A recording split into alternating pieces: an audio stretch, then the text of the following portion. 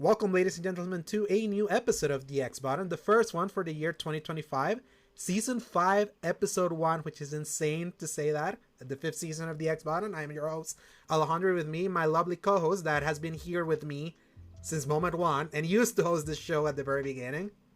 Paul, hey everybody. I sometimes get let out of the cave that I've been shoved into. Yes, that cave called Parenthood, and making his return now as the new guy, official member for the X Button, Season Gaming's Joe Russa, aka DonLionheart. Joe, welcome. Alex, thank you so much. Paul, it's nice to meet you in virtual person here. Mm-hmm. At this point, sometimes it feels like that's the only option we ever get now, huh? Yes. That's true. That is true, yep. Yeah, I feel I have more virtual friends than I have real life friends at this point. That's okay. Virtual friends are better friends, I think. Oh, yes. So, kind of like we mentioning with that, so for viewers and listeners for the last season, people will remember that Paul last year kind of took on a bit of a different role here in the podcast. Obviously, everyone knows that he became a father. So, the first few months of the podcast, he had a kind of like week in, week out appearance into the show as he was getting ready for his baby being born. Then during the summer, once he was born, he was out of the show, and then I had to kind of like fill up time and space kind of like halfway through the year before something happened in July of that year that I took a full-on month break over personal stuff happening. And then when August kind of rolled over, Paul kind of sort of came back too, but with a little bit few more gaps in. Obviously, because as the baby, as Paul will tell you, the more a baby grows, like more attention needs happening. Yes, and the more unpredictable things get. Yes. And then during that time, I always kept asking for help, and lo and behold, that's where Don here came in, because he will remember, I would always put it in our Season Gaming group chat, be like, hey, who wants to join? And he was always the one that was like, I'm ready. And seeing his willingness, I was like, hey, do you want to come in? Because like Paul's availability is not going to change as it was kind of last year. In fact, it may get less as the baby becomes a 1-year-old, and to kind of like free up that load and not put kind of like that pressure on Paul. He's still part of the show, but to also eliminate that pressure on me to find someone, and me loving consistency in podcast, I asked Don, hey, want to kind of be a more consistent presence in the show, and that way Paul gets to always do our thumbnails and kind of come in as availability happens to him. And Paul's always like, Paul's not gone. We kind of mentioned it's like he's always gonna be part of the show no matter what, in spirit, either you seeing him in present or seeing the thumbnails, because he's the one that knows how to do thumbnails. I don't. So yeah, but then remember, kids, always learn to do something that nobody else can do at work, and that will give you perfect job security. Yes. I wish that were true. Oh, yes. Yeah, it doesn't work sometimes. Yes, especially in the layoff land. Yeah. Yes, but yeah, Paul, like, expect to see more of Joe here. Joe, do you want me to call Joe or Don? I always kind of flip between both. It really doesn't matter. I like both. They're both me. All right, I'll just call you Don because the DonLionheart thing. It's funny. Even though what's funny, people are going to see it when we talk about our Game of the Year stuff. I put you as Joe. So, because Joe La Russa, because I really like the Joe La Russa. So yeah, excited for like this next year to give me a little bit more stability, especially in a perpetually unstable world full of fire, snow, and earthquakes. But this is a podcast for us to escape from that reality for a little bit, because this is the X Button podcast, Escapes Gaming podcast that posts every Fridays from 10 a.m. onwards, God willing, available in the YouTube channel Escape Gaming, as well as most audio services around the world, Apple Podcasts, Spotify, and the like. You can find links in the RSS feed at tinyurl.com/escapegaming. If you enjoy our show, give us a like and subscribe. Usually we talk about what we've been playing here, but because it's going to be more special episode, we're going to skip that, because boy oh boy, like, bunch of stuff has been happening this week. This is kind of what happens when you wait until the second or third week of January to start recording. It feels like man, it's not quiet at all. Like, so people, how many of you have been like keeping up with the Switch 2 leaks? Honest. Oh wait, Joe, I think you're muted. Sorry. Yeah, I don't care about the Switch. Yeah. It doesn't matter to me whatsoever. I hear about it from podcasts, but personally, Yeah, and you Paul, you have seen it, right? I've seen, yeah, the little clips of the 3D printed thing, the little promo stuff that they did from that one accessory group, and I'm of the mind of, in my conscious adult brain, I'm like, oh, the Nintendo Switch is such an afterthought for me. It is Mhm. not at all where I prioritize my purchases. I don't spend any time of it on it during the year, and then every once in a while, either something or some just something in my brain or something I see or a Mhm. new release activates me like a sleeper agent, and Yeah. I go, oh my gosh, I need to have the next thing right now for it. Because I'm currently replaying Tears of the Kingdom, and I went, shoot, this is really fun again. I really want to Mhm. play the next thing of the hardware because I found out it might actually just be like 4 months away or something. Mhm. Yeah, yeah, April-ish. Yep. Yeah. Yeah, it's kind of like the rumor. It's like, to me, like I have been waiting for the Switch 2 for so long because I always love new hardware. I mean, with Joe, you and I bought a Pro, so it's like Mhm. the new hardware allure is always like so like enticing, and especially for Nintendo that hasn't had a new console, quote unquote, since 2017. So it's been like we're reaching 8 years. So it's like it's time Yeah, for it. But yeah. what's funny is that I don't think I've ever seen a lead up to a console reveal be as leaky as this has been. I've never seen this, like the reveal has gotten away from them. Like think about it, Oh like yeah. yeah, this is I put it here in our top. It's like has more leaks than the Titanic.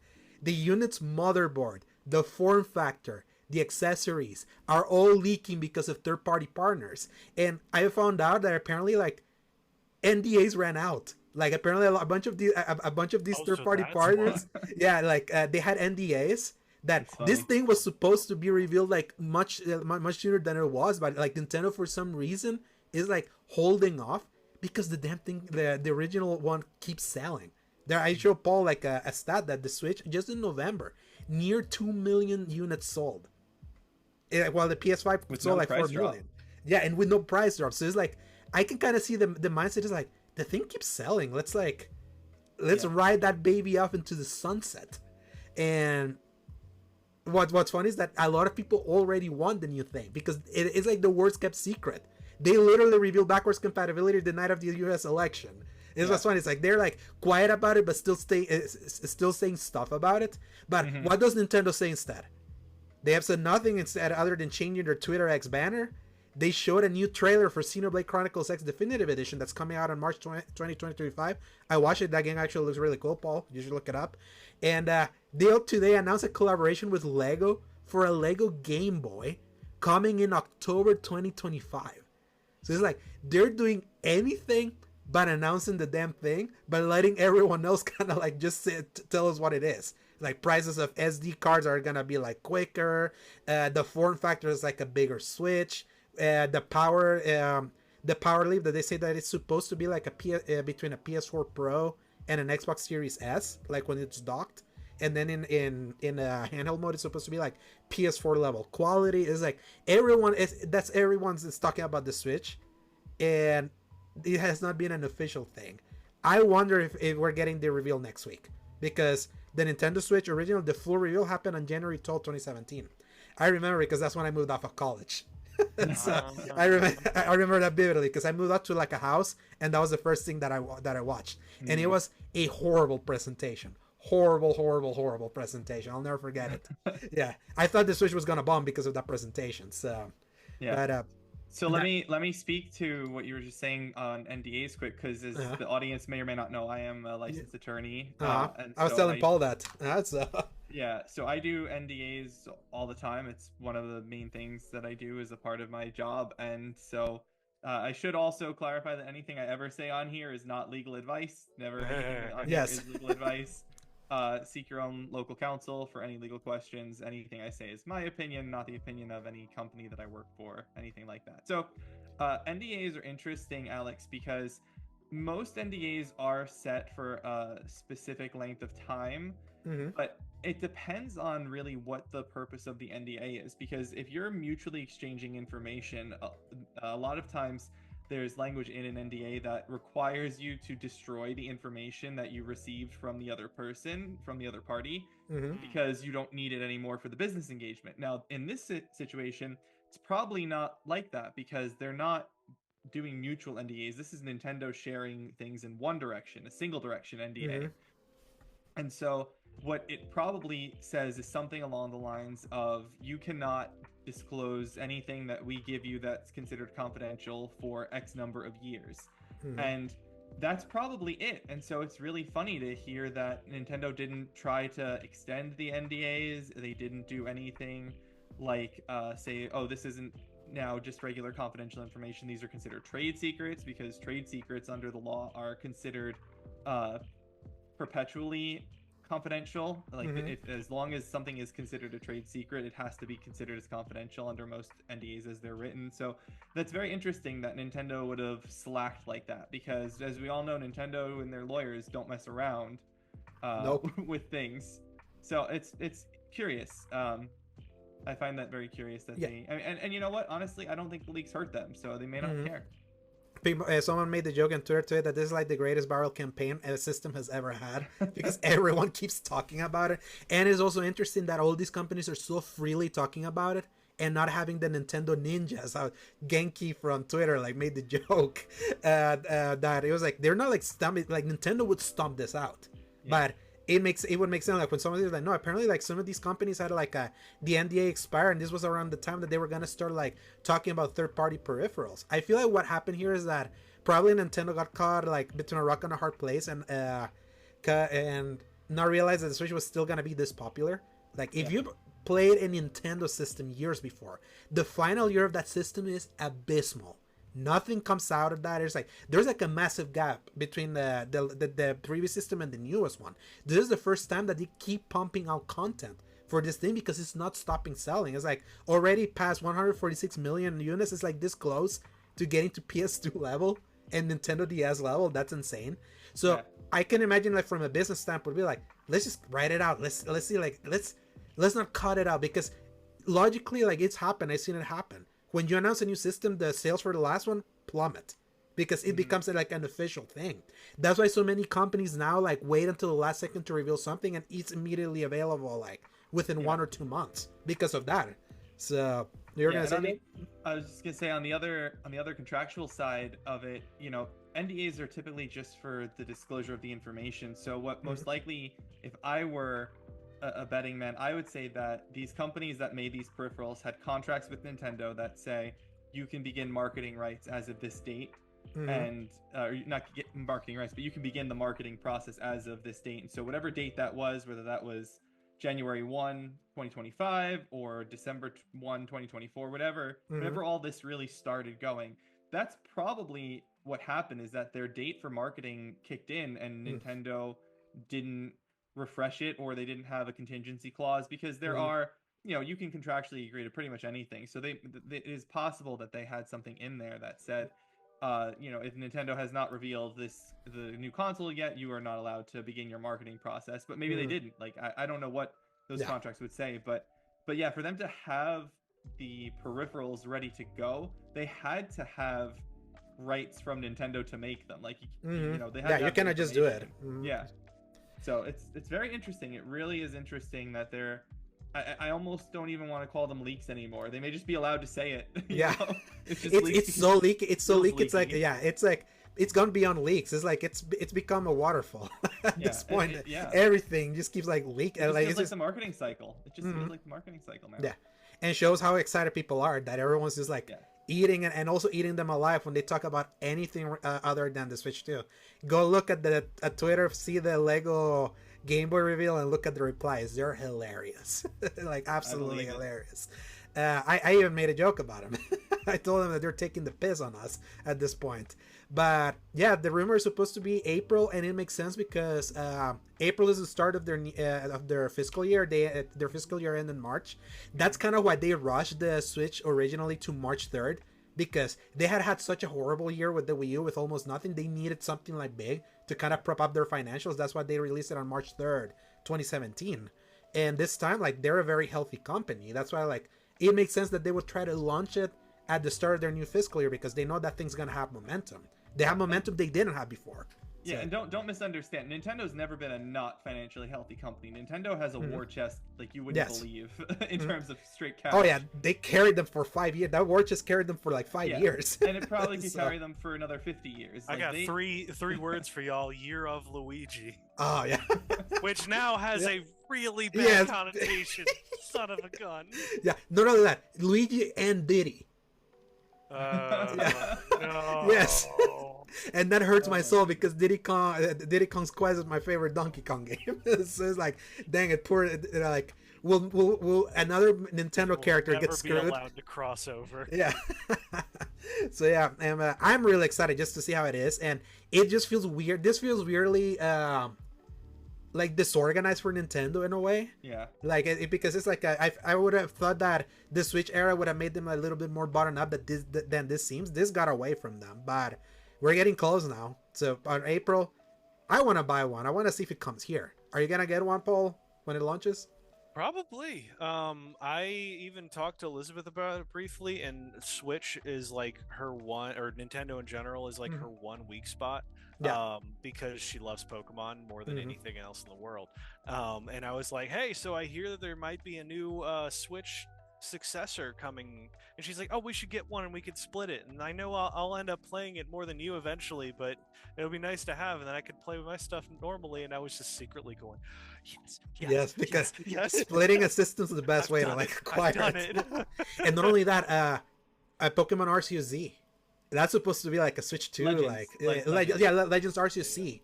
Yeah, yeah. I don't think Arceus is in the title. I think it's just Z or A. I thought it was Legends Arceus Z. C, but well, the one that had the C. So it's like the new Arceus. I think she liked Arceus, right, Paul? She did. Yeah, she so- was not good at it, but she played it for a while. Yeah. So you have a she- reason. You have a Brute reason. forced one of the bosses by just continually throwing Pokeballs at it because she could not figure out how to get the Pokemon out of the ball. So that goes to show her dedication. My mad respect. I've been loving like a Joe, like Paul always updates us on her wife's like gaming kind of like journey, and like she recently went through Persona 5, right? Wow. She played through at least the first arc of it. She burned through it very quickly, and then she kind of faltered a little bit, but only because she started replaying Pokemon, the Let's Go Pikachu. Oh, okay.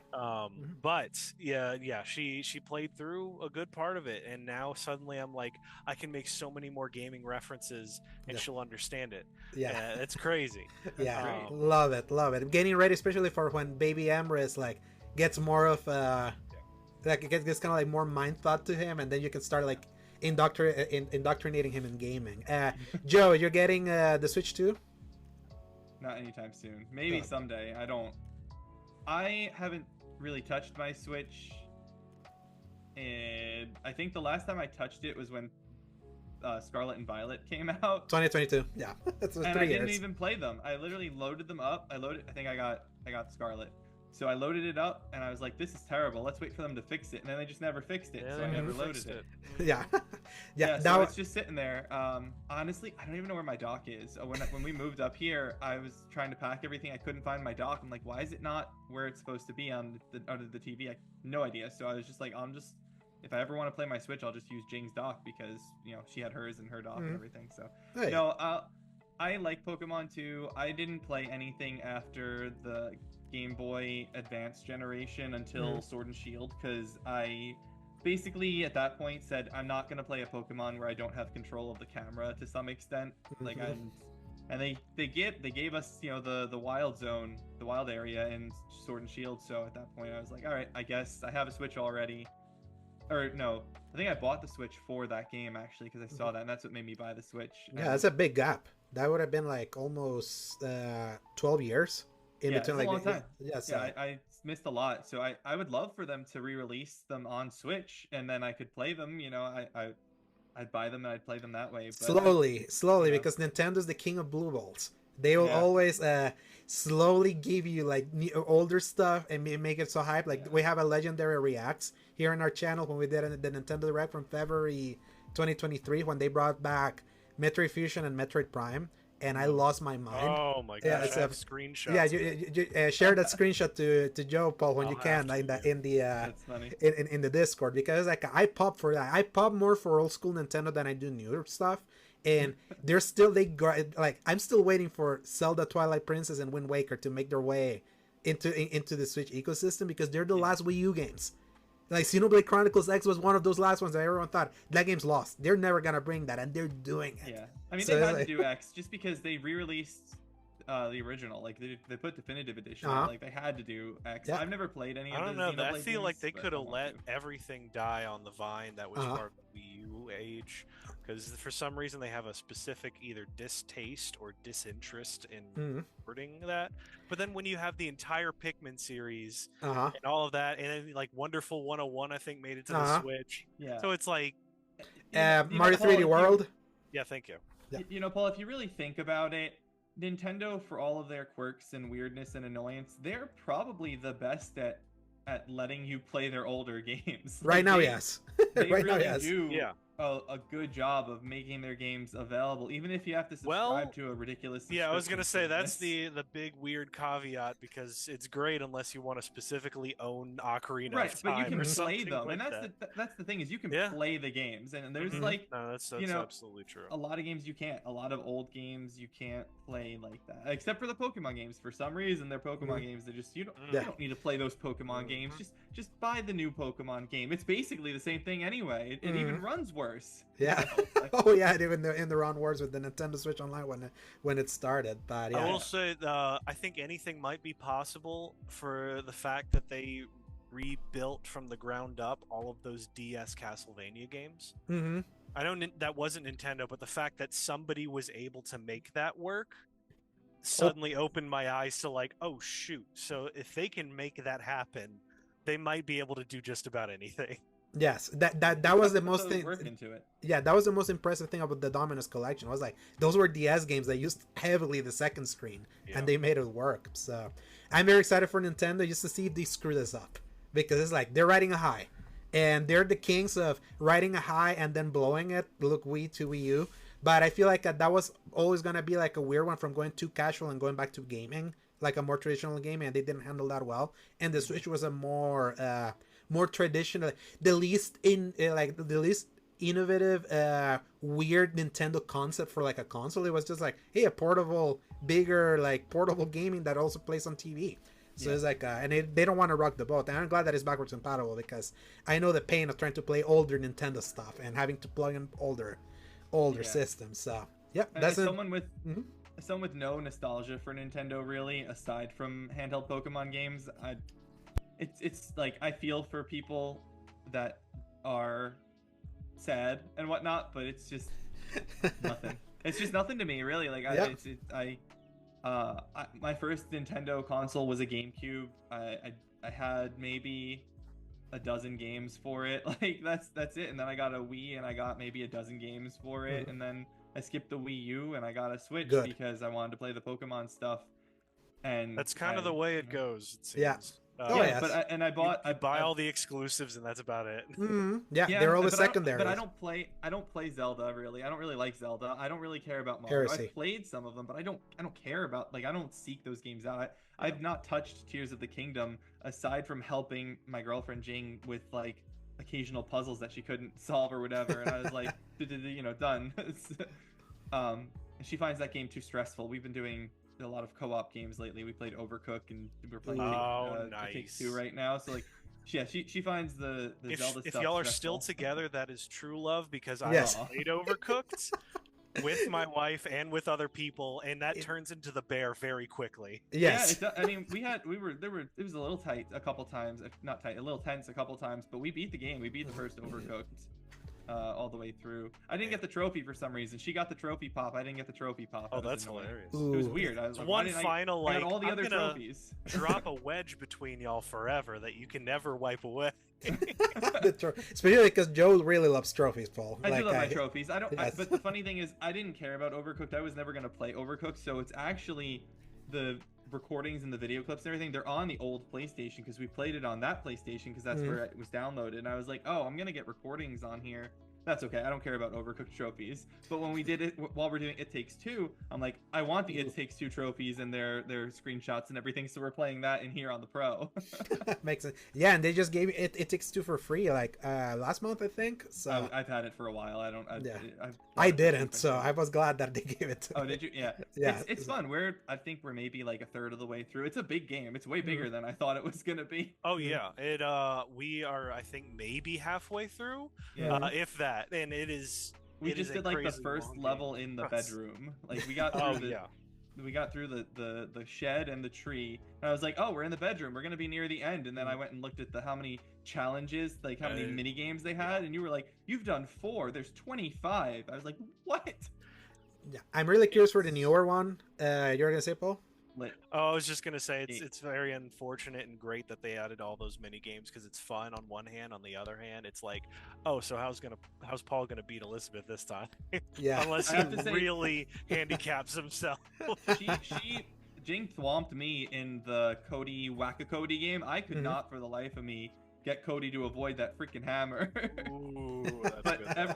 But all the other games, and it was funny because when the tug of war one came up, obviously, we're all gamers. We know what the button mash is. We know the strategy for the button mash. Oh, yeah. Single finger. Really, look at this finger. Right, or I have a the very tiny little quick one. muscle jerk where you're pressing really quick like that. Yeah. She had no idea, and I just like immediately. She was just like whoosh, just immediately into the. That's hole. exactly what happened to us too, I think. And then I showed it to her, and then she did much better the third time when I finally showed her how to do it. That's I so still beat funny. her, but Yeah. Man, I still need to play that, and I want to play the newer one. I forget the name of the newer game. Splitgate. It's Splitgate. Splitgate? Yeah, March. That's next So- year. No, this March. Teaser for next. Yeah. Oh, Yeah. this year. What am I Yeah, saying? where's the 2025, Paul? Yeah, teaser for our next episode for most Yes. anticipated game. Absolutely. So, next topic. Also, because this was CES week, so there was like a bunch of new tech that was kind of like revealed, and the one that shocked the world was actually NVIDIA. Because if you're asking anyone that was into PC gaming, that who are they the most scared of or hearing about, it was from NVIDIA, because they have gone, they're like, Joe here owns a 4090. Pricing for like new graphics card. Money bags over here. Yeah. It's called pay over time on Amazon, Paul. Yes, that's how I paid my Pro. That's how I paid my Pro for my Pro in My Best whole Buy. computer was paid over. I got all the parts by the end of April of 23, and I had it all paid off by April of 24. Fantastic. Love it. Loving the payment plan. So yeah, everyone was scared that because the 4090 was like $2,000. It was like, how much better like can graphics get, or like if it's this price, like it's just gonna get more expensive, because like prices are just not going down, they're just going up. So they come in their showcase, and then they shock the world with actual competitive prices for the new 50 series graphics cards, with the base 57 graphics card now priced at $549, and them saying that it has 4090 like performance. So it's basically, so the trick here, Alex, is you have to be aware that these are performance comparisons accounting for all of the AI feature usage in there. Yes. The actual raw power of these things is not a 4090's raw power. You know, it's simulated because of AI. Exactly, it's simulated, and that's very important to note, because a lot of these AI features are new. They're not tested. You have to specifically program for them when you're making the games to account for the fact that this sort of thing is going to be in there. It's not like a raw power card where it's like, boom, this can run this because of this power. So if the developers, we've had enough bad PC ports over the last, however many years, that I would be slightly hesitant to get all excited over a card that is relying so heavily on developer specific programming, because these 50 series cards, they're not going to be prevalent. The features in these 50 series cards are not going to be prevalent throughout the PC gaming community for Not yet. a decade. I mean, there are still people that are using, 10 series and 20 series cards. I think there are still people that are using the 9 series cards, like the 9. Paul over here, he has a 1060.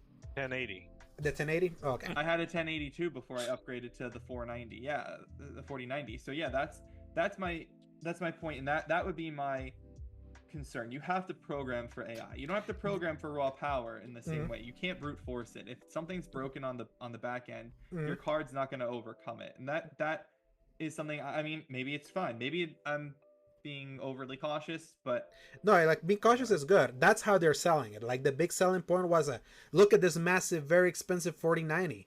What if we could get that power into this in 549 thanks to the power of AI, which NVIDIA has been at the forefront with DLSS and all that, like the upscaling methods that they've been doing. They've been at the forefront of being like, oh yeah, what if your 1080p image looks like 4K because we're reconstructing with kind of like AI with AI algorithms. Like the whole thing with the PS5 Pro, like PSSR or the pisser, a lot of people like doing is like the whole idea. That's just you, Alex. You like calling it that. Yeah, no, that's Ray. Sardonism. She's the one that kept like noticing why is it called like pisser. But that's the whole thing with the PSSR. Be like, yes, like if it's just raw power, this thing would be more expensive. What if we could use AI, have like slightly stronger hardware that through AI computing, like it can give you the results on screen that it's sometimes nigh on indistinguishable from like the native thing. Sometimes a lot of people are like, we talked with Peter. He's the guy from England that's at SG. Like sometimes like, oh yeah, he's seen both native image and like upscale DLSS, and sometimes the upscale image looks better than the native one because it frees up resources to like beef up like texture quality, effects, level of details, and things like that. Because sometimes resolution alone can be like very taxing. That's kind of like the big pitch for them trying to sell the 5070, even though there's like the other more powerful cars like the 5070 Ti that's 749. There's the 5080 that's like 1,000, and then the 5090 that's $2,000, kind of like similar to the one that you got. But I feel like everyone was expecting the 5070 to start at like $2,000, and it just going higher. Like over December there were leaks that was like, oh yeah, new computers with little graphics cards is gonna be like $4,000 or $5,000. That chat I had with Sebastian Paul be like, oh yeah, the PC is the future, bros are gonna eat bricks right now because not at these prices. So, and even then, this is just a graphics card. You still need a CPU, you still need a RAM and all that. So all of that still adds up. But it's the fact that they're finally at a point where maybe AI is allowing the cost to come down. That's what shocked the world. Yeah, because it's like everything has gotten more expensive over the last 4 years. Nothing's getting cheaper. Like the PS5 got a price increase halfway through its life cycle. So it's like that was like, oh, the trend is like going the other way. Let's see how it is. Like I know Steve was like the thing that's curious about the 5070 graphics card. Steve from SG was saying that the 4090 has like 12 gigs of GDDR6 memory. And this one has like half of that, but it's GDDR7. So it's like it has half, but more powerful memory. Does that compute with? Is it that similar of being like, oh yeah, the more powerful memory counts by 2? Again, kind of like what Joe was saying is like, truth will be in the eye of the beholder, and people will have to test it. But I feel personally the sales pitch was pretty appealing. Hey, the performance of the high end, thanks to AI, you're not gonna recognize it at a more affordable price. I believe more on PC gaming now with that. If that's kind of like the pitch, it's not gonna be perfect. I hardly doubt that because we know with bad PC ports. Like Joe, you were playing Aura and your thing kept crashing, right? So you're with a 4090. No, I wasn't I had 1 or 2 crashes. No, I was chugging. It was chugging. It was crazy how bad it got by the end. Like, yeah, and you had a 4090. So that's always the thing with PC gaming, how the crap should. But that was like one of the bigger news of this week, besides kind of like the Nintendo Switch leaks. Though more stuff came out in topics like Xbox today announced January 23rd they're holding their 3rd developer direct, which will include new looks at Doom: The Dark Ages, South of Midnight, Clair Obscur Expedition 33, and they said a secret game. No one knows if it's gonna be like a third party or a first party game, but that's kind of how they pitch it. And if you have seen the previous developer direct for Xbox, they always have a 5th game. Like in the first direct. The 5th game was the Oblivion remake. Please be the Oblivion remake. I want that too, because it's no coincidence that we already got rumors that it's supposed to be an Unreal Engine 5 remake like a month ago from Virtuos. It's like the timing. The timing is very suspect of us hearing that detail and this developer direct happening. But the first developer direct, the surprise 5th game was Hi-Fi Rush, and that was like a shadow drop. In last year's direct, which was Hellblade 2, Avowed, Ara, and Indiana Jones, the 5th game was Visions of Mana, which was a weird 5th game to have because it wasn't even their game, but it was like, oh yeah, they're adding like an extra game they're not announced. So everyone's now like, Yeah, they're seeing a secret game as a fourth game, but there may be a fifth game. We'll find out. Yeah. One of the games this year being Clair Obscure is that's not a first party game either, so that's the third party slot there. Yeah, exactly. Yeah, and the only thing that's notable is that was announced as a Game Pass game. So, they were the ones that revealed it at the showcase in 2024. That's one of them. It looks good. It looks good. I'm very excited for that one. I'm digging it. I've never been the biggest turn-based fan. I was actually brought a little bit more into the turn-based world when I played Dragon Quest XI a few years ago. That was really fun, and so I've opened my eyes and mind a little bit more to turn-based. And you beat Metaphor. I did. We'll talk about that later. Yes. But, I really like Ben Starr, and I'm really excited to have Ben Starr's voice in Clair Obscure. That's going to be fun. Yeah, I'm very excited for a turn-based game that's not anime. That's kind of like the biggest sales pitch of this. Like, it's very it's just aesthetically, it's not what you expect from these kinds of games. I remember when I first looked, it's like, here's another Souls like, and then you see it, it's like, oh no, it's like a turn-based game that also has real-time elements, kind of like the more active. So it's like, I really like the turn-based that you feel like you're not just like pressing and waiting for things to happen. That there's kind of like a little synergy with the. With the question is, how French is it? That's the question. We don't want to be too French. Yes, it's probably going to be very French because Clair Obscure coming back in 2025. Welcome back, Lord of the Rings: The Third Age, with your realistic graphics and turn-based. Oh man, I remember Third Age. I liked that game a lot. It was so weird, especially like playing the original Lord of the Rings adaptations. Gosh, I wish we could play them more. I have them in Dolphin, so. Yeah, Developer Direct happening on January 23rd. And then the final topic that... Wait, Alex, we didn't actually say what all the games were. Doom the Dark Ages. Yeah, I said it. Yeah. I didn't... You went through the list? Yes, Doom the Dark Ages, South of Midnight, Clair Obscure, and a secret game. And there may be a fifth one. So... Right, I didn't hear the list. Sorry about that. Okay, yeah, don't worry. So yeah, I'm very excited for Doom because I like Doom 2016 and Doom Eternal. I think that's going to be like a March game, and it's on Game Pass. Yeah. So... Yeah. Which tracks for Doom, because if you remember the Barbenheimer of the video game world, Animal Crossing and Doom Eternal. The week of the lockdowns in 2020. Yep, the week of. That was a time, I tell you. Oh yes. I do want to compliment you, Alex, for saying the third Developer Direct, because there are people out there who call the single game videos like the Starfield one and the Call of Duty one Developer Directs, and I'm like, no, it's not that. That's a developer deep dive, but it's not a developer. No. This is the third one. Third annual Developer Direct from Xbox. They're going to do one a year. It seems like that's now the pattern established.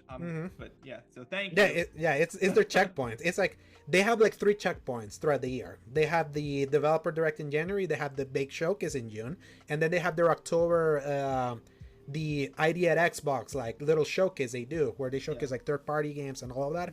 So that's kind of like their 3 hits, and they've been like very consistent compared to PlayStation. That's always a crapshoot. I never know if they're gonna talk on January or February, or if they're even gonna talk in June or May, at least, or ever. Exactly. Like at least Xbox, and we know that there's like some like consistency. We know that we're always gonna hear from them. They at least have earned that trust to be like, if you want to hear new stuff, even if it's the same games for the 5th time, you know they're gonna talk like regardless. I do think we're gonna start hearing from PlayStation a bit more, just based off of their statements from last month or the month before, where they said that after Yote, they're going to be regularly releasing games with a more more consistent cadence.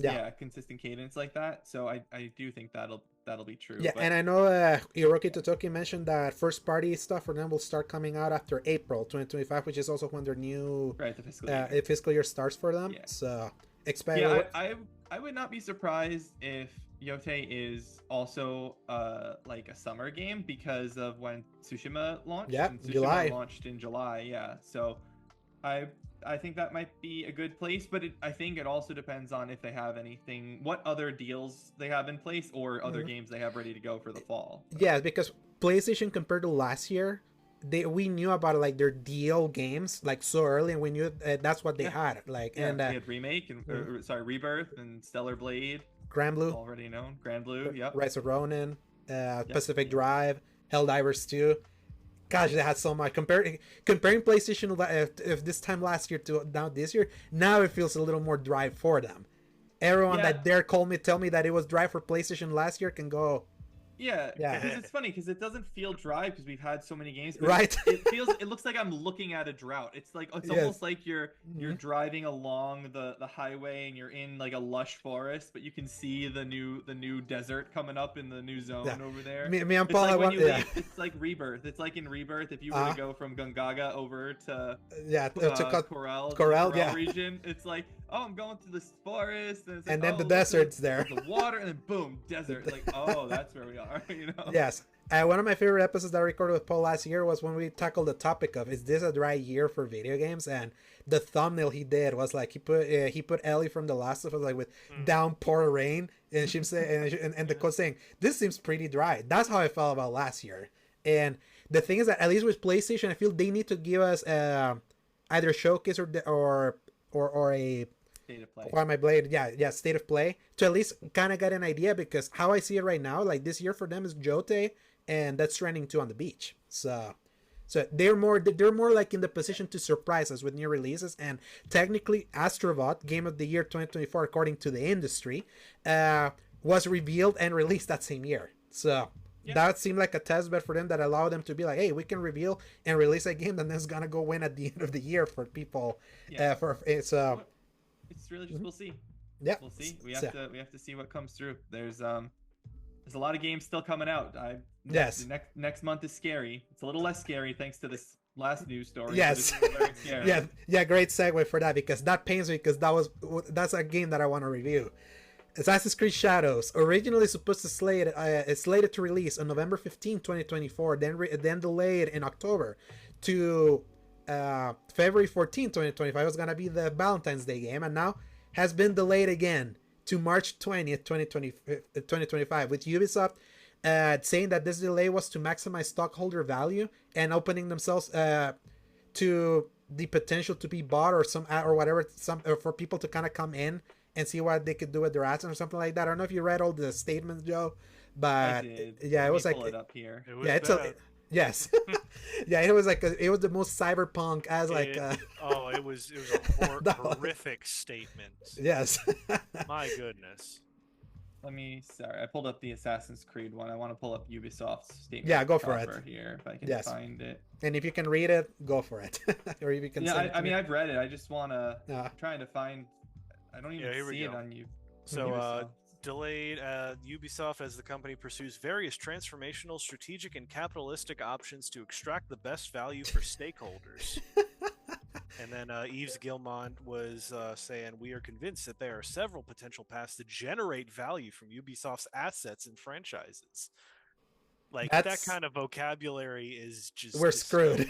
Frankly. Yeah, that vocabulary to me is like, oh, we're effed. We're absolutely effed, and we might need to sell. It's insane the fall for grace Ubisoft suffered just from last year. It does specifically say, as a part of our renewed focus on gameplay quality and engaging day one experiences. Like that, it does say that, you know. Yes. It's not. The thing is that they're speaking from both sides of their mouth. They're talking about, it's for a game's quality, but then like they're coming here to be like, oh yeah, it's for the stockholders. So it's like but I think that I don't want to. I think those things are more connected than people want to admit, because if a game does well and it's a good game, it sells more, which means stockholders make more money. Like those two things are very much connected. If it was anybody but Ubisoft saying that, I would be more likely to take them at their word. But because I've specifically seen that CEO say the most bat crap insane stuff. That's true. And Ubisoft has been known to jump into the NFTs, which was a very capitalistic way to use their assets for value. And it just sounds like, oh, he's got something cooking that I don't want to taste. Yes. It's just, I don't want to touch this. You know what I want to taste? I want to taste Assassin's Creed Shadows. That's all I want. Yes, and people and longtime listeners will remember back in 2021 when all of this started. Like, I would consider 2021 was the beginning of the long downfall for them of pursuing free to play. That's when the NFT thing started happening. That's when Paul and I had like a segment called F Ubisoft, like for a while. Then they got quiet in 2022 for a little bit because they released nothing. This wasn't by our choice. It's just The it news. so happened that there was a string of time where every single week there was something else Ubisoft had done Yeah. for us to have to bring it back, going, all right, we're gonna bring it back, guys. Yeah. Here we Oh, go I again. believe it. Jim Sterling used to have a segment on the Jimquisition of Yes. Oh, Ubisoft. Yes. Oh, that's good. Because he had the F Konami and O Ubisoft. Oh man, Yeah. those were funny. Wow. But it's so funny, they go through those phases, because sometimes Ubisoft would then go on a good streak and then they fall, and then when they fall, it's like an avalanche that just keeps getting bigger and bigger and bigger. And the I worst think- part, go for it. Go ahead. No, go ahead. Yeah, and the worst part was that 2023 they publicly said, we're rebuilding. We lost your trust, and we're trying to go back to basics and try to like come back to our core and all that. It was like, okay, then that means that you have to be mindful of like where your expectations should be, what you're expected to sell, where you're expected to review, and it felt like it was slow upward trajectory. We got Assassin's Creed Mirage, sold a lot, reviewed slightly well, like high 70s, but it's like people, if they were gonna face a critic crew that loved the RPG series, and that one not being an RPG was gonna not be as well received relatively from that crew, but the fans wanted a stripped down version, and fans were happy. So Yeah, Mirage is interesting because it was kind of like a square peg in a round hole situation, because Eivor controls like he's 10 times his size. Eivor feels horrible to control in Valhalla, and I like Valhalla. Valhalla's a solid Big 7, old 7.5. Yes. But he controls horribly, and it's a remarkable regression from Cassandra, who was just a god. Who was just a Wonder Woman. She was just a deity. Yeah. And her strength, and she felt so good to control stealth and like playing. I love Odyssey. Odyssey's so good, but it was trying to go back to that old style system, but having those Valhalla controls, and that's where it didn't feel great. It was. They just took Are their you referring to systems Mirage? in Mirage, yeah, in Mirage, Yeah. they just took the Valhalla controls and tried to squeeze. That it was the into engine. Mirage. Yeah. And it wasn't meant for that yet. It wasn't. I designed bet. to do Yeah, I that, beg to differ that unfortunately. they cleaned up the Valhalla mechanics and animations it's for much for better. Mirage. So it's like, much better. It yeah. still just doesn't feel good. It doesn't. I don't feel good playing Mirage, and I have the platinum in Mirage. I like Mirage. I actually like Basim as a character, and I thought that the story was pretty good for the Assassin's Creed series. Yeah, and that's funny. I feel the story was the weakest part about Mirage. I don't remember much about that thing. Yes, but I felt it was like great. a step. Yeah, It wasn't the again. If you're talking Odyssey levels of story, it's not an Odyssey level of story. Odyssey story is phenomenal. We're not talking Ezio trilogy here. We're talking like, oh, this is a pretty good story. Like, it's fine. It's not. Yeah. What was the name of the mentor? holy crap! The one that had the voice from the Mass Effect lady. Yeah, Shoshana. Shoshana or something. Okay. Yeah. 'Cause So, I could not remember a single character besides Basim. I really couldn't. I and was the guy, trying. and the guy that voices Basim has become very prominent in the Sonic movies as Eggman's like henchman. Oh shoot, that's him. Yes. Yeah. And he's having a moment right now with how successful Sonic 3 has Fantastic. been. Let him live. All Yes, right. but yeah, so like that game still sold a lot, and it was like Roshan was the name of the mentor, and she was like in an addition in Valhalla, like because they kept updating that game until like end of 2022. But regardless of that, like at least that game sold quickly with Mirage. So it was like the fans that said that they wanted a simpler game, even if it wasn't perfect, spoke. It's so funny. I mixed up. So I said Shorshan. I was talking about the actress's name. Her name is Shorey. So I mixed up Roshan and Shorey. Shorey. I combined the two into Shorey. It's a weird name. It's a weird name. She's Iranian. It's It's an Iranian name. Yeah. Yeah, but her voice is amazing. I love I love that kind of like raspy voice. Yeah, So- Shorey Agdashlu is her name. Yeah. So it is not a name that we would be very familiar with outside of hers for sure. But I just found that funny that I just merged her name and the character's name. That sounds similar. I could believe in either way. Sure, yeah. But regardless of that, like Mirage gave signs of positivity. It was like a lot people like responded to a straight back Assassin's Creed, one that brought back one-hit assassinations and things like that. So it was like, okay, build from this. Prince of Persia, well received, didn't sell well, but it was well received early. That was like the first game of 2024. Then obviously Skull and Bones had to come in and crap the bed. the first quadruple A game from Ubisoft. That was the stupidest thing that they could have like put for the most incomplete half-ass game in existence. Don't let Hogue hear you talk that way. Oh no, he already knows that I hate it. I know. They mentioned it in the like. I feel so worse about that game like as time has gone and I've seen the updates. So, and so it was like, okay, Skull and Bones, yeah, you could like write that off as a, yeah, you've been like building this from 2013 onwards. Like you said that you're rebuilding. Like we're gonna count the newer stuff. That's just kind of like remnants. Then we get to Outlaws, and it was good. It reviewed good and all that, but it had problems at launch, and it didn't sell ginormously, and that game completely tumbled them. Like literally, that game not selling and not reviewing well, kind of like completely like obliterated their stock and put them where they are now. That's insane. Disney trap. That's the Disney trap. That's, you want our license, okay, you have to give us a huge chunk of the game. And that's the Sony problem with Spider-Man, is that no matter how well Spider-Man sells, they're giving a ginormous chunk to, and hence why that game cost 300 million, because a lot of that budget was paying Disney for that, so they kind of like built it into the budget. But it's rough. So yeah, it's like Star Wars like not hitting like it should have, and then like this delay was like, it's funny seeing where Ubisoft left after that. They just took Star Wars not quote unquote hitting, and then the entire 2-year rebuild has been gone, and now they're like on the verge of opening themselves to be bought by, because that's what bringing like some private guys to kind of like oversee their assets, that's kind of like code for, oh yeah, we might look into selling stuff because we cannot pay for this stuff anymore. So yeah, I mean, we'll see, but I think that the March delay for Shadows to, what is it, March 20th, they pushed it 1 month or a week, 5 weeks, I think, because it was coming out Valentine's Day, which was a really dumb decision. But at least they were coming before Monster Hunter. I tell you, Joe, Monster Hunter's gonna be huge. Oh yeah, but I don't think those are necessarily overlapping audience. Oddly enough, yes. I was proven wrong back when Worlds dropped, because I was in that camp as well, saying, oh yeah, it's gonna be all right, like the gameplay looks fun and all, and I'm not probably gonna get it.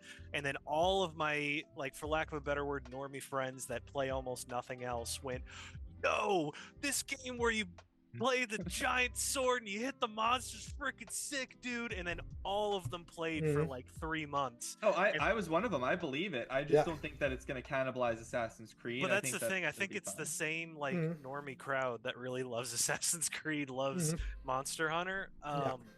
I still think they're both going to sell really well, but I do think there's going to be some cannibalization because one is going to come before the other, and then the FOMO is going to hit. Yeah, I see it kind of like the Elden Ring effect of a game that would become so huge that it just absorbs vacuum regardless if there's like an overlap or not.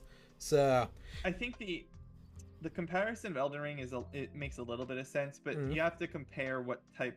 I just think that Assassin's Creed and the Monster Hunter are so different that anyone who wants to play Assassin's Creed is not going to get the Assassin's Creed itch scratched by the Monster Hunter game and vice versa. So if you're talking about who has the money to spend to buy things, that could be a concern. But the person who is a fan of both of them, if they have the money, is probably going to buy them both, because I'm going to buy them both. I love Assassin's Creed. I've loved them forever. Oh, yeah. I liked Monster Hunter World. I'm going to get World and play it with you guys, I guess, with the SG. Yeah, we're doing a big SG party for that one. Yeah, so like I'm going to do that, but that's going to be my like multiplayer game. Like I'm not going to probably play that by myself. So when you guys are busy working or doing this or that or whatever, you're obviously the Royal, you and the SG team. When everyone else is off doing their own thing and not playing games, I'm going to play Assassin's Creed. Like that would be the thing. Actually, I mean, at that point in time, I might be playing Avowed. I might be playing Kingdom Come Deliverance. I don't know. There's still too many things. But that point being that the Assassin's Creed is not gonna be the need for Assassin's Creed is not met by playing Monster Hunter, for me at least. I would have thought the same thing when Horizon and Elden Ring were coming next to each other, because the games couldn't have been different. Those are so similar though. They're both open world RPGs. Like those. What do you think Wilds is? Wilds is an open world. So like this time's got like a full seamless open world. You'll see it in the beta. It's a monster hunting game. It's still a monster hunting game. You're not hunting like okay, Elden Ring. You explore, open world, do quests, complete the story. Horizon, open world, explore, do quests, complete the story. And the same with Zelda, open world, explore, do things, complete the story. Like that's what that is. But in Assassin's Creed, that's what Assassin's Creed is. That's not Monster Hunter. Monster Hunter is that loot grind. Monster Hunter is that go back and do that multiplayer grind with your friends. Let's get new loot, let's get new gear over and over. And I'm one of the weirdos who actually really enjoyed the story of Monster Hunter World. I thought it was fun. It's interesting. It's Yeah, like an interesting, quirky. Yeah, and like so story. to me, I'm like, that's cool, but like that's not the open world storytelling game that I want to experience. That's the Assassin's Creed. So that's the difference between an Elden Ring versus Horizon or a Zelda versus Horizon. Yeah, I feel like if last year showed me anything, if a game becomes too much of a black hole, regardless if it's scratched or not, like it could suffer. And that was why I was happy for Assassin's Creed to get out of the way like early before Monster Hunter, because now that is like when Worlds came out, took the world by storm. Everyone knew Worlds was like gonna be like big because the handheld Monster Hunters were big. The problem was that then it became so big, and now everyone is coming into Wilds knowing that it's a big deal. So it's like a meteor rock that's like gonna leave like a big crater. And yes, there's gonna be like at least 3 weeks, but they have to like hope that Wilds doesn't catch fire now in the TikTok era, in the things that you're gonna be seeing a bunch of crap like being shared in Twitter and things like that. And that's kind of like why Elden Ring as an open world kind of like buried Horizon, because like the things that happened with Elden Ring was like, that's insane, that kind of thing that can happen or be fun in that game. That was always the thing that happened with Elden Ring. And I feel like Monster Hunter like leads itself to that kind of like water cooler. Someone's gonna share something weird and crazy, and then everyone's gonna kind of rally into that. That I feel like that's gonna hurt Assassin's Creed's chances to kind of like stand out if that becomes too much of a thing for Monster Hunter. That's why like, I'm scared for. I actually would hope that Assassin's Creed would get delayed 2 more months. Put it in May. Get it as far away, because I feel at least there's a 3-month window for Monster Hunter to be like a big like water cooler. That's like my fear. I'd be pretty happy with April. April would be a really good Assassin's Creed month, because I'll be out of town and I won't have a computer to play computer games. So that's my plan anyway, is to just play it in April. But yeah, I see what you're saying there for sure. And obviously, the better space these games are, the better. But I think one thing to remember is that anyone pushing too far out into the year is running the risk of GTA gorilla. Yes. Oh yes, GTA 6 is the game that keeps everyone at a chokehold right now. It's funny that we don't know release dates past March. That's insane. Like, we know nothing because everyone's so scared. Everyone's like, is GTA planning a May release? Is GTA planning a fall release? Is GTA planning? Everyone's like so scared of that, because that and it's funny that both Monster Hunter and GTA are happening right now, because those are kind of like black hole games that are like impact craters regardless. So but good luck for everyone else that remains in February now. At least like we got one more less for that insane month of releases. So I don't even know what, like, I know I play Monster Hunter, but I don't know what else I'm gonna be playing besides Avowed, which is gonna be free on Game Pass. So yeah, it depends on, I guess, reviews on what comes through for review. If because I'd like to review Avowed for SG. Because you know Pillars. So because I know Pillars very well. Yeah, I really like the Pillars world. I would have liked to review Kingdom Come also. So it's like so many things all around. But I was like, no, if I have to pick one, I would pick the one that I'm really the qualified one. I'm the qualified Avowed reviewer, as the familiar one. Yeah, you're the one that knows Pillars in the group. I don't think anyone else in the entire website has even thought about playing Pillars, yet alone played both of them. But they want to play Avowed because of Obsidian. That's the funny thing. They wanted to as an Obsidian because it looks like a Bethesda game, but they don't know Pillars. And Pillars is great. Paul, play Pillars. All right. What kind of game was it again? Pillars. It's like a top-down RPG. It's a CRPG. It's like Baldur's Gate Light. It's like a Baldur's Gate. What is it on?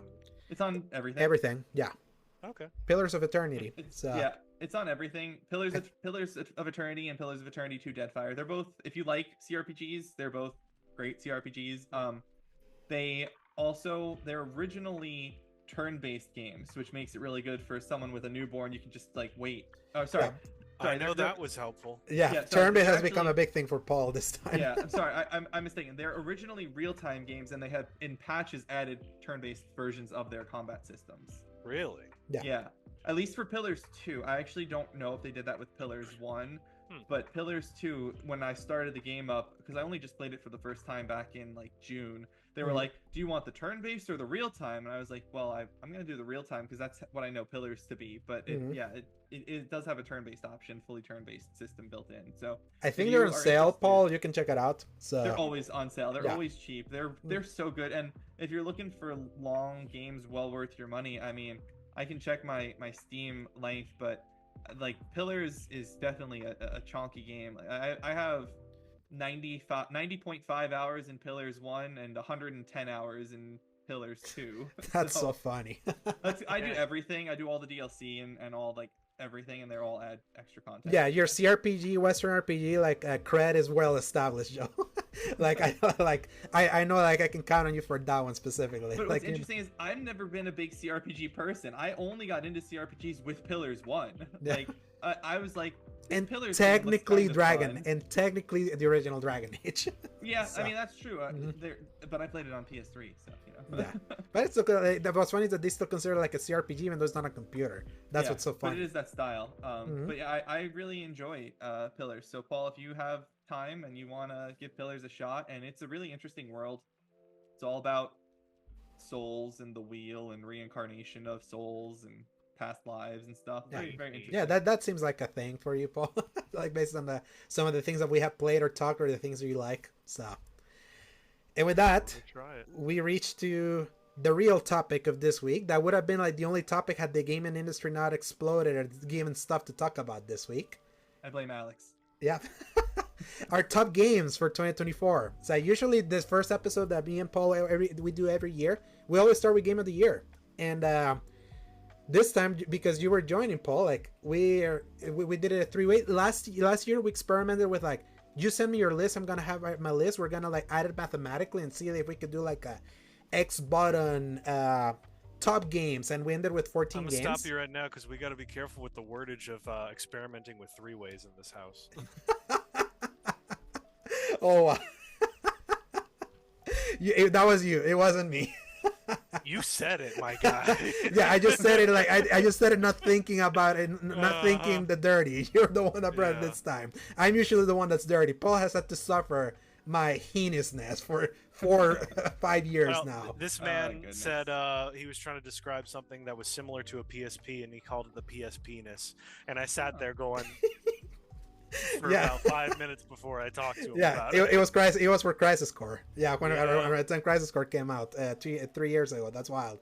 But with Joe here, Crisis Core was not 3 years ago. remake, the reunion, 2021. 2022. Two. Yeah. Yes, Is it? With- No, we're is it 2025. I mean, we're going Is on it 23? No, it came out in December 2022. December, yeah. Yeah, Like it was the my 12th second or re- something. Oh, okay. Yeah. So it's like 2 years and 2 months. Okay. Yes, yeah, we were checking into I was gonna it's. say, I was Yeah, like, I was wait just a going by second, year. 3 Yeah. years. It'll be like, 3 years in December, but I'm just being technical. That That's was like a long way from now. Like, yeah, if you want to be like technical of December to December, well, but I mean, no, it does like if we were like halfway through the year and you were rounding up, I'd give it to you. But my goodness, like it was like a week ago, like or 2 weeks ago, because it wasn't at the end of December, so it's like a year and 2 weeks or 2 years. Yeah, The 2 years, future 2 is weeks. now, old man. yeah, Yeah. yeah, stick with only the year and to keep it simple and not get into Oh, technicalities. I don't But even feel older than I am, Alex. oh yes, I know. But now that Joe's here, we're gonna do the exact same thing with Paul last year, but it was like mixing 3 lists and try to add them mathematically, and we came out with a top 20 games of 2024. And this time, Paul, last time we did it very ghetto, you were just mentioning it. This time, to mark the occasion, I actually did a PowerPoint presentation. Look at that. Yeah. All right. I had my first one since I graduated in college. It was Took us weird. 6 years, and we got a PowerPoint, baby. We're going for it. Yeah, I made it with pictures and all that, and this was all done mathematically. We managed to make it to top 20 games. Funny enough, Joe, I screwed up the math weirdly in one because it was gonna be like a 3-way tie. But to keep it clean, a clean 20, you'll see like the compromise that I ended up doing. So Oh, to keep boy. it at 20. So All right, let's see. all right, so Are we based starting on the from the math, bottom? right? Yeah, we're starting from the bottom, from 20, all going all the way to 1. So, ladies and gentlemen, this was Joe's doing. He got this game in the list. Nothing showed up. Oh. Son of a gun, Joe. Yes. Yeah. No, kick him off the podcast. I'm done. Get this out of here. So, Oh, yeah, you go. Conquered, the shooter that Joe and I got to play with the SD crew for 11 days before Yeah. Sony was like, this is an utter I also did. catastrophe. I got Yeah, to you play it on your account. on my account, and then you were Through like, your this sucks. And you were like, this sucks, and All I right, immediately so- deleted it. So, I have to say a few things here. yes. First of all, I only played, I think, a total of 11 games that came out this year. Yeah. So You're scrapping the barrel. So if I didn't have this on here, I'm pretty sure that I would have ended up having Harry 9 Potter Quidditch. Harry Potter Quidditch Nice. Champions on the list because I was gonna fill 10 games. Period. I was gonna put 10 on there. So, and second, I actually really enjoyed playing this game. I don't like any of the characters. I thought they all were terrible, but the actual playing of this game was really fun to me. I thought that the game modes were interesting, and I thought that the shooting felt really good, and I thought that the overall approach that they were taking of this like overarching story that they were going to tell was well designed. Because as someone who's an OG Overwatch player, I was in the BlizzCon audience the day that Overwatch was revealed. So just so we're 2015, clear, right? Or 2014, I think. Yeah, I think 15. Yeah, I was there. I've been to a lot of BlizzCons. Like, I was in that audience and I saw that happen live. So as the most OG of OG Overwatch players, I hate what they've done to Overwatch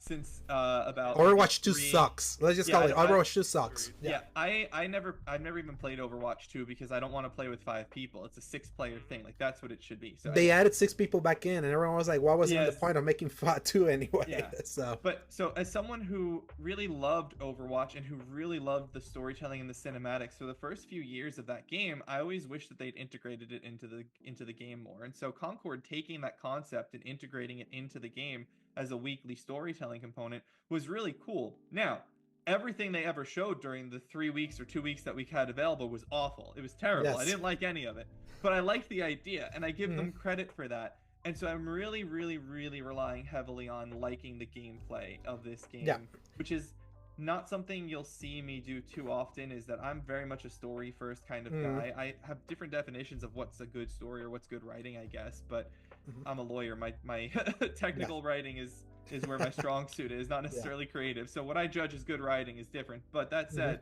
I really enjoyed playing this game with everyone, and it was the game that I really got to hang out with Ains, which was awesome. And that's how we met. That's how we officially met, playing this game. Right, and I got to meet Alex, of course, which he already said, so obviously that was, I wouldn't be here without it. I got to hang out with Ty Guy Travis playing, like, I got to hang out with people and like, just chat and get to know them, and that was really cool. And as someone who's not a social gamer, I was happy to have a social game for a little bit, and that's why it earned this spot on my list. It wasn't disappointing for me because I really had no expectations of it. I knew it was going to be stupid. It looked stupid from the moment I saw it. I was not interested from the moment I saw it. If anything, this would go under a category of like most surprisingly enjoyed or something like that. I couldn't believe I liked it. So that's why it's here. I hope that justifies it, Paul, and you don't want to kick me off anymore. I will accept your reasoning. Memes aside, when I did get to play it, just like you did, I played a few matches, and I could see the charm. I appreciated what it was. It had obviously a lot of production value, which really shouldn't be like a good or a bad or whatever, but it just is. Yeah, it just is. And it was genuinely kind of fun to play for like the 3 matches I think I played, and then I went, all right, I kind of get the gist of this, and then I had zero interest in returning. Yeah, I mean, I played for 22.4 hours according to Steam. I put a fair chunk of time into this with the gang. I think my reasoning for the disappointing side of it is because I can't judge a game based on potential. And while it was nice for that, I never ended up getting like the social aspect, which, as you'll know, for my number 1 is a very big part when it works for me, raises my opinion of a game by a very large margin. I mean, just look at Monster Hunter Worlds, which I didn't really like after the like 30 hours I put into it because all my friends stopped playing it. But so like for that reasoning, I fully understand where you're coming from, or that, and I have a few surprises in there as well. And I don't think this game ever had potential. I thought this game was probably doomed the moment I saw it. Again, there's no hopes or expectations put on this game whatsoever. This was simply, I enjoyed this more than I thought I was going to enjoy it, and that's really all it comes down to. Yeah, to me, it's like the disappointment comes with the contradictions. These characters suck, but the production value is good. The gunplay is awesome. The modes are so pedestrian. The idea of the storytelling weekly, good idea for like a... I like the modes. Yeah, the modes were like fine, and the ones that were cooler no one played. Like the more like the ones that you had to kind of like switch characters and all of that. And we had a pretty good run of getting those yeah, in the first week. Yeah, in the first week, and then the second out week. Of two. Yes, yes, and then the second week it just bombed. And I enjoyed the fun, and that's the thing. Like usually the social fun is you have to really take the I'm just hanging out with with a cool group of people away from is the game actually fun. And this was a game that I never had fun playing by myself. I've had other shooters that I enjoyed playing by myself, and the fact that he got killed and we never got to see like at least the division, at least a full year of division, especially having to witness Suicide Squad kill the Justice League and no one was playing but still shambling along for an entire year. At least them getting to play out the plan that they laid out for this first year. It was so disappointing seeing that Conquer wasn't even given that chance and got killed in the crib. So I'm not gonna lie, I think that if I'd played this game for too much more, it wouldn't have made my list. I would have gotten tired of it eventually. Yep. Because I don't play these games that much. You know, it might have fallen off. Maybe I would have enjoyed Harry Potter Quidditch Champions more than Concord. I've played that a little bit because I have a buddy and I that play multiplayer games together, and it's either that or Fortnite. So, but yeah. Fortnite has been really great. Yeah, Fortnite has been really great with the new season. I've been playing that with my sister and even Paul playing with my sister that one time that we were playing. I had an earthquake in the middle of a very sweaty match. Oh yeah, but Concord is just such a sad story. I mean, like the disappointment is like very multifaceted. There's good stuff in it, and you knowing how much I had fun playing with you, Joe. That's why I was like, it's funny that it made the list. But it being dead, no one can play this game now. The studio has been laid off and all that. We only have those 11 days to kind of do it. But those playing with you guys, despite the game itself was fun. That I was like, yeah, even though it was a disappointment for me and also for Paul, like you getting it at number 9 gets it into the list because that's how math and democracy works, people. I like math sometimes. Yeah, math can like I tell you, you'll see math has done interesting things to this list. And now we move to spot number 19. Stalker 2 Heart of Chernobyl. Hey! Yeah. Paul gets it in here. So here's what's a fun fact, Paul. Me and Joe. This game and another one were tied in points, but me trying to keep the sanctity of a top 20, I was like, I'm going to do a specific interesting math here to put one above the other. Spot 19 is here because Paul liked this game but didn't finish. Spot 18, you'll see which it is there because I know you finished it because you reviewed that game. So Paul, because I finished it? No, because Joe finished his game. That's why it's spot. Yeah, so that's gonna give it more weight. Me and Paul, for long-time listeners, I've given Paul a lot of crap of putting games so high up there that he never finished and ends up not finishing or his opinion completely changed. Joe, I'm gonna go ahead and jump ahead of this. Because in 2021, and he will never let me forget this, I put Guardians of the Galaxy as my #1 game of the year, and I still have yet to finish the game. Yes. I actually have been going back to it this year. It's a good game. Have gotten a lot further in it. It's good. It's a good game. It's a really good game. That's where I was like, oh yeah, I'm really enjoying this. It's great. But I think like in hindsight, like I would have put like Kena Bridge of Spirits above it because I finished that game and it was also a great experience. So I don't even remember what I played in 2021. Honestly. Yeah, I only remember because he will not let me remember. Yeah, and it's so funny because it was like that's the first time that I got feedback from listeners and everyone noted how did he put a game he didn't finish as his #1, and I never stopped beating that under the head to Paul, funny. And that'll be the same with you, Paul. That's what brought everyone out. Yes, and Joe, Joe. Always when I make a mistake on something, we get one comment from somebody. Yeah, never me for some reason. I wish more people would say like, yeah, you talk too much. I would love that. but Joe, same expectation for you. I want your top games to be games that get finished at least. But Paul, you put 30-40 hours in this thing, so. Even without rolling credits, like give your spiel. It's such a beefy game, but let me go through. I mean, obviously, I'm not going to go through the whole drama of like the launch patches and the launch and whatever. When you really break it down, this game is somehow the perfect blend of like realism and frustration, but perfectly managed. Where like a lot of the survival, I mean, I don't even want to call this a survival game because it's kind of got elements of it, but it's not. But then like you've got all of those other survival games that insist upon their survival aspects. Like if you don't eat every 5 freaking seconds, you're going to die and you're going to be miserable and everything's going to show up and kill you. And you have to do all this stuff. But like somehow the fact that this game has a hunger and a thirst bar barely registers to me. It's just one little thing that you can do every once in a while that just gives you that. I mean, it's the Breath of the Wild and Tears of the Kingdom situation where like it's just enough of that where you're like, yeah, I'm gonna make a meal and I'm gonna hold on to it. Don't think about the fact that I have 50 chicken wings in there. It's like like it just has enough of the realism to get that taste, but then you're not constantly dealing with it.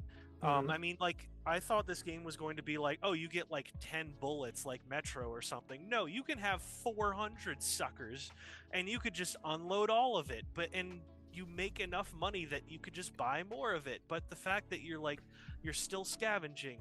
You've got the Rainbow Six Siege shoulder movements. You can shoot through objects to hit a dude that was hiding behind a thin little piece of wood. And it's like, that's not going to save you from this 12 gauge, buddy.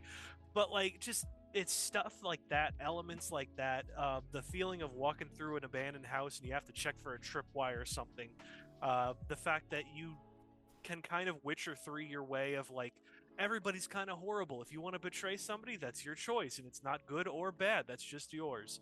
And you can still kind of move forward with the game. It doesn't have all the Bethesda unkillable NPCs.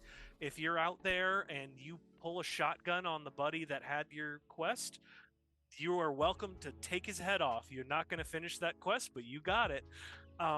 So there's just a lot of that when you're just in the middle of these crazy tense moments of like the most intensely immersive feeling alongside the dread that is included in that.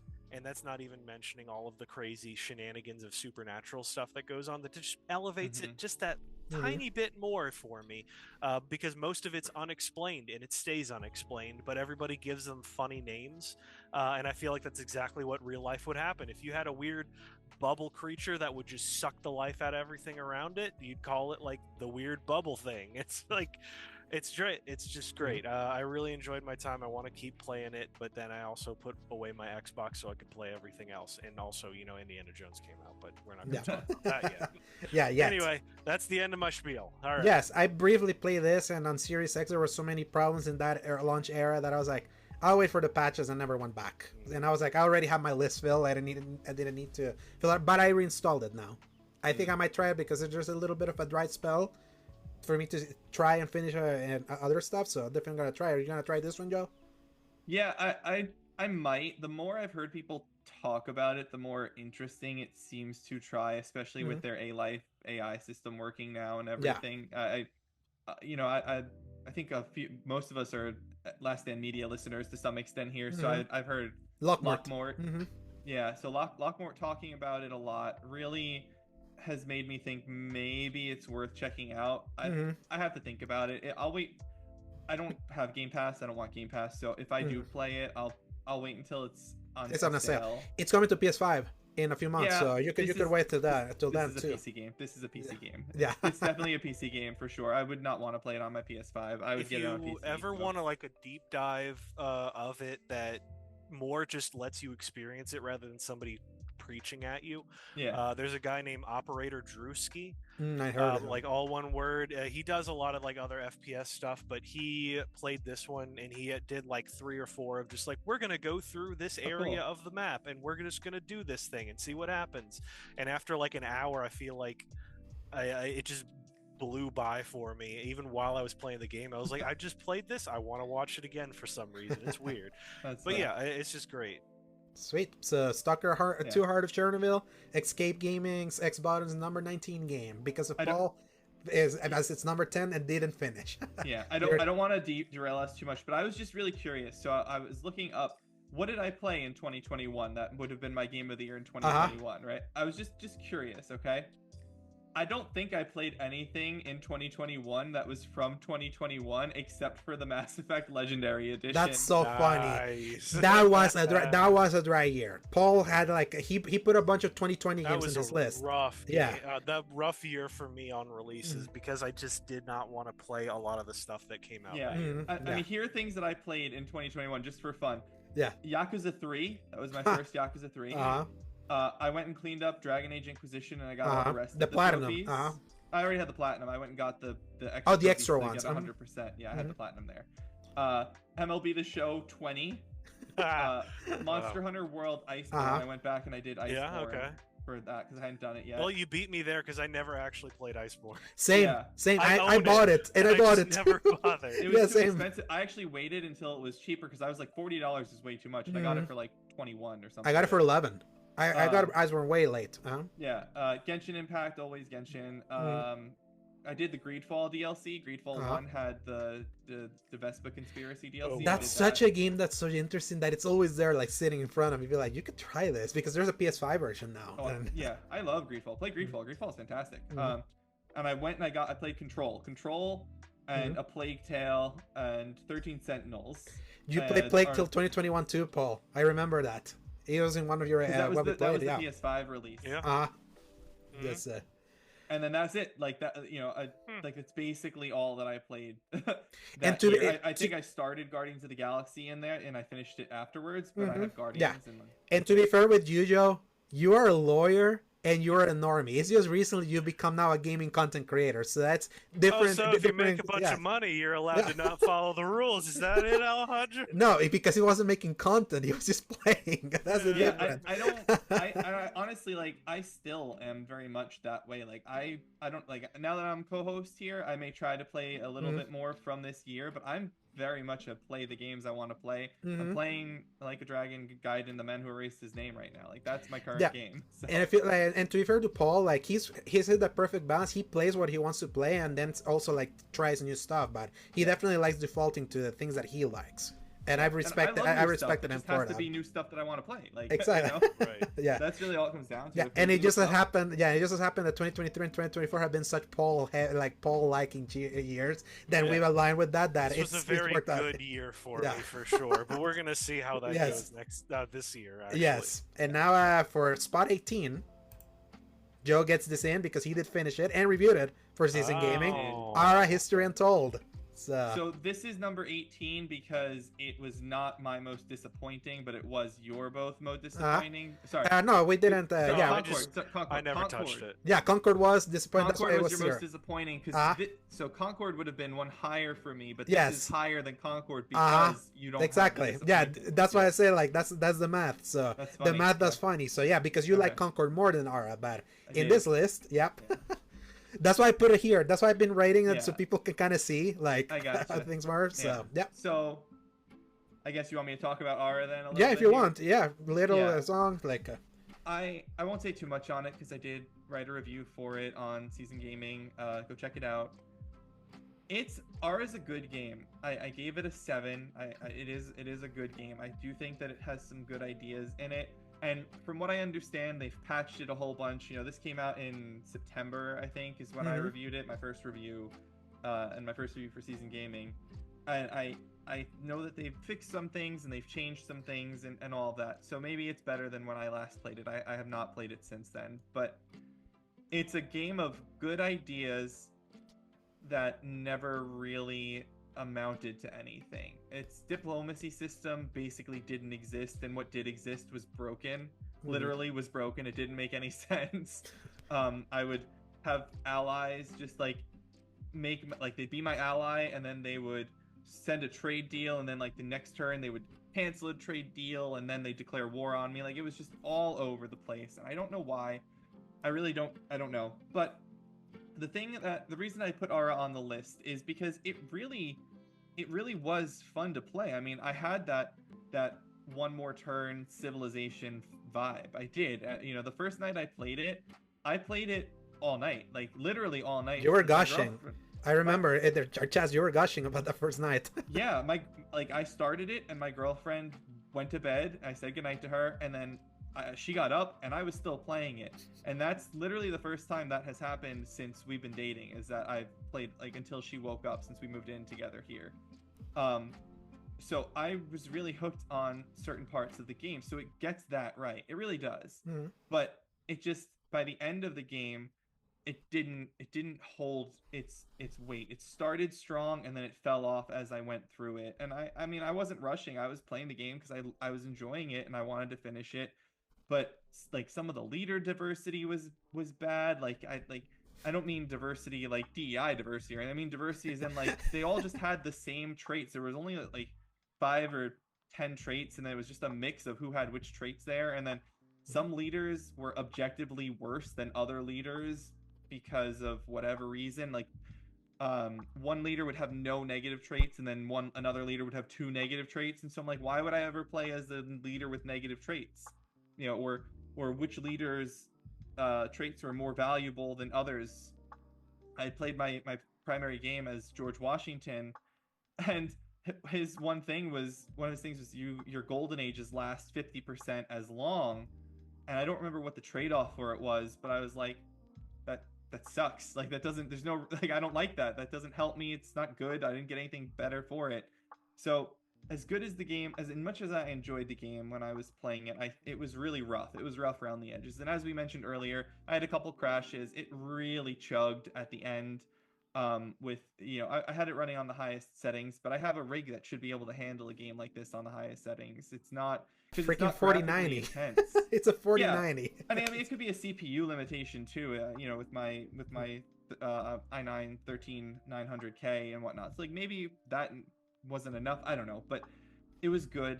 I really enjoyed the time I spent with it, but it had a sufficient number of flaws that I could not give it a higher score or put it higher on the list compared to basically every other game that I played. And it really would have been between this and Concord to swap spots on my list, because it was good. I enjoyed the game, but I can say for certain that every other game on my list that I have, I enjoyed more than Ara and Concord. And ask me on a different day, the order might have swapped, I guess. Yeah. So. This list has made the flip for you because Concord's dead. It's not my kind of game, and I think this could have been Paul's kind of game, but I think we played we had a Well, it's funny enough, Joe, did you ever play Anno 1800? I have played Anno 1800. I think. Wait, did I play 1800? Let me check my library. Or Pax Romana or something like that. Well, no, that's the new one. I played Anno 2070 is the one that I played. Oh, okay. I played Anno 2070 for about an hour, and I couldn't understand any of it, and so I eventually quit. And that was years ago, like years and years. My last played is 2015 on Anno 2070, yeah, so long like time ago. You like that one, Paul? I have a soft spot for city builders. Anno 1800 was very fun, but like you said, the diplomacy is pretty busted. There's absolutely like no benefit to actually making trade relations with the other people. Turns out the fastest way to make money is you just build ships and then sell them to everybody else. And then like you just make so much more money than anything else you could possibly do. So I was like, all right, well, I guess they didn't balance that all too much because like I love City Skylines. City Skylines is a lot of fun. I have a lot of hours in Cities. I didn't play Cities 2, but I have like 57 hours in Skylines 1. And I like to wait until a deep sale on whatever it is, plus all like the DLC and things, and then I just eat for like a month. Yes. Makes sense. That was how I originally started getting involved in Paradox games. You know, Paradox publishes City Skylines and all the grand strategy games, was those big sales. And then eventually I found the one that I like the most, which is Crusader Kings, and I just buy their stuff immediately, and I pre-buy their DLC and everything just to like have it ready to go because I love playing those games. Those aren't on console, right? They are. Crusader Kings. Oh yeah, that's Game Pass. Yeah, it's on Xbox. So yeah, you can play that. So recently, it's a recent addition, but yeah, it is. Cool. All right, time to go to number 17. Black Myth Wukong comes in here at number 17 because it was my number 10 spot and Paul's honorable mention, so it nudged it just like a half point away from the first 3. Black Myth Wukong is the most roller coaster experience I had with a game, where I initially was very impressed with its spectacle from the very beginning, then was distraught at its horrible mission level design in the forest, that it was like, why can I jump over this? Like it feels like you should go to places that the map shows you could, but you couldn't. The difficulty early on was like, this game would whoop your ass like really hard, and I left it for a little bit. Then this game just kept getting praised by not critics, because this game didn't review as strong, but by like getting glazed by its fans and all that. I was like, I need to see why people like this so much. Like beyond just it being like a very great looking game. And it took until I was in the second chapter in a desert and started like finding some of the secrets where like the magic of this game kind of started like hooking me, where I was like, these secrets are wild. Some of the things that this happened is wild, that they lived as secrets, because it's like, it's so much more imaginative than even an Elden Ring sometimes. Like some of the secrets that it would give you.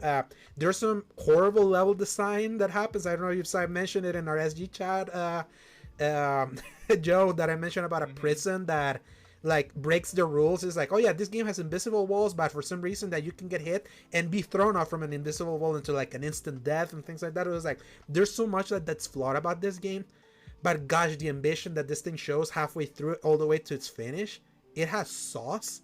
It was so and it was like, it goes so hard that then at the end of it I was like, though I hated you for a lot of it, gosh, did I love a lot of like its later parts. It ends so strong. The final boss, I even was raging, Paul, because I beat this on December 31st. This was like right at the nick of time.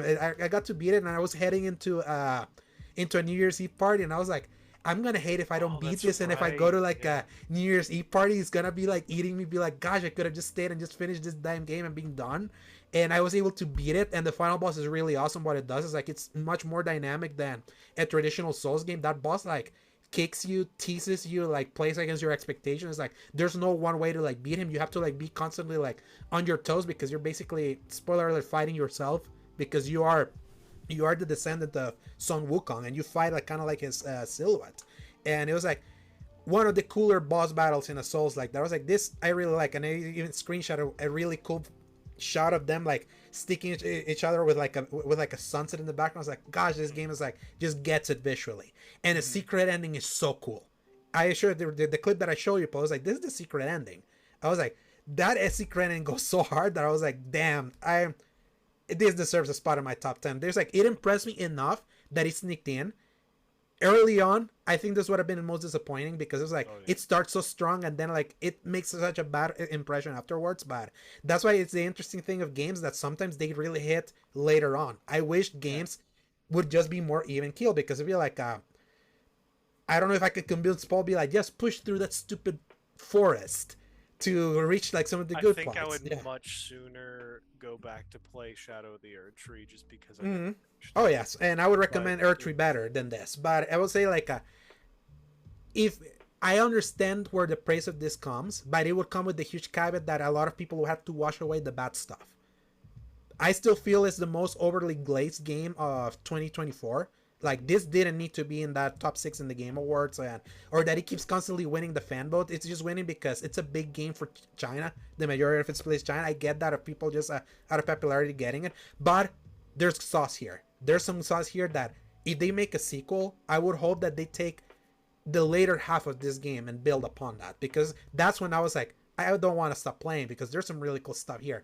I would spend until 3 a.m. sometimes, and during the Christmas break, just keep playing this, because I would sometimes be stuck in a boss. I was like, I feel I can get you. I'm not gonna go to bed. I'm not going to bed defeated. I'm gonna do it, and I would do it.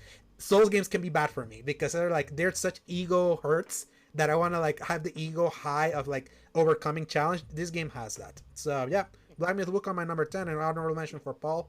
Joe doesn't play Souls like, so. Hey, I played Stellar Blade. Yes, yeah, to be fair with that one, yeah, I'll give you that one. But but that one's more a perfect in between a Souls-like and a character action based. This is closer more to like a Souls-like without the punishment of losing. That's how I see it. I do have to say, I do intend to play this game. This is on my list of games to play when it goes on sale, because Jing has been pestering me to play this game, because Chinese myth. Yeah, the Chinese myth is really cool. What they do with this game. It made me more interested. She is Chinese. She is from China, and so she's heard all about this game, and like, I guess her Chinese social media had all sorts of info on it. And she's like, "Are you gonna play Wukong yet? Are you gonna play Wukong yet?" And I'm like, "Babe, I have so many other games to play. I don't want to spend $60 on a game that I may hate. I'll wait until it's on sale. I'll play and give it a shot for you." And it's $70. So What's funny is that this game has been glazed up a lot in my Latin American circles here, and I get It's why. $60 on Steam. I don't know if it's... Oh yeah, sorry, yeah. I bought it on PS5, but Yeah. I would recommend you buy it on Steam because it runs so much better. Yeah, but it got a great pro 2019. patch. Funny enough, the pro patch it got after the Game Awards is why I came back to it, because I wanted to see it, and the pro patch fixed a bunch of stuff. This game was not running good. well on the base PS5 because it taxed it. But why this game got glazed so much by Latin America is like just like Goku from Dragon Ball Z is like so like praised. This is like I see like a lot of the Journey to the West is a lot of the inspiration of that, and I got to see it in this game. I was like, oh, I recognize that. So Yeah. that made it interesting. It made me more interested in kind of learning more about Chinese myth as a God of War fan. So it has God of War energy, and when it hits God of War energy is when I like this game more. When it hits Souls, like a game can go F itself because it doesn't do it well. But yeah, high highs, low lows, but its high highs got it in number 10 for me. So and nothing else to say, Paul? Yeah. Not really. Yeah. It was fun, great concept. Did not like most of it. Yeah, makes sense. So, but now you get to your for spot number 6, one of your games, V All Rising right. as your number 9, and I qualified many of my honorable mentions because I had a huge list, so I kind of wanted to like consolidate it for me. Like this isn't the needed to play more a game that I was like that I like what I played, but I was like, oh, I need to play more to kind of make an opinion of it. But Paul, this was your June game. Yes. This For you. was Yeah. here for one very specific reason, and it is always going to have a very soft spot in my heart, and that is because this was the second game that I played right after having my son. The first was Aw. a full Yeah. playthrough of Armored Core 6, Mhm. and both of that new gameplay. After your PS5 like reset completely, remember? So you lost your save. So yeah, it's that whole thing happened right around that whole time. 2024 was a rough year for me in every Yeah. way, but game releases. But anyway, Mhm. yeah, V Rising, because he would wake up like every 3 hours, and I'd take him for half of those, and I was off for like 2 months straight. I put in like 60 hours into this game. I just had that specific urge to like, all right, this is like the 1800s. You are the vampire. It's top down like Diablo, but you also get to build a really sick gothic castle, and you can also change all of the accessibility options if you want to make things a little bit less frustrating, because it is sort of a survival game as well. And then the rest of it is just like a boss rush where you get to just terrorize the townspeople, build your castle, and then go off and kill various people and steal all their cool abilities. And I was like, sign me the heck up. And you run around, you can transform into different animals, you can do just so much random stuff, blending your abilities and your weaponry and stuff to just do crazy broken stuff. And I really needed something to just like, I'm going to build this thing and I'm going to have a bunch of fun with it, and I'm going to double the amount of resources I get from cutting a tree down, whatever, just for the heck of it. And it was just really fun out of all of that. I could not tell you a whole lot more about it, but the fact that I made it to like level 70 something and just killed so many people. Simon Belmont is still alive. Yeah, and I you're will come for that sucker. You because will we bought that. die by my hands. Yeah, we bought the Castlevania DLC, which I highly recommend everyone that gets this game buys it with the Absolutely. Castlevania. Because thing. I wore the a la carte outfit for pretty much the entire run through. I had zero regrets from that process. It's just a lot of fun. Yeah. I gotta ask Paul, did V rise? V did rise many times. Love it. Yeah. Weird title, honestly, but Mhm. a ton of fun. The only thing that I would suggest is on offline mode, you still cannot pause, Mhm. which Ooh, sucks. yeah. Yeah. And with your situation, no pause games were like a hard one for this year. Well, fortunately, it was like easy to like pull off to the side and like hide under a tree, and as long as nobody aggroed me, I could just sit there and I was fine. But the fact that there was dynamic lighting that would change where the shadows could protect you from was kind of insane to watch in real time, where the way you'd have to like dash from one to the other if you got Mhm. trapped somewhere during daytime. Really tense moment, but just insane. But you get to have your chill moments as well. It's like just when you get tired of one side of the game, you can go do the other. Yeah. Joe, this was Brad Ellis's number 3 game. I saw, yeah. in Agoda. He really loved this one. Yeah. Brad is someone that I'm trying to get into the show. Like, that'd be great. Yeah, because I'm a mod for him in his Twitch, so I constantly talk with him there. So cool. he really liked this one, and this one it hit at a perfect time for Paul. It didn't for me for the kind of game the kind of time sync it was, but I saw the quality and I was like, I'm gonna keep it because it's not too big of a file size, and if I ever need something to lose time, and that's why it's like I needed to play more. You don't like this kind of game, right, Joe? Real quick. Honestly, I would not be interested in trying it alone. I'm not against trying it in a multiplayer setting. Yeah, it's a very fun experience. Yeah, for multiplayer experience. That's why Brad liked it a lot because he played multiplayer with the guys there. So yeah, but I have not played it, and I don't usually play games like this. But I'm not opposed to them. I'm not like, survival crafter. Like, no, yeah. If this didn't have so many accessibility options to really take a lot of like the friction survival, friction is a better word, out of the survival, it would not have probably made my list. But because you could just so like stack things in your favor just to have fun, and not even like make it unfair or anything, is just really helped me with that. All right. Spot number 16, Be Rising, and now moving to spot 15, and I'm pretty proud that this game ended this low, all things considered, because it wasn't a game. But Elden Ring Shadow of the Earth 3, number 15. Ains would say this, yeah, this was my number 8. Like, it's funny enough, like the lower half of my like top 10 were all like Souls likes, and I was like, I'm gonna put above the better one out of those 3. Like, if I'm perfectly honest, for me personally, and I would say there's so much about Shadow of the Earth that's so impressive from scale and art, and how it evolves the world design of Elden Ring into something that more resembles a Dark Souls than the original, more vast map. And this game was an obsession in that late June. This was a fun one for me to stream. I went back to streaming for this one because if you're looking at the Kaizenat streams, and it was funny seeing him like play this for 100 hours in the final boss and just losing. I was like, I play games better than him. I think I could try to get, and I like grew a little bit my viewership in Twitch just by playing this. So it was a fun time doing that. This is one that I lament that Paul, unfortunately, his console like completely reset and he lost all his saves. So he had to replay. Where's your cloud save? Because we have an interesting. You can only have 50 of those. Yes. And I've played a lot of games over the years, and unfortunately, you can have more than 50 saves uploaded to your cloud. Yeah. It caps me out at 50. It will not let me save more than that. That's interesting. It tells me that. Yeah. So he lost his save, and then he spent his entire during his paternity leave trying to get to Earth 3 and playing the entire game again and exhaust himself before. Like another 90-something hours. Yes, and this is like a 60-hour plus thing. Like, I know, Paul, you missed out a bunch of the stuff that it's so imaginative that harkens back to a bunch of like the better stuff from the Dark Souls series and bringing that to like the Elden Ring like mold. This was a fun one to like be playing around the time that had you joined by this point, Don, when we were playing Earth 3? Or did that happen later? Yeah, like I think you had just joined, right? I had just joined, because of the Dragon Age, the round tree happening. I was like, sorry, I haven't played it. The round table.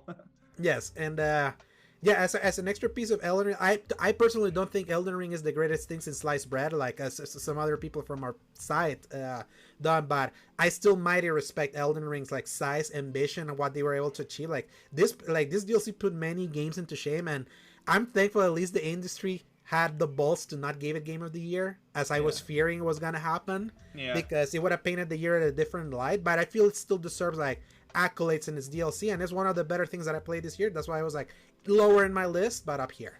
So I do have Elden Ring. It is sitting right over there somewhere. Yes. I bought it used because I refused to give them a copy, money for a new copy. So I got it for like $20 on eBay. But I'll play it maybe eventually. I own all the Dark Souls games and like all that stuff. I just have never played them. I just own them. Yeah, one day they'll click. That's the thing.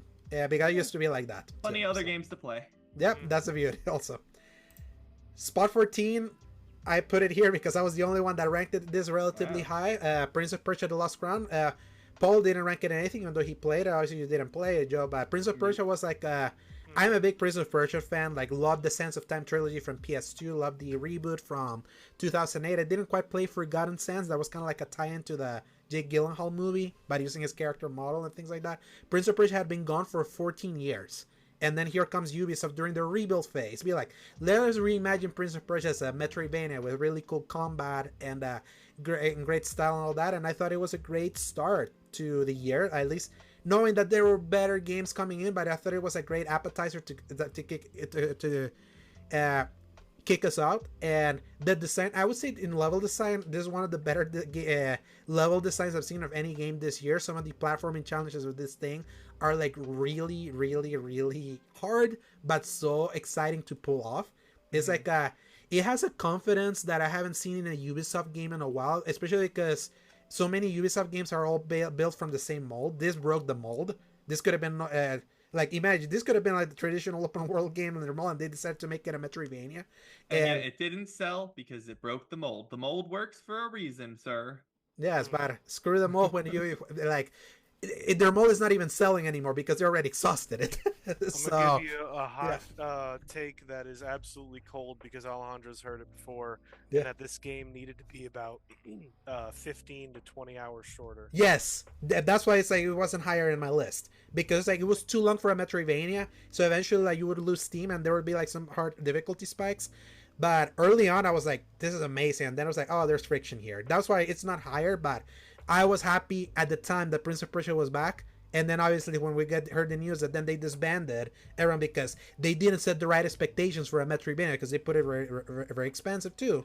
Now it's like, well, that's the only time we're going to see Prince of Persia, at least until the Sands of Time remake that, if Ubisoft still exists, will supposedly come out in 2026.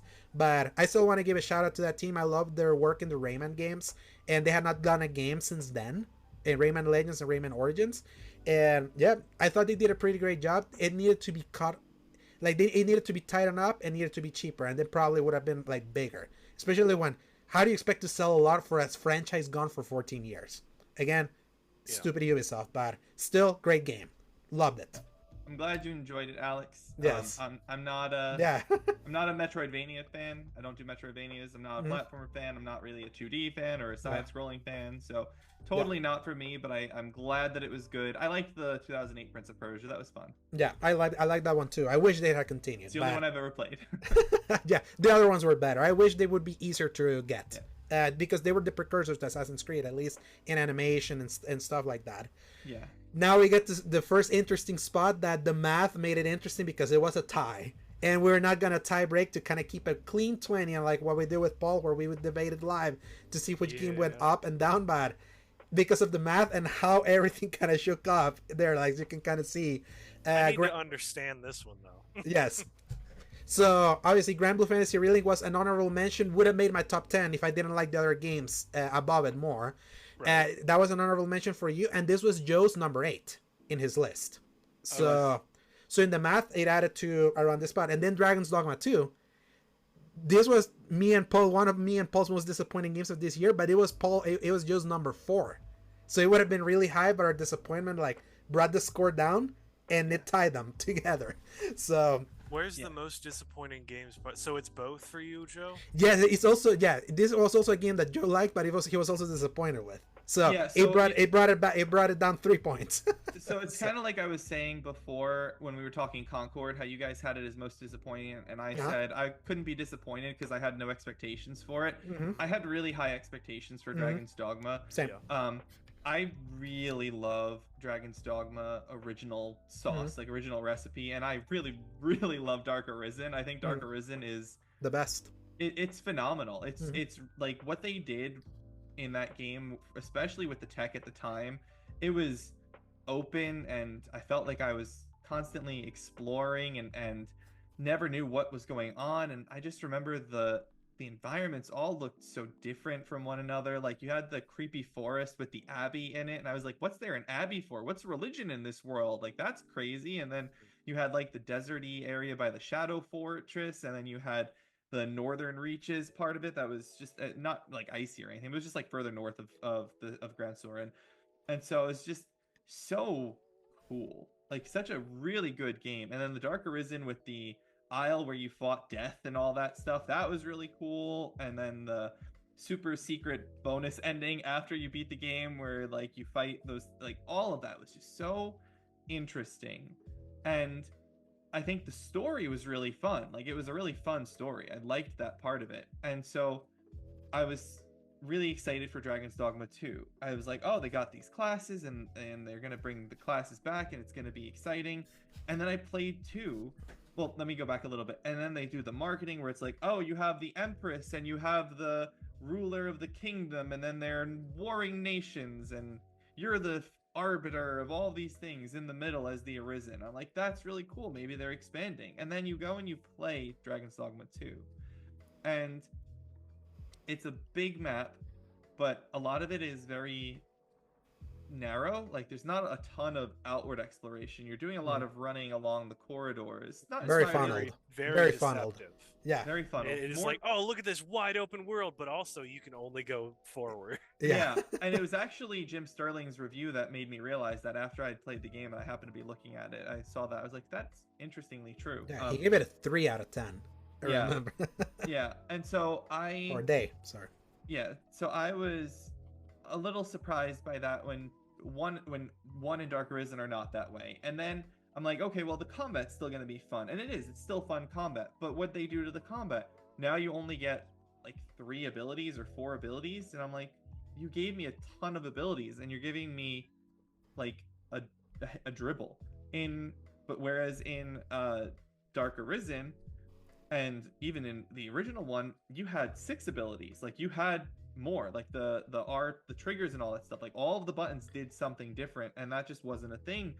And that was really upsetting because I don't remember exactly what the commands were, but I know that you had 6 because I went and I looked back and I was like, why do I feel like I don't have enough abilities here? And it was because I didn't have enough abilities. I had far fewer abilities. You know, It was you're more only stripped dealing- down. It was a more stripped down game than Arisen. It was very stripped down in the combat, and like they got rid of the my favorite class, which was the Magic Knight. I really like the Magic Knight in that, and they replaced it with the Spearman, and the Spearman was terrible. Like I did not like the Mystic Spearman at all. We're talking about the one with like the pole arm and the gravity powers. Yeah, What? I didn't like that at all. That is my favorite. I didn't care for it. Like, Everything else is like this super grounded fantasy thing, and it's like, hey, you want to use a pole arm and also control all of gravity? It Here wasn't- you go. it wasn't a bad class. When I say it sucked or it was terrible, I mean terrible compared to the Magic Knight or the Mystic Knight from the previous game that I was Oh, okay, like, that was the okay. No, replacement. It was like a Allow trade-off. that. Mm-hmm. Yeah. I can see that. Because the cool part of the Mystic Knight in Arisen was you'd like, there's a Cyclops, climb up on the Cyclops, stab it in the eye with your giant sword with your shield and all that, and then, oh wait, I'm gonna swap weapon sets and go, and now I'm gonna have a staff. You had both. You literally could swap between the weapon sets and the spells, and you only had so many of each. You couldn't, it wasn't like everything, but you could cast your full magic spells and also climb things and attack them, and that was a really well done class. So they stripped down some of the combat that was like, oh, that's disappointing. Like, oh well.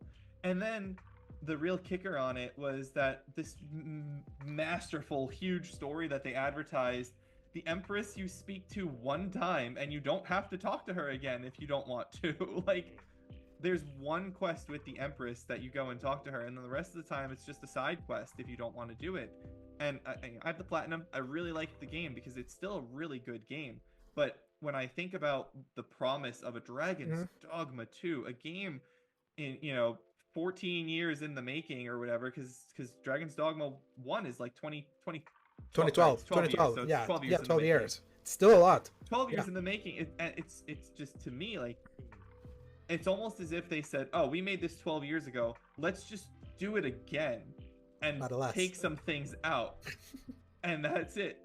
And that was it. And so to me, as much as I really liked it, because it's more Dragon's Dogma and it's still really fun to play, I just felt like I was disappointed based off of the expectations that I had for it. But it was still better than almost everything I played. Not everything, obviously it's number 4, but almost everything was still better than almost everything I else. see what you mean.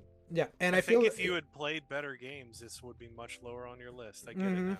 It yes, could be. yes, no, for real. This could kind of be. like this scrap in the bottom of the barrel of someone that didn't play as many games because he played this before joining SG and things like that. Mhm. And you can also like a game while also being disappointed that it wasn't what you expected. But that we'll doesn't, get there. yeah, but that doesn't preclude like the good parts from being really good. To me, I think I can speak with you, Paul. Like when we looked early in the year, besides Rebirth for me, I thought Dragon's Dogma 2 This was felt going like to be the next Elden Ring. We uh, thought because everyone kept we saying almost missed the boat on that, and we were like, we're not going to miss it this time. This one's gearing up really good. We've Yes. seen a lot of good stuff from it, and yeah, turns And it out still is everything great. good Yeah. was what they showed in the trailers, and everything else was Yeah. really not great. yeah. I think, Paul, to me, like I always think about your opinion about Dragon's Dogma boils down to two pictures you sent me. The quote about the developer saying, "Oh yeah, we don't have fast travel because we have to make travel fun." And then you send me the meme of like, that was an effing lie. I love that meme. And you know what's funny is I really didn't mind traveling. I liked running around, and I had the waypoints and everything to teleport to, and I always made sure to have fairy stones and stuff as needed. But it was just they built this world, and I felt like they stripped it down too much from what it could have been. Like I would have loved to have been able to see more of the world. And honestly, I don't think the environments were that different. It was a lot of desert. Oh, it was a they're lot of basically the desert same. Yes. and a little bit of forest. Yeah. That's about it. Yeah, Yeah, I feel there's some charm. There's some charm about like how weird things can go crazy in this game and its randomness. I think that's where this greatness lies. Yeah. I just feel like to me it was like it just was too janky and and had too much friction for me to kind of like overcome and have fun with it. And especially coming in with the hype that this was supposed to be like the game of the first half of the first 3 months of the year. That then I just dropped it. And I was like, never really felt the desire to go back. I tried going back to it with the PS5 Pro, kind of like the update. At least it runs well now compared to how it ran like at launch. That it was like at 30 and kind of messy. But it was like from, if you had asked me kind of like what Hulk says of how he feels about Rebirth, like if you had asked me kind of like making like the Star of Water gonna be like the big games for us early in the year, and then seeing where we land, I think this one fell short for me in that area, and for me, Paul, because Paul kept waiting for this one. We always kept saying, look at this Dragon's Dogma, look at Maximilian, dude, like showed that he played a little bit of some of the classes. It looked like that kind of game, and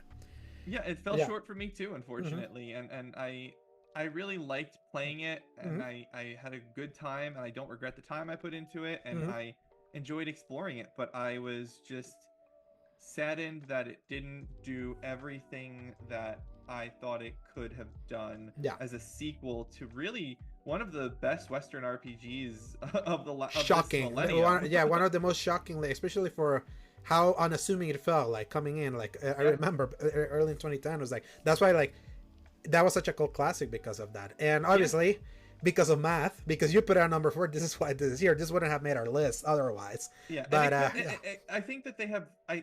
I think that the director leaving Capcom, if they do decide to go back and do this again, and they put someone with a little bit more ambition in charge of a sequel who may actually try to do something with it versus just do it again. Yeah. They may have something here, but it sold super well, so I think it had hype. It had the Capcom. I mean, this came in during Capcom's goodwill. This to me is the first big miss personally for this like rejuvenated Capcom era, but I don't feel too bad about it because they've just been like batting 1,000, and there's good stuff in it. So I feel comfortable. I was just saying, I agree that it is the most miss-like. I don't call it a miss. I think it still did really well. I think it was still really good, but it is the closest to a miss that they have had outside of like it's the closest they've come to a miss critically, and then if you count sales, then Kunitsugamie is the closest to is the actual miss in sales. But in terms of quality of game, this is the closest they've gotten to a miss in quite a while. And as far as I guess flipping it around, because we have to talk about two things in this. Yes. But the Dragon's Dogma one was interesting because looking at it was like disappointing for us 3, but also just number 4, so we needed to kind of like unpack that. Still a really great game. Still a great game. Yeah, but then like with Grand Blue Fantasy Relink, for this one, for me and Paul, it was like, I guess me with Paul, like we played the demo that launched randomly in early January, and we were shocked how much we liked it. We're like, so it's like Monster Hunter, but also has like a really charming storyline to it. Sign me up. Cute. Yeah. and epicness. It has that. It had a little bit of like Final Fantasy 16 energy and like some of the spectacle that they were showing in that like a trailer after you finished the demo. That this was like this filled me like with the hype that I needed as I was waiting for Rebirth the next month. It was like, oh, I can fill up time with this one, and That's I enjoyed exactly what I did. Yes, and it was that like thought the combat was fun, especially like at the time like I enjoyed the combat of this more than I did a Tales game. I've gone back to Tales of Arise and have found more of that fun of that one. But it looked like a Tales. Yeah, it looked like a Tales game, and to me the thing that Grand Blue Fantasy missed is the fact that it's an immediate res story. They're throwing you in the middle of a story with barely any explanation of what came before because it was a gacha game, like a mobile game. And then there's like some of that stories in the fighting game, but it's like I feel like if this being a more traditional game, they should have done a stronger job of like onboarding you to kind of get you going, because it felt like you're joining an anime halfway through an arc without knowing like the beginning, or like jumping into One Piece like an episode 700 or something and missing the first like 600 episode or something. You know, I think I could allow them in medias res, but I think my biggest friction point actually is the way you unlock new companions. Yes, that they don't matter. Because it is, I really thought we were going to like either at least get some kind of characterization, or like, oh, we're going to build up the crew and like we're going to go find these people or something, or we're going to meet with them as we're going to something. But no, you pay a ticket and then they appear, and there's no like explanation of who this character is besides like a journal entry or something. And that's why I never unlocked any additional characters, because I knew that was the case, and I said I'd rather just stick with the story characters. Yeah, and you could, and you wouldn't miss it. Yeah, and you wouldn't miss anything. I will say though that a lot of those characters were really freaking cool though, so they kind of went back into a, man, I wish I knew more about this person because they're so freaking awesome. Yeah, I think it's a really, really good game. I reviewed it for SG. I gave it an 8.5. I think I would give it more of an 8 if I would be like revising it.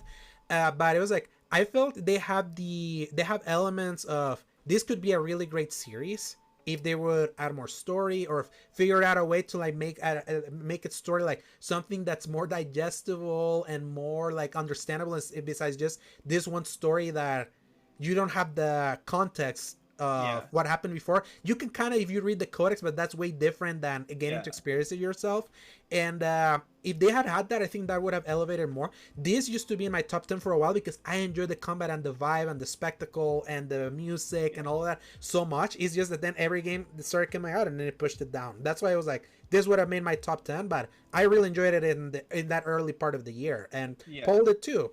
The only problem was that Paul was like also beeline too much. And then he was so under level when he had to fight Bahamut at the end that he just kept dying.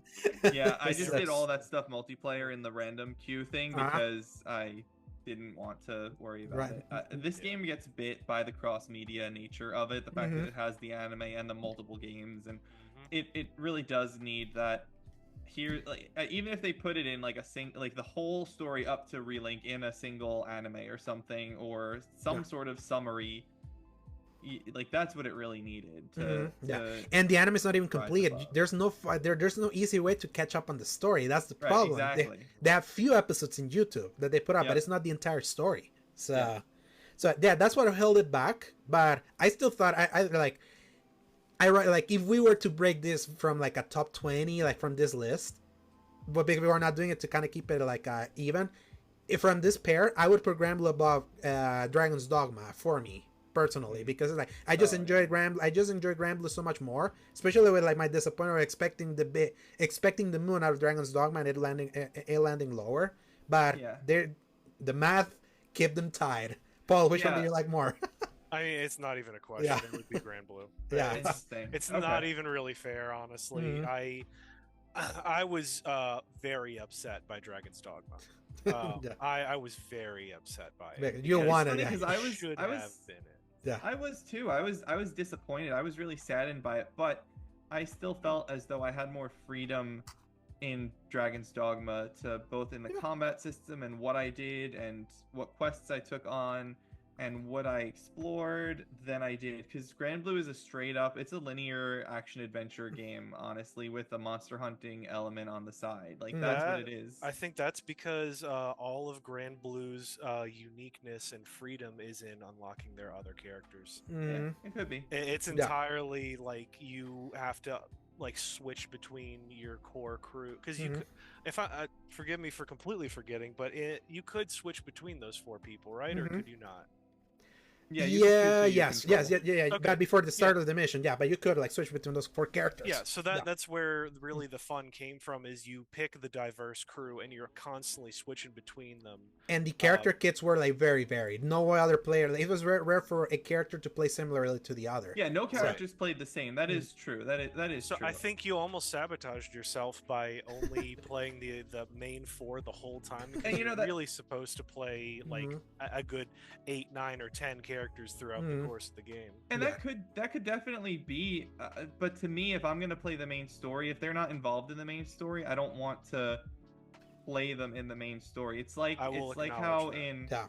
it's like how in some Yakuza games, and like you get the downloadable characters for the mini games Mhm. and stuff, and you can use like the super overpowered characters to make the mini games easier. Like to me, that's okay because that's just a mini game. That's just a part of the side thing. But that would be the equivalent of, oh, you can download Majima and you can just play as Majima through the Kiryu story in Mhm. this game. It's like, I don't want to play as Majima through Kiryu story. I want to play Kiryu Kiryu. through Kiryu story. Like that's what this equivalent would be. It's like the extra content. Like this is Mhm. this is the post game. This is you played through the main story once and now you want to play it on a second run through because it was so good. You want to see you want to just be someone else and experience it again and see how it plays that way. So Mhm. that's why to me, if I'm gonna play this story, I want to play as the character in the story.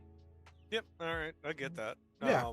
But that's it. I thought it was good. I enjoyed the game a little bit more than you guys did. Yeah, I'm okay with the tie personally. It's because I think it's fair. it's very exemplary of like a game that we like, but it's not that great, and then the other game that we expected the moon, and then the disappointment brought it back, but it's still like ranks somewhere. So now with spot number 12, Oh boy. it's here. It is here. Oh yeah. For listeners that don't know, like Joe, like his last 3 appearances have all been Dragon Age, and we're here now, where this is me and Paul's most disappointing games of this year, and Me also too. and for Joe, also kind of like, as you could with the review that you read from him, you could kind of see the result of the how he put it in the list, perfectly reflected in your in the review. Joe, Yeah. go for it. Yep, I'll let Okay. you go. This game is the most disappointing game of 2024. It's probably one of the most disappointing feelings I've felt ever in my life with games, unfortunately. Kingdom Hearts 3, surprisingly, is kind of close to that. But this game should have been number 1 by a mile. There shouldn't have even been a question. This is my favorite franchise of all time. Everyone who listens to this podcast knows that Dragon Age is my favorite franchise of all time. It's why you joined, It's my SG. favorite game of all time. It's why I joined Season Gaming, was because this reveal trailer made me explode. And I had to, made me want to explode, and I had to explode onto paper and write something about it. And so this game is a good game. It's actually a great game. I get people liking this game. I understand people being like, oh, I love this combat. It is an objectively pretty fun combat system. I understand people saying the writing is not as good as the prior games. I don't necessarily agree with that because I am involved in the lore heavier than most people are. Coffee exists in this world. I'm sorry if you don't like coffee and you want to complain that the assassins love their coffee. Hogla shot. Hogla shot. Yeah, fake Italians love coffee just like real Italians do, I guess. Like, what do you want me to say? So, there are problems. There are major problems. It does not feel like a Dragon Age game. It is at best a mediocre Dragon Age game. And that is why it's so disappointing to me. It's because a Dragon Age game is supposed to be this big, bombastic, like crazy moments, which it has. And like that's what 2 of the 3 games had been before this one. And this game has that. But it's also about those little moments, those character moments, those moments where you're just standing around your home base and you're just chatting with your companions and you want to get to know them. And the only game that didn't have that was 2. And 2 is, unfortunately, the game that this most resembles. And I like 2. I like 2 more than I like this game. I think this is probably a better game than 2 because it has more environmental diversity and it has a a more interesting combat system, because 2 is kind of a boring-ish combat system that was too much of a step back from Origins, and they kind of self-correct that in Inquisition, I think, a little bit. But I have so many thoughts, so many feelings on this game. I wish that it was a more Dragon Age game. It just doesn't give that feeling that a Dragon Age game should give to anyone.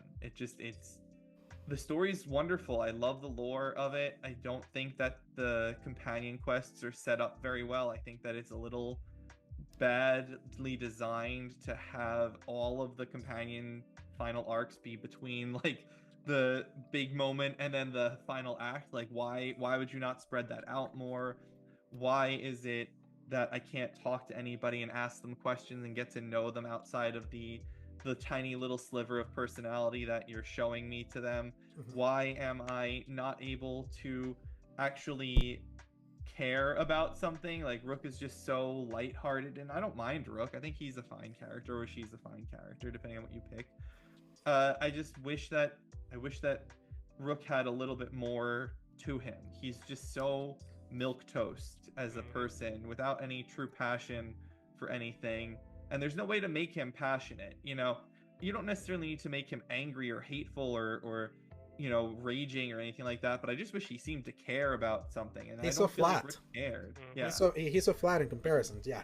I think I remember somebody showing how like lines ever since you made like an actual dialogue decision, and it was just like it kept going for about 5 minutes of just like a regular cutscene rather than like actually letting you input. And like you said, it's not a Dragon Age game. No, and it's not an like RPG. No, it's a very linear. What was the comparison that you made to another game? Final Fantasy VII Remake. That was what they were saying. Yeah, pretty much. Because it's just it's not an RPG. It's not. Oh no, 16. Final Fantasy 16. Sorry. 16, yeah. There we go. That's why I was Yeah. like, that doesn't sound right, but I'm gonna go with it. But yeah, it's just. Yeah, I thought it was kind of nice at first. I also personally hate Solus and everything he's about ever since Inquisition. I hated him. I never wanted him on my side. He was just preachy and frustrating. I never cared about his stuff. I have no knowledge of any. You can punch Solus at the end of Inquisition, at the end of Trespass. See, unfortunately, I just never got that far in Inquisition either. But I enjoyed Inquisition. That's the weird part. And then I've also played 2 3 or 4 times. Yeah, 2 is your favorite, right, Paul? Like, I don't even know if it is or not. It was really like I liked Mass Effect, and I want to try to like this. I did not like Origins. I know, but hang on. I did not play Origins until like way later. Oh, okay. So it felt very old. The oldness of it really grated on my capabilities of enjoying it. I get that. That's not the game's fault at all. That's definitely my fault. But so my relationship with Dragon Age is tenuous at best already, just because of how up and down it is. But I also adored the characters of 2.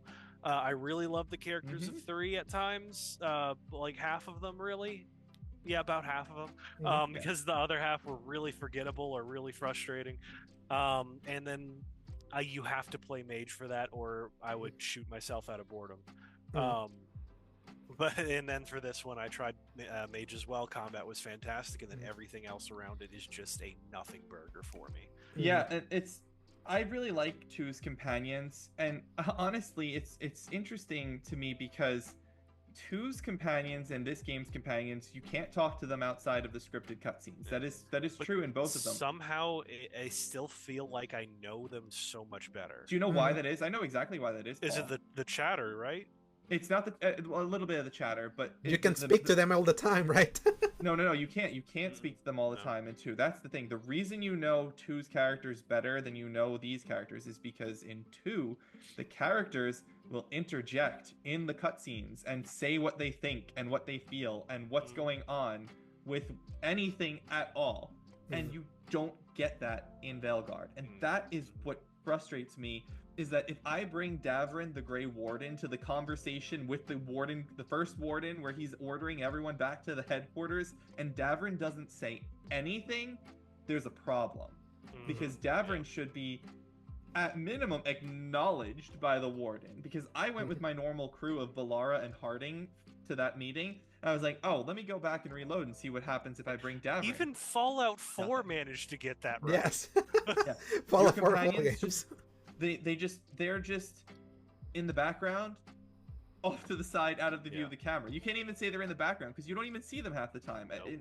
In Inquisition, back to 2 even, and back to Origins, the farthest, if you say something, your companion, whoever's there, is probably going to have a line of dialogue to at least acknowledge that they are present in the scene. And if you don't acknowledge that they're in the scene, then why am I bringing them? And you can't even choose to not bring them. So every time you load, you have to bring somebody. You have to. You don't have to bring people with you in the other games. You can choose to leave them behind if you want to go alone for a little bit. You can't go alone in this game. Yeah. They have to be in the background. Yeah. And so that's why you know 2's characters better, is because they had opinions and they voiced them all the time. All the time. They would jump into the conversation, or they would be a part of the story as it was happening. And you only get to really talk to your companions during specific scripted scenes at the lighthouse, and otherwise they might as well not exist. And that is the real shame of the characters, because I wrote in the review, I actually kind of liked the characters. I know some people had problems with them. They didn't think they were well written. I liked most of the characters. I think I liked them. Yeah. I don't really know because I didn't get to ask them any questions. I will say I really loved the paladin dude with his little what was it, his dragon buddy? I can't Griffin, remember what Davrin, yeah, and Griffin, the warden and the I Griffin. love that guy. I didn't even get to have all that many conversations with him. I just I felt the enjoyment of him, and I mean the concept cool. of all of them are great. Yeah. It's just when you finally get down to brass tacks, it's you break down was it Nev is the magic Hard-boiled detective. investigator, Yeah. that sounds freaking sick. And then there's not really much going on there. No. There's not much going on with any of them outside of their specific scenes that you talk to them. And I would love to know more about them. I want to talk to Nev, because I know some people didn't like Nev. I know some people love Nev. I wanted to talk to Nev. I wanted to say, how'd you become a detective? Why'd you become a detective? What's it like how'd you lose your leg? Nev has a prosthetic leg, and I don't know how she got it.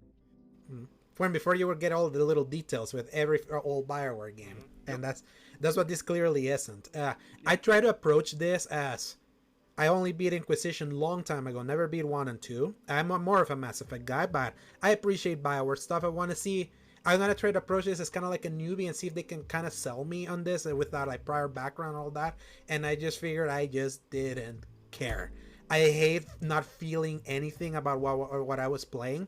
I thought I was going to enjoy the action combat more than I did, because I'm more of an action guy. Yeah, I know Ames and everyone in SG really loved the combat. Yes, and I was like, this feels more like my jam, and I was like, I feel like I played better games with this. And obviously I had to take a break to review Dragon Quest. And when I finished reviewing Dragon Quest and went back to this, I just realized, I was like, I just don't want to play this. Yeah. And I see this as kind of like I make the joke that 2024 is an amazing gaming year if you love Japanese stuff, but if you liked Western developed stuff, you were kind of SOL. And I felt like Dragon Age was kind of like the last bastion to try to erase that narrative that if you're a fan of more Western developed games, at least you had something, and that didn't even hit. So I was like, I rather what I put myself the kind of the goal is, I want to finish Origins. I want to finish 2. Maybe I try to put myself maybe in the mindset of maybe someone that actually knows this world better than just one game, and maybe see if that kind of make me care. But I just didn't care, so that's why I put it as most disappointing. And to me, I know it hurts, Joe,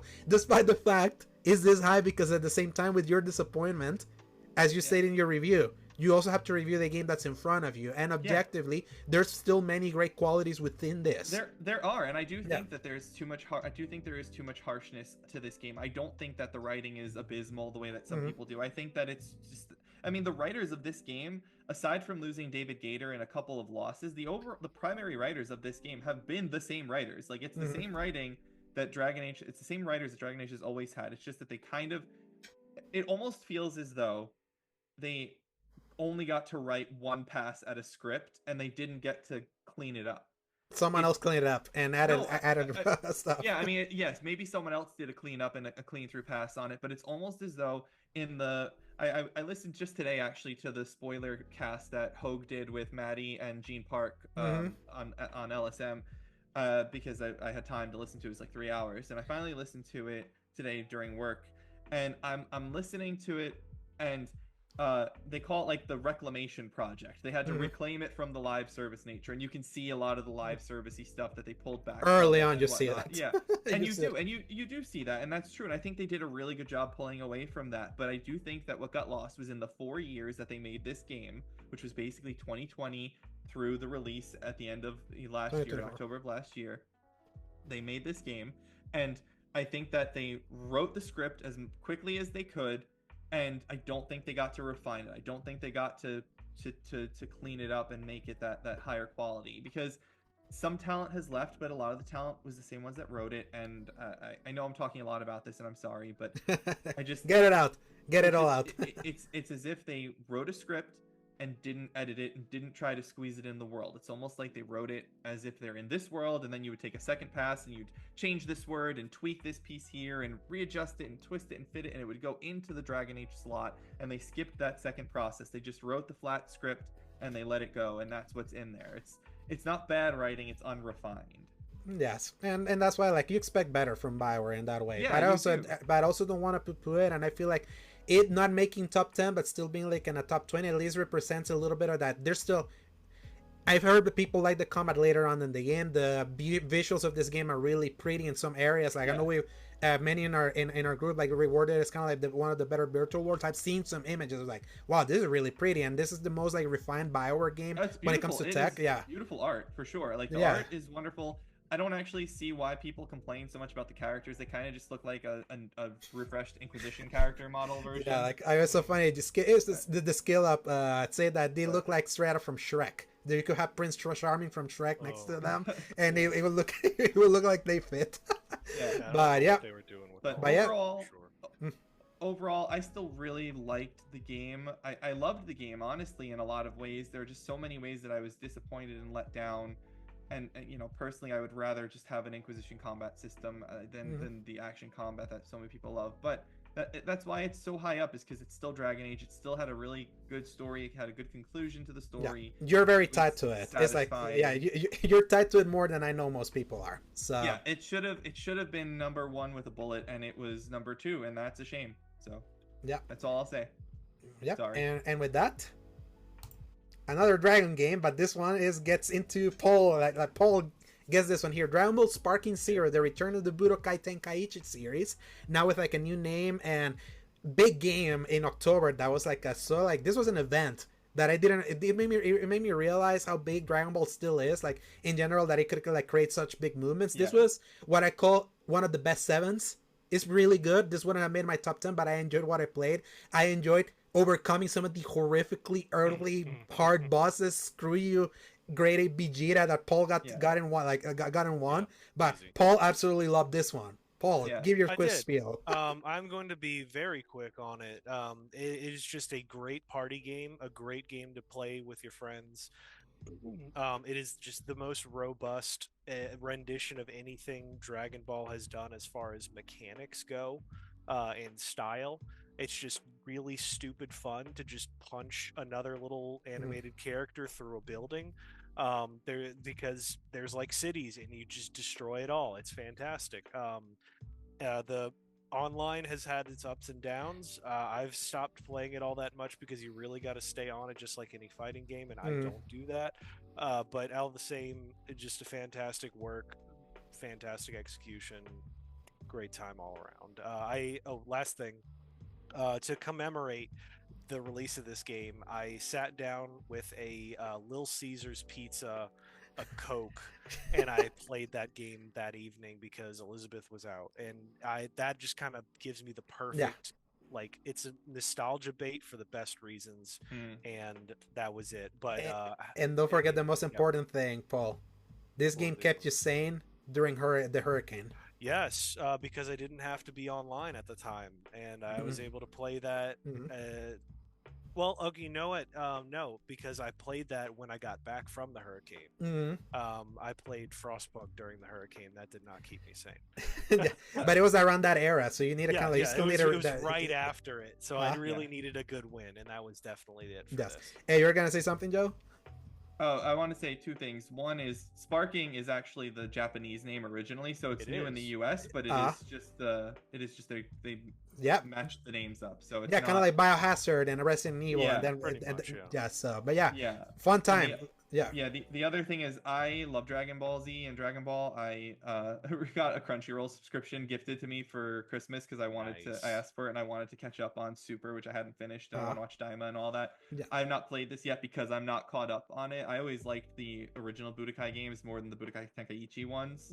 Personally, I liked the 2D fighter of Budokai 3 and whatnot, but I look forward to trying this game at some point. It looks like it's a lot of fun. Yeah.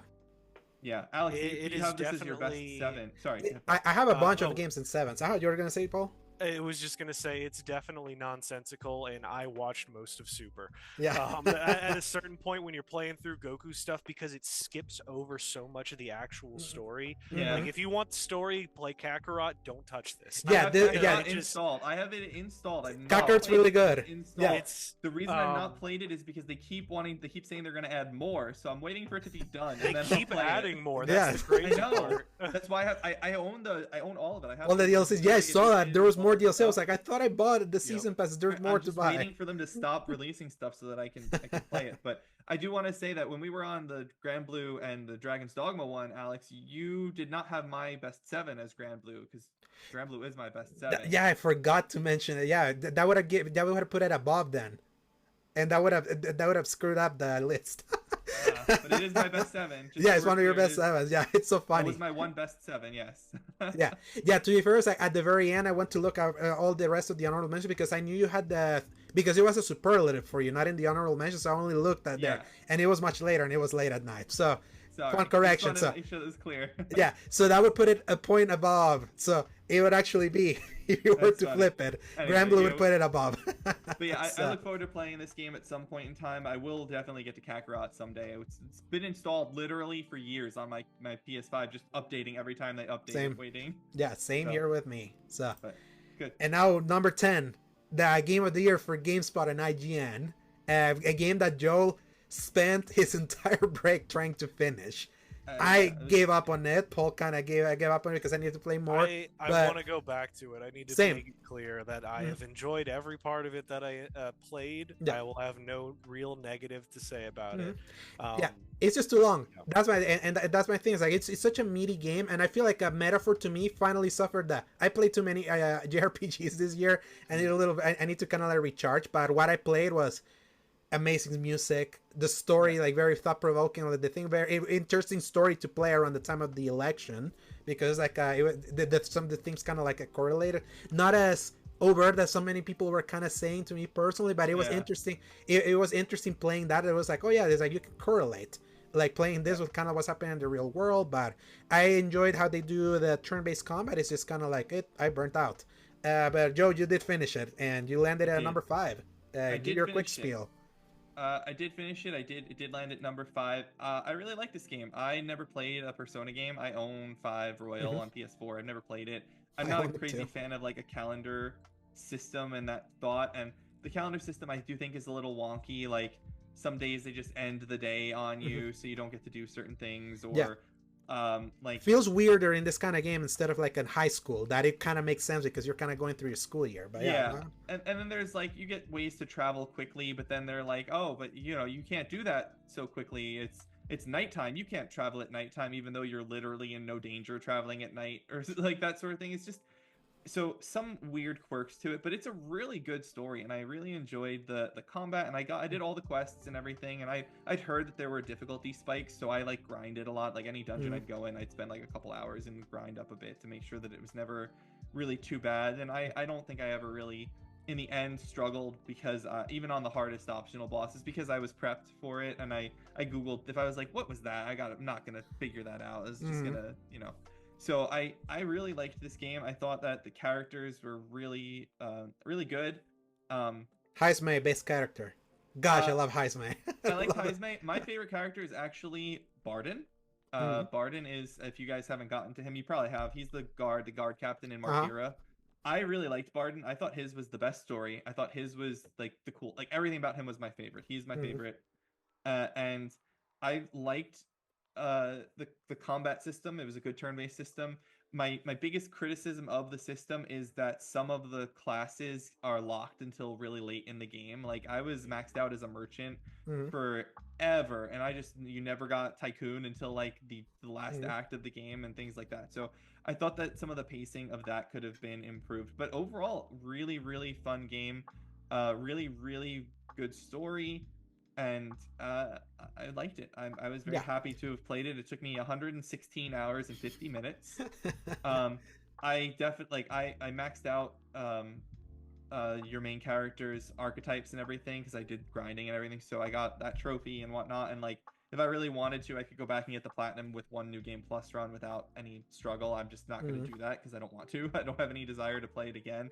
Yeah. Um, Yeah, especially like you grinded hard, and I would say like I wish kind of like there were some places where the balance was better, where hours and hours of just dialogue, and then hours of just dungeon crawling. I feel that that kind of balance was like maybe you could have tightened it up, like get those closer together instead of like going too long one way or the other. That was kind of one of the things that exhausted me. So that does happen sometimes. I don't think it was egregious, but it was a little bit much in certain circumstances. Yeah.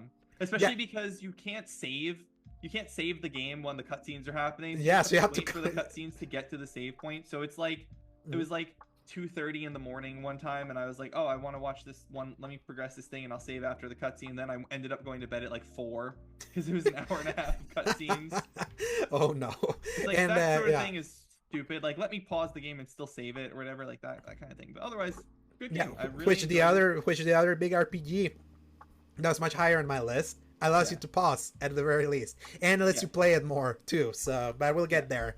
So overall, great game. Really enjoyed it. Very happy to have played it, and I look forward to seeing what they do with this world in the future because I think that this world has potential. I don't think I would go back and do it a second time in like immediate golden reload, whatever, the royal fancy version. I don't think I would do that another time. I don't think it's necessary. I'd have to hear them like do something crazy to the end of the game. But supposedly, Persona 5 Royal didn't even add a whole lot, really. Yeah. Supposedly, like quality of life changes more than anything. They made it feel better. Yes, and the big addition is like overstated in a way. Like it's like an extra semester or something. So, but yeah, metaphor number 10. Now for number 9, another tie. In this one, Stellar Blade and Destiny 2, the final shape tied up here. So. Before we begin this, could we pause for a second for bathroom breaks? Yes, we can. Thank you. Yeah. So in this case with Stellar Blade, like I got it in at number 9, and this was Joe's number 6, and it was also an honorable mention. Then funny enough, me putting Destiny 2 the final shape so high, and also being an honorable mention for Paul, put them both at the same time. So I just want to like, give my spiel with the final shape. Like the reason why this is here is not because of the live service stuff or anything. Is the fact that as a campaign, as the expansion that I got to play back in June, this was the conclusion of 10 years of my life, and it concluded even better than I expected it was gonna conclude. Like last year's expansion was so bad, Lightfall. No one had any hope that this thing could be good. And while it's bittersweet to see that it didn't turn Bungie's fortunes around because they had to suffer layoffs and that affected their live service delivery post Final Shape like really bad, that a lot of people have forgotten that. I don't know if you forgot, Pope, there are people crying at the end of this expansion with the final 12-man mission against the Witness. I understand some of it, and there was absolute hype. I am of the mind that a final boss, there was this debate going on for anybody that doesn't know. Should a final boss be the hardest thing you've experienced, or should it be your victory lap hype moment to reward you for getting to the end of the game? I am of the mind of the latter, personally. Yes. I think that maybe not every game, but a lot of games should give you that opportunity to just let you feel the release of tension that you've experienced that entire time. And Destiny 2 Final Shape was the exact, like, this is the hype moment. We're going to not only give you 6 for a raid, we're going to give you 12. You're all going to work together. You're going to beat the Witness's ass on live TV. You're going to get a really awesome talk from Zavala right before it, voiced by Keith David. Frickin' homeboy Cade 6 is back. Yeah. Like you get everything. It is just pure cake for Mm-hmm. the storyline, at least, and it is a great feeling after 10 years of Mm-hmm. investment of your lifetime and many people's money, Yeah. to actually experience that. So I fully understand why Yeah, it was it my is so Avengers. high for Yeah, you. it was an Avengers Endgame moment for a game that I haven't stopped playing since 2014. A Exactly. game that made me a clan leader. I've tried to keep the community going for us to play a bunch of its content together, because at its core, Destiny 2 is so good to play. Has a lot of bullshit, but with its like systems Absolutely. and its vagueness and things like that. But this reminded me why I stayed in. This was like a payoff to 10 years of your life it cannot be understated, and and especially a payoff that had no business of happening, considering they fumbled the penultimate chapter. Like, you don't fumble when you're this close to the end. It's a And great word. I love yeah, that word. yeah, so that's why I was like, this was so high, and I'm able to compartmentalize the fact that I've stopped playing the game.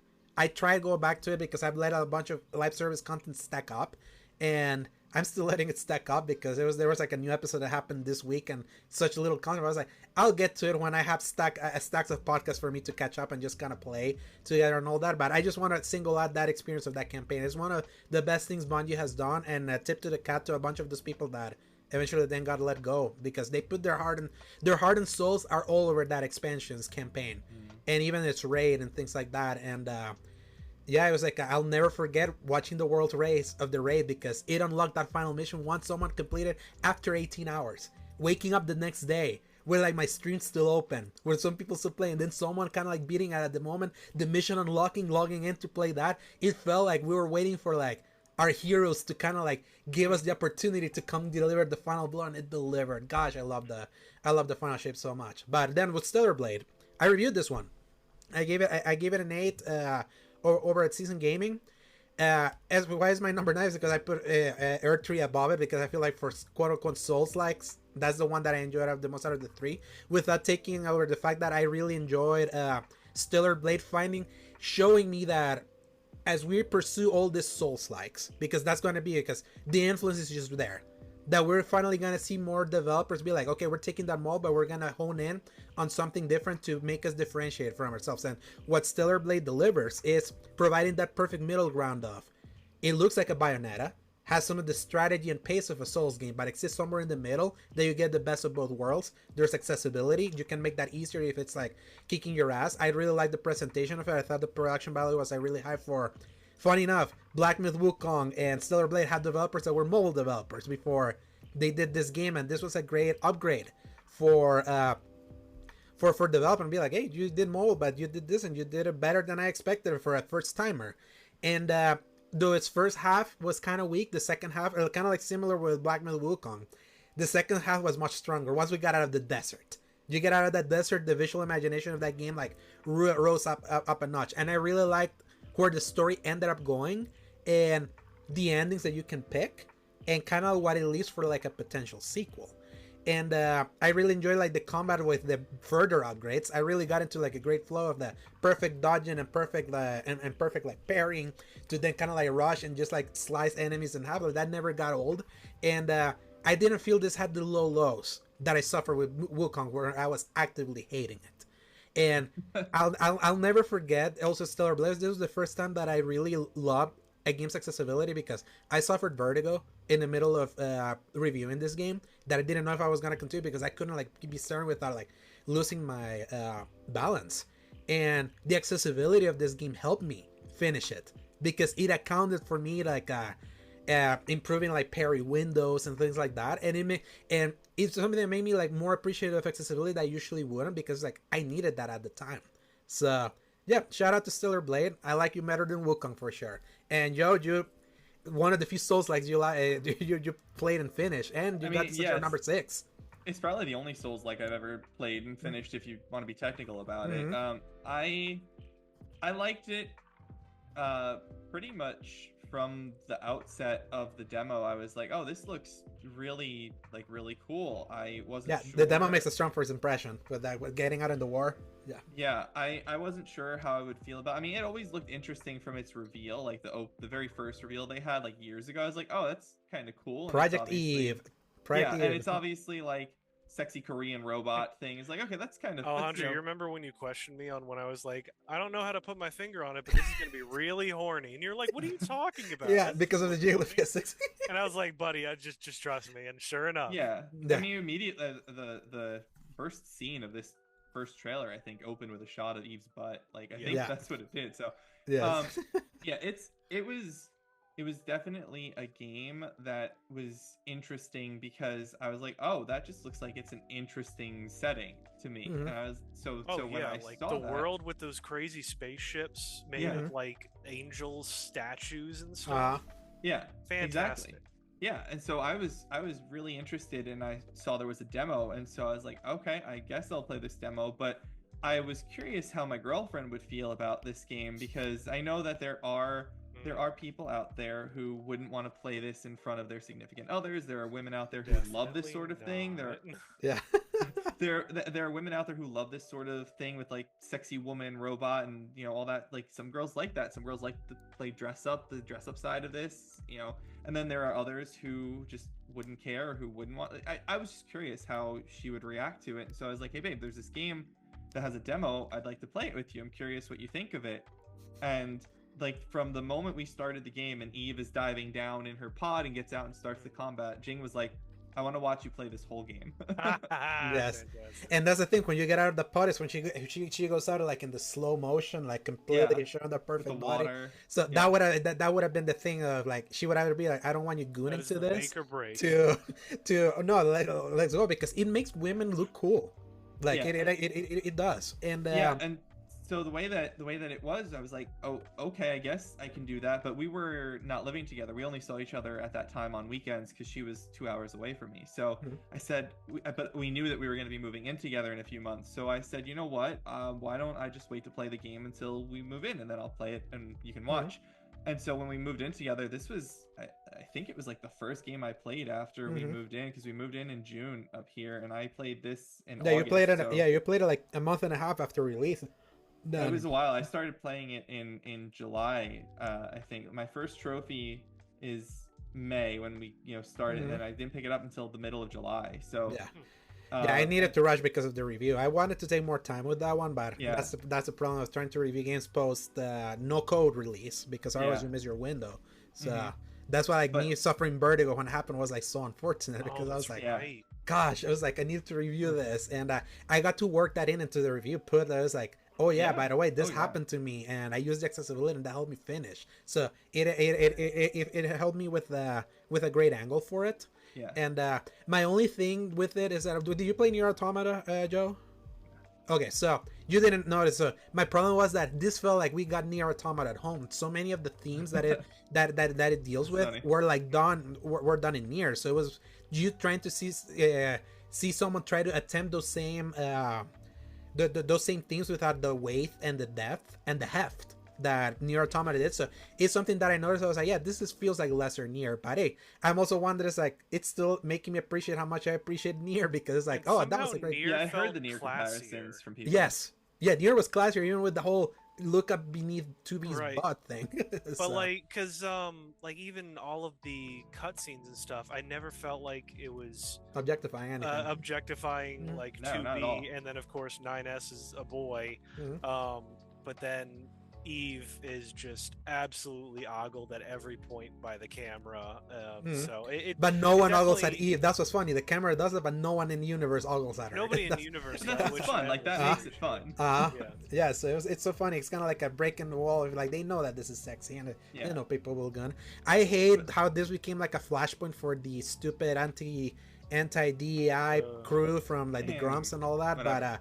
But that's beside the point. I still enjoy Stellar Blade, and it was a great game. It really was. I really liked playing it. I don't like super hard games. I'm not a fan of the respawning enemies thing, but even still, it was fun to play. And the story, you know, I know some people had criticism that Eve had no personality or something. I disagree with that. Yeah, I she thought does. Eve had like a really good personality. I I mean, liked all the voice acting all the and everything. collectibles are the sodas that she really finds neat. So Love, that was a love, really cool yeah. detail. Yeah, and Jing really enjoyed watching the game. The way we played it was I sat on the couch, she sat on the other side. I would put my headphones on for like the combat and the gameplay and stuff, and then whenever something story related would happen, she'd be sitting there working on her work or whatever she was doing, and I would say, "Babe, story scene." I'd switch it out of the headphones and I'd put it back to the TV speakers, and she would watch and be really invested. And we played basically the whole game that way, and she was into it. And anytime I got a new outfit or something, I'd give her the controller and she would pick Eve's outfit, or she'd be like, "Babe, I want to change the outfit now. I want to put something different on." So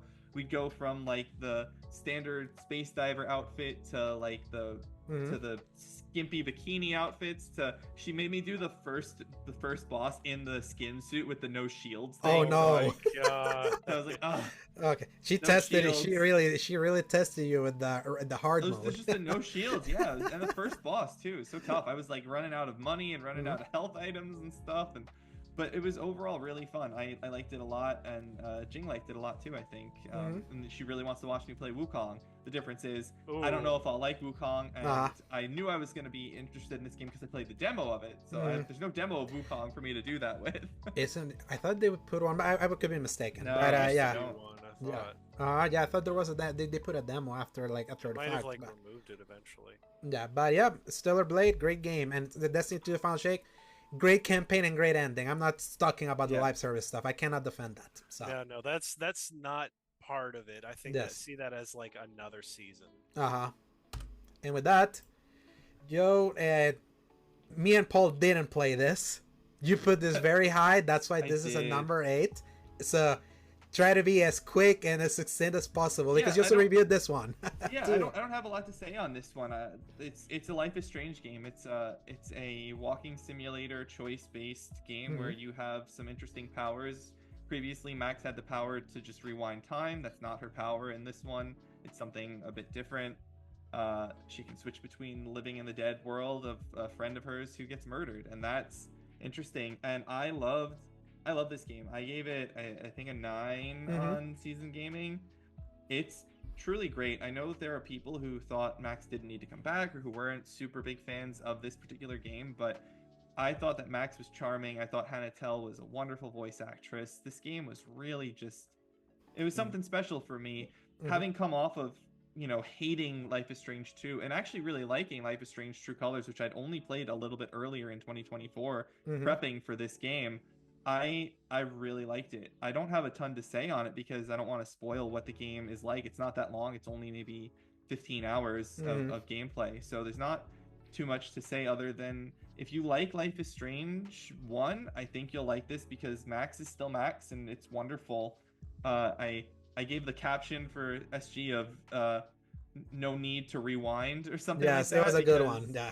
It was great, and I loved this game. I don't know if you guys have ever played any Life is Strange games. The original. I played the original one. The first one, and I did not get very far. Yeah, I beat the first one at college with friends watching. So then you should try it, Alex. I think you would enjoy. Yeah, this one. Yeah, this one is. I'm waiting for a good sale that feels right for me for the kind of because I know it's gone to 35. I want to see if I can wait a little bit more if it can get to $29.99, and I'm gonna buy it. I bought the full price fancy edition with the early access because I love this series and I love Max and I wanted to support the franchise. And I think that Deck 9 does a really great job. Don't Nod did one that was great and one that was awful. Deck 9 has done 3 that have been at least good, if not like. Yeah, because Deck 9 has been Beyond the Storm, True Colors, and this one, right? So they are the Life is Strange studio now. So different groups made these? Yes. Yeah, so Don't Nod is the originator. They made the first game, but Square Enix owns the IP, and so they made the first game, and they hired out for the prequel of Before the Storm, which also happened during the last SAG-AFTRA strike for video game voice actors, so it's not like Chloe's voice actor back in 2016 2017 and so they hired that one out, and then they made Don't Nod made Life is Strange 2, and then they wanted to move on from it and do other things, and so Don't Nod left when they left the IP with Square because it was Square's IP, and then Square hired Deck 9 to keep doing it, and so they did True Colors, and now they've done Double Exposure. And I do want to say, I know True Colors had some technical problems in the first release when it first came out, and this one did not have that. I didn't really have any technical issues. Much cleaner. Yeah, this game runs much better than even now. True Colors didn't run amazing. Yeah. It was fine. It was perfectly acceptable, but this one, great. Really, really an exceptional game. Yeah. On a better sale or them giving it in PS Plus, I'm definitely gonna play it because I did like the story of Max in the original one. So with that was number 8, and now we go to number 7. This is Paul and I's. One of the bigger surprises of this year, Warhammer 40k Space Marine 2. This was my number 6, and this was Paul's number 7. Boy, Paul, have I missed Gears of War style third-person shooter, and boy, does this game gave me that feeling. The same, like, it's unpretend. I didn't review this for Season Gaming, but I did an op-ed about how this game was like a good ode to an era that I thought was long gone, because now we're in an era where it's all about the prestige or being more serious and all that. This game didn't give a damn about any of that. This is like a game where there's a fascistic empires in perpetual war and all that. You're all against each other. You didn't care about any of that. It was just bloody violence with great chunky combat, both melee and shooting. Amazing co-op missions that were like more involved than I was expecting. A game that knew when to end at the right time, like didn't respected your time, and it was a success because of that. And boy, I was like, I had such a grin playing this. I enjoyed playing with Ains when I did most of the co-op. The crossplay thing was a little effed up, but besides that, gosh, it's like this. I needed this game. I think they did, and I know because they also patched it for PS5 Pro. This is again a game that if you played it at launch and you play it like you got a PS5 Pro and you played it, it's like this gained one of the most oh wow, this is an upgrade like that I've seen since like Final Fantasy VII Rebirth. This was a blurry game on the performance mode. Enough so that Paul, you were a performance guy and you played this in the quality mode. Like that's right, I did do that. Yeah, because it was that much of a leap. And it's because it looked like an Unreal Engine game, like a Gears game, so you made it feel like old school. But yeah, really enjoyed Space Marine 2. It's not my favorite shooter, like co-op or something like that, because there was another one that we're gonna talk about later. But anything else you want to say, Paul, for Space Marine 2? Nothing that I haven't already said about it. It's just like you said, it harkens back to a long forgotten heyday of a specific genre of shooter. I'm very glad that it exists. I really hope that its success leads not only to more Warhammer games, but more people copying and iterating on like, hey, here's this kind of game, but upgraded in quality of life and yada yada. I was not a big Warhammer guy, and now I'm slowly starting to get into it because it's just so freaking cool. Yeah. Between that and the secret level, which is easily, I think, the highlight of that whole thing for me. And it's just, if you're not a Warhammer guy, when you start that episode, boy, will you at least understand at the end. You'll have the itch. You'll absolutely have the itch to want to play that. And Joe, real quick, do you want to play Space Marine 2? You interested, or you're muted? No, I never really played any Gears games or anything like that. I don't have much interest in it. I actually really like the lore of Warhammer 40k. I've read the lore stuff sometimes, and like the whole God Emperor stuff is fun. But in terms of playing this specific game, it's not really my style of game. No, it doesn't really interest me. I don't know why. It just doesn't speak to me in the way that a lot of other games do, and there's so many games to play. Yeah, I kind of wish this had an even stronger multiplayer suit, because this came around the time Concord died, and the refund that I got from Concord is what I used for this game. So that would have been like, I feel like if everyone at SG at the same time, because that's when Ains was also traveling on his vacation, everyone had gotten in. Maybe you've gotten in and seen it, but besides that, really enjoyed my time with Warhammer's 40k Space Marine 2. I'm into Warhammer now. And with that, we go to number 6. The lore is great. Yes. And in this one, this gets very high because this was Paul's number 2 game of the year, Unicorn Overlord. This fell rightly into my, I need to play more of these before I have like a full opinion. But on my half point and Paul putting it high, it landed at number 6. Paul, give your spiel. Yes. So, Joe, are you a Fire Emblem guy at all? I have played Fire Emblem Three Houses. I really like Three Houses. That is all I have ever played of Fire Emblem. I do want to say I own this game. It's sitting right over there. I just haven't gotten to it yet. This might be, on a depending sale. on the friend group or crew of interest. I do not like Three Houses. Okay. I played Fire Emblem. First one was Radiant Dawn on the Wii. Mhm. I destroyed that game over the course of like, I think my parents let me house sit or something. I was in my late teens, and I was obsessed with it. I then played Awakening for the DS. Or a 3DS, one of the two. And then I immediately fell off the wagon because the next ones didn't have aesthetics that I really liked all that much. Because like the next one was like the Eastern, more samurai style, and I was like, all right. And then the next one was like, all right, so you have to pick. It's like Pokemon. You play the game of the faction you want to get. And I was like, I don't want to call my shot that early. What if I don't like them? That's ridiculous. And then sure enough, they made another game that was like, well, you can also just be yourself and not ally with either of them. And I was like, what the frick is wrong with you people? And then Three Houses came out, which is like, hey, we learned from our lesson. We're going to have all of it in one. You get to pick one of 3 different things. Empire. Yeah, you can pick any of those factions. That's Edelgard, is what you're going for.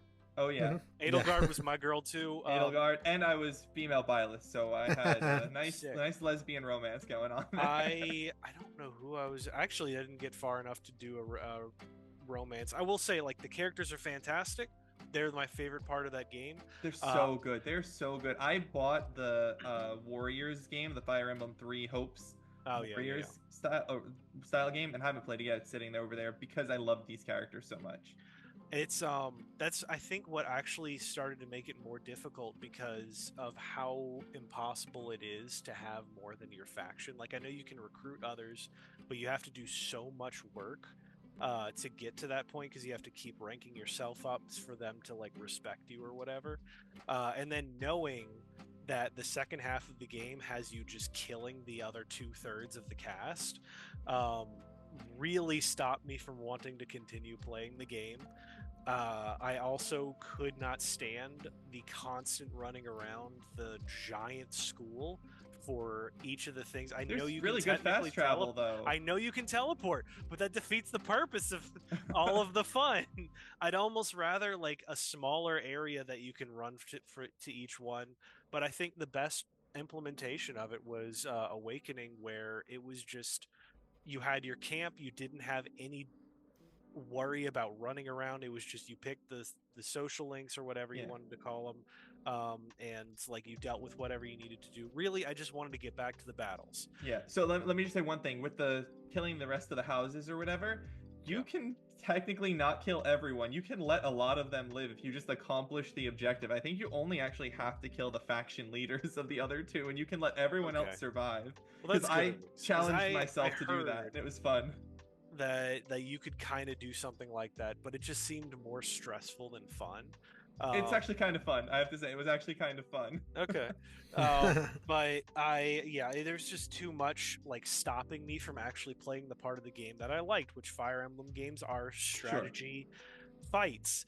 And I felt like that was such a small amount of the game that I kept having to navigate all this other stuff. It is too little. I will agree with you. I do think that there's not enough fighting in that. There's not enough battles. The battles are really fun in Three Houses when you get to do them. I just wish I could do it more. But yeah, because there's so many other things you can do on the days that you don't want to waste them fighting for no reason. And that's what leads me to this, because Unicorn Overlord took that concept, dialed it all the way up with the character work, and let you play so many fights, and like distilled all of the best parts of it. Because let's face it, everybody loves the shipping in Fire Emblem. Well, this absolutely has it. You can marry literally anybody. There, in fact, it's in the picture. You have to choose somebody to live with, to be with, because literally the magic of the game works when you are in companionship with one other person. And therefore, there is somebody that is going to be for anybody and everybody in this game, whether you like the blander ones or the really crazy crap.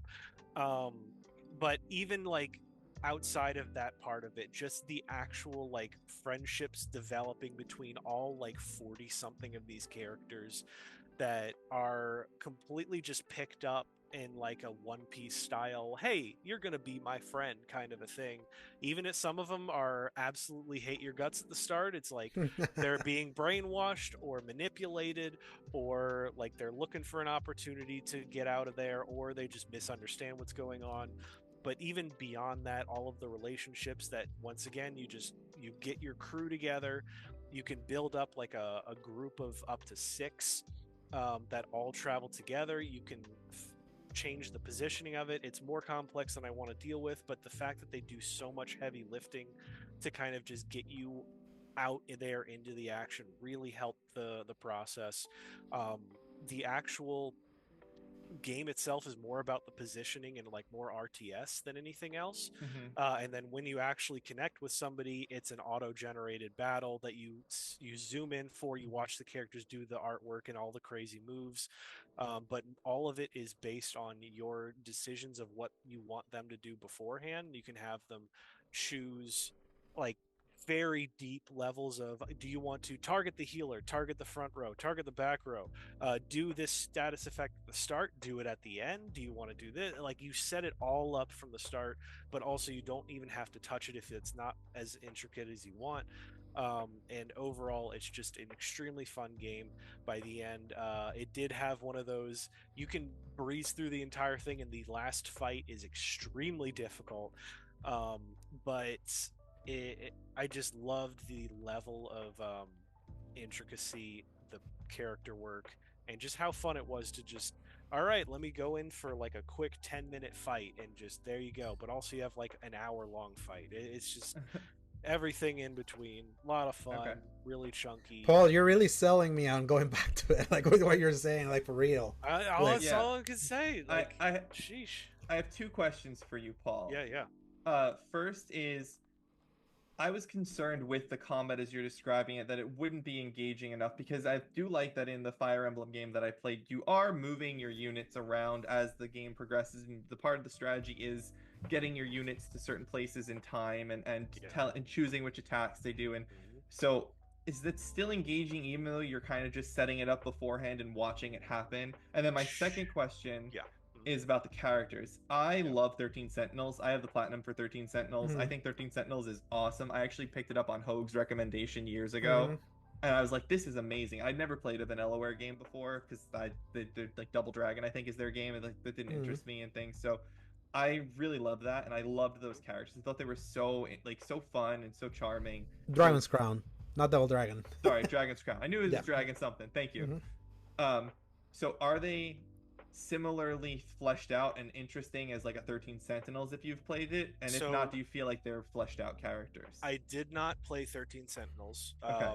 But I do think that they are absolutely fleshed out characters. Cool. There's some that are more obviously fleshed out than others. There's some that have backstory with certain characters that comes out in like the little social links that you have, is like in between the fights you have like the little heart thing, and then you go to that spot and it plays out a little mini conversation with the little pixel art characters, or not pixel art but like 2D drawn. They have a little conversation. It kind of deepens the understanding that you have of each of them. But even just playing through the game itself, I feel like especially the ones tied to the storyline, which there are a lot that are tied to the storyline, it's like every arc gives you like 5 to 10 more people, and they each have some kind of role to play. I also found out that like you can screw yourself over, because if you don't how do I say it, if you don't talk to certain characters, you don't get the dialogue to recruit them, so you have to kill them. But at least from a standpoint of like watching things unfold, it definitely had some twists and turns that I did not expect at times. Certain characters will leave your party if you do something that they really don't like, but it's very specific situations. Love that. Sometimes it's temporary, sometimes it's permanent, and there were several moments where I was like, there's no way I could have saved this person. I did everything I could, and then I looked it up, and it's like, no, you could have, you just didn't. And I was like, son of a gun. But like, it just goes to show how well a lot of these characters are written out that I Cool. loved it absolutely. What was the first part of that question? Sorry, it was about the combat. It was like, how is it? Oh, Did you yeah. find it engaging enough? Yes. I was just as surprised as you would be, because when I heard that, I was like, oh, I don't want to do that. I want to Yeah. like choose it all. And then I realized, because how much fighting you do in your little groups and how much moving around the map that happens, if you chose every single movement, you would take forever. Because you genuinely are doing so many fights, and within that, so many skirmishes. Once you're at like the map and you're moving everything around and everything, it is really more about the actual positioning and team setup that you do. So a lot of it is like the preparation and positioning aspect. But there's something really satisfying of like, Okay. as soon as you zoom in and you watch your team either like defend each other or just completely annihilate a crew, Cool. that is really satisfying to me, I would say. Okay, I mean, I own it already. You don't need to sell me to buy it, which is cool, because like I Nice. knew that it was interesting because I watched like a gameplay demo or something. I was like, oh, that looks.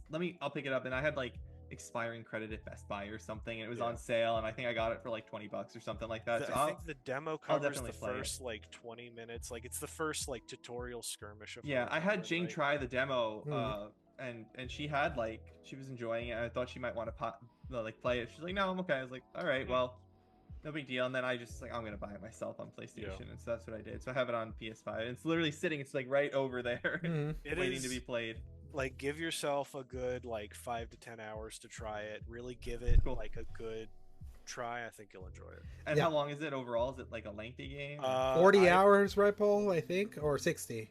I think it was 60 something. Yeah. 70 Okay. 70 hours, yes. Mm-hmm. And I did like some of the side stuff. I didn't do all of it, but I really tried to like go out, find as many characters as I could. You Cool. know, the whole deal. Yeah, we got this game, Paul, around the time that I was moving from my house, and when I was in the middle of my platinum like gauntlet. You know what? I know. Yeah. I finished it during the hurricane. Yeah, you Okay. finished it way later. That's how you solidified it very high for you. I remember. Mhm. So, Cool. and it was gonna be number one. It was. It but, almost, yeah. But then a certain update happened this last month, Mm. and 2 more after this. I thought it was this Yeah, one, yeah. but yeah. No, it But- wasn't. Yes. This also had an update. Yes, this also had an This update that also had fixed an it. But yeah, number 5 is Star Wars Outlaws. This was Paul's number 4. This was Joe's number 7, and also in the most disappointing games category when I asked him to give me if I had others. And this was me, the reviewer from SG, an honorable mention in the best 7s, and it still landed this high. This is pure. I'm looking at our choices. It's like Alejandro's right in the middle, and me and you, Joe, are on the pure opposites. or Yes. something like that, actually. Yes, and that's how it landed in the math. But but yeah, Star Wars Outlaws. It's like for the most part, I would say the dream of the open world Star Wars games was mostly achieved here. Like, it is not a great game holistically. It had a lot of problems, especially when it comes to stealth. How much it forced stealth on you, how weak the stealth mechanics were early on, and how inconsistent the AI was. A few bugs here and there that got worse when the game launched. Thankfully, me and Paul played it during the review period because I account share with Paul, so he got to experience the game early. It was a magical experience. And then like Joe experienced it right at launch, and I got to platinum it. And I would say it's like even though it was not a great game, as a Star Wars fan, this was a great time because it was like the dream is achievable. It's like I could finally see the dream of the Star Wars game I always wanted. Like, this is the template. It's not it's not fully cooked yet, but the template is here, and it needs further refinement. That's why it landed to me like in a best 7, because it was like too problematic before the patch to gather anything higher compared to the other games around it. But I enjoyed my time with Outlaws, so that's why it was an honorable mention. You're not a big Star Wars fan, Joe, so No, I don't care about comparison. Star Wars really at all. Mhm. I've seen the movies. I watched the Mandalorian show. I've seen. you've seen more than I would expect Obi-Wan. for not a fan. Yeah. It's because I I'm trying. I really try. I None of the promise other you. fans I really shut try up to. about it. Yeah. Well, no, I really try to see what people love about this, and I just never figure it out. It's like that person who goes to like eat at that restaurant where they've never had a good meal, but they're always like, but everyone loves this restaurant. Why don't I love this restaurant? You know. Yeah. And I do enjoy it. I don't dislike it, and I like open world games. I like Ubisoft games. I never saw Avatar, but I saw the second Avatar, and I own the Avatar game, but I never played it. So like I try. I give it a shot. Yeah, I like this game better than the Avatar game, and same developers. Yeah. So and it's good. It is a good game. I really enjoyed the game. I was a little less high than you were, Alex, over on the scoring side. Obviously, we played a lot. You played a lot more games from this year, so your rankings are different. But I think that it was pretty fun overall. My biggest disappointment was really in the underbaked nature of the stealth. I don't mind having a lot of stealth in the game. I just thought that it was dumb that like the best I could do was shoot every minute and a half my with the stun taser, gun. yeah. And I had to walk up and smack him on the head. Yeah, and the game never made it clear that for you to shoot that thing quicker was you needed to go knock 2 enemies down like behind to fill that up. I figured that out. I got that. I figured that out pretty quick. I thought it was clear in that. I was like, oh cool, and I just would go and knock and bing bing knock bing bing. So that's really it for me. Was that I liked the game quite a bit. I got the platinum. It was not a great platinum because there was one trophy in space where you had to like shoot starships. I saw it. I looked at the trophy. I was like, oh, this is annoying. Yeah, the only annoying part, the annoying part of that was you didn't know how to make them spawn. Like there was no way to force them to spawn or anything. So that took me a while to get. That took the longest. But yes, and overall it was good. It was a good game. I'm happy I played it. I'm happy I bought it. I don't think I needed to buy the expensive edition that I bought. That was not like the fancy. I think I bought the gold or whatever for the season pass. I haven't done the DLC yet. I'll do the DLC when all the DLC is out and go back for it. I think that's what I'm gonna do too. Yeah, I wanted to do the DLC, but when my PS5 died, I didn't upload my last save of Outlaws like to the cloud. The one that was in the cloud was halfway through the game when I was reviewing it because weird stuff happened around at launch with some of the board saves. Remember? Yeah. That so it was like eventually that caught up with that. So it was like I had made so much advances in my review save, and I was like kind of like let down with that. But then I restarted my playthrough on PS5 Pro, and I got to witness how bad that thing was in PS5 Pro launch. And then when they patched PSSR out, and I got to see it, I was like, oh yeah, they fixed it now. So that's something that's a game that I want. When I entered that, I want to platinum something. I usually get into that I buy it on one, and then I want to see if I can buy it on 2 more or something like that. That's one of those games that I want to do because I still liked it a lot. It's just more good. Yeah, I feel like post patch what they did, that they took out the instant death or the insta fail of the stealth. It's more what a scoundrel game should be. A Star Wars Scoundrel like has things go wrong and you shoot your way out, and there was no way to do that in the launch era. It was like instant death in so much. So I think I only failed the instant fail stealth like 3 times in the whole game. Like I almost never had any issues with that one. But yeah, that's the funny thing that I was having as well, because I think I talked to you about it, Alejandro. It was like you can fail the stealth, you just can't let them live long enough to set the sound alarm. Exactly. It was like so it's like it becomes this crazy like I think about the prison shootout in the original where it's like the stealth immediately fails and they just shoot everybody. They shoot the cameras, everything's dead. All right, we're good. It's like that. I felt that energy very often. Yes, it's just unfortunate that not many of those levels were designed to be able to give on that energy, because yes, there are some spots where you could be seen but immediately kill the guy that's gonna sound the alarm. That some of those stuff did happen, but there are other parts where they didn't. So it was like very inconsistent that way. But I much prefer what they did now, where they took that out, because now like you're not a space operative that's supposed to sneak around. You're a scoundrel like down on her luck, not having to be like just a full stealth operator. I don't know why they designed it that way. And me that I love my stealth games, I was like, oh man, it's like I feel like this could be better in that way. But man, the Star Wars magic is high. I would say outside of that, like one of my personal funniest memories that I had with this game was getting to live through the Hogue Law like moment to moment with this game in my DMs. God. Oh yeah. Oh man, that man suffered in those first 10 hours. Like I wish I could show you. Like, it was a list of DMs. Like, and then he comes out of it saying it's his game of the year. Somehow. Did he really? Yes. Was it number 1 on his list? I don't remember Yes, if it was. it was. Number It was one. number I one on watched his that. list. I watched Yeah, that. I know Indy was 2. yeah. Indy was 3. Number 2 was 3. Infinite Wealth. That's So, right, Infinite so yeah, Wealth. that I find that so hilarious that he came out of that the other way after how much he was hating it early on. He was like failing in the stealth and all of that. Like he had a horrible experience, Paul, in the fueling space station.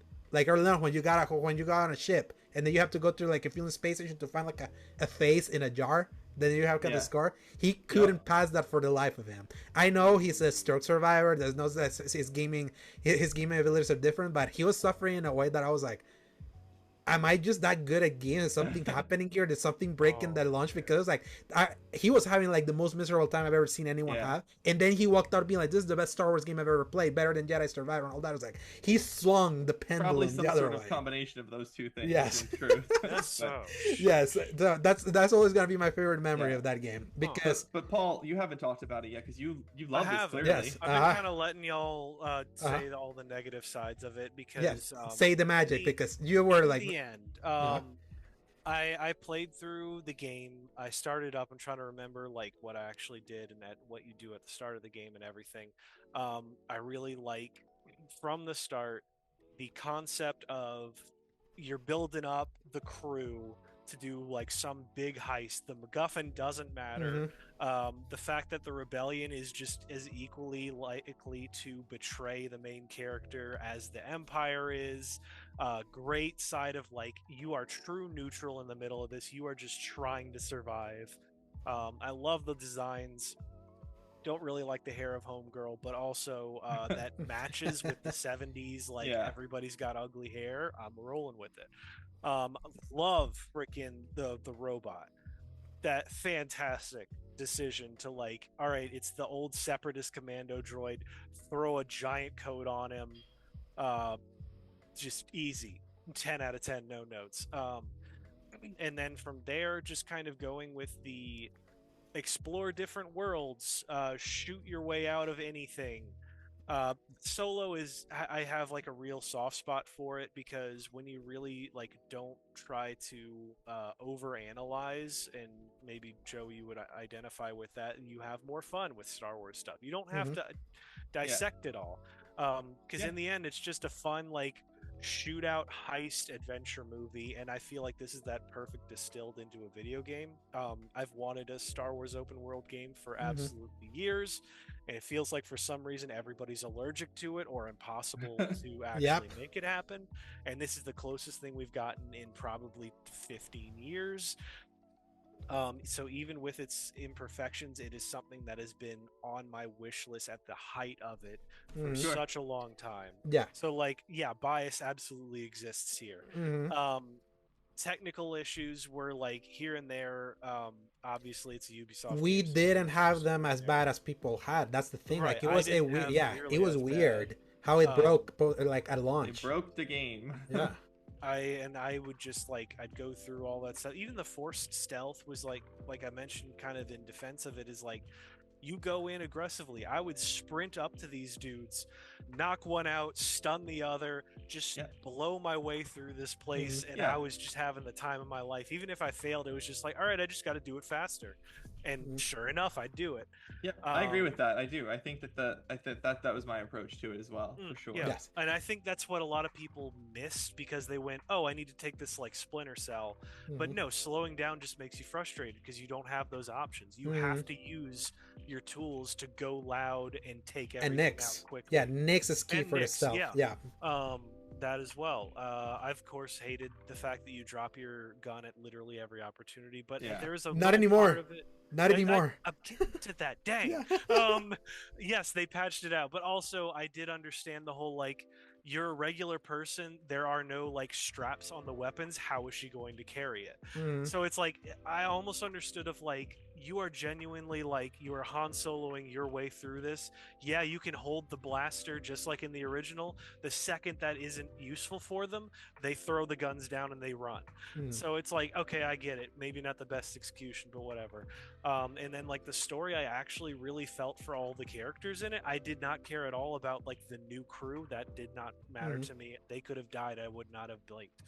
but the main duo was fantastic. I even like the weird stuff with Homegirl and her mom. Hmm.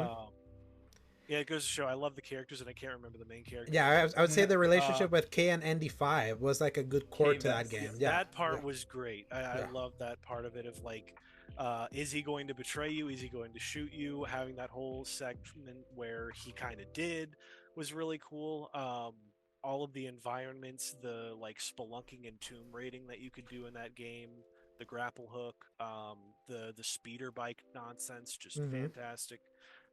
I want a sequel to it where they expound upon all of that and kind of Mhm. have their Assassin's Creed 2 Yeah. for this series, and that's probably going to be the best execution of what I could ask for. So, Me too. I just hope they survive because this game, like, it's like it's Yeah. the irony. Is so like the irony of the Star Wars of a Star Wars game sending companies over. It's like I'm glad it exists, uh, and hopefully nobody can take that away from us. I know, yeah. And I will say that, like, even as an honorable mention, some of my favorite gaming moments of this entire year happened here in Outlaws. The getting to Mos Eisley and getting to just walk around Yes. that thing, going to the places by memory of like, is this a place? So I bet the cantina's over here. And it's like seeing that they do the Assassin's Creed thing of perfectly recreating an environment, even with this being fictitious, where in Assassin's Creed they're like all about recreating historical places. It was like, Yeah. oh I feel man, like it's the flirting versus harassment of Battlefront 2015. yes.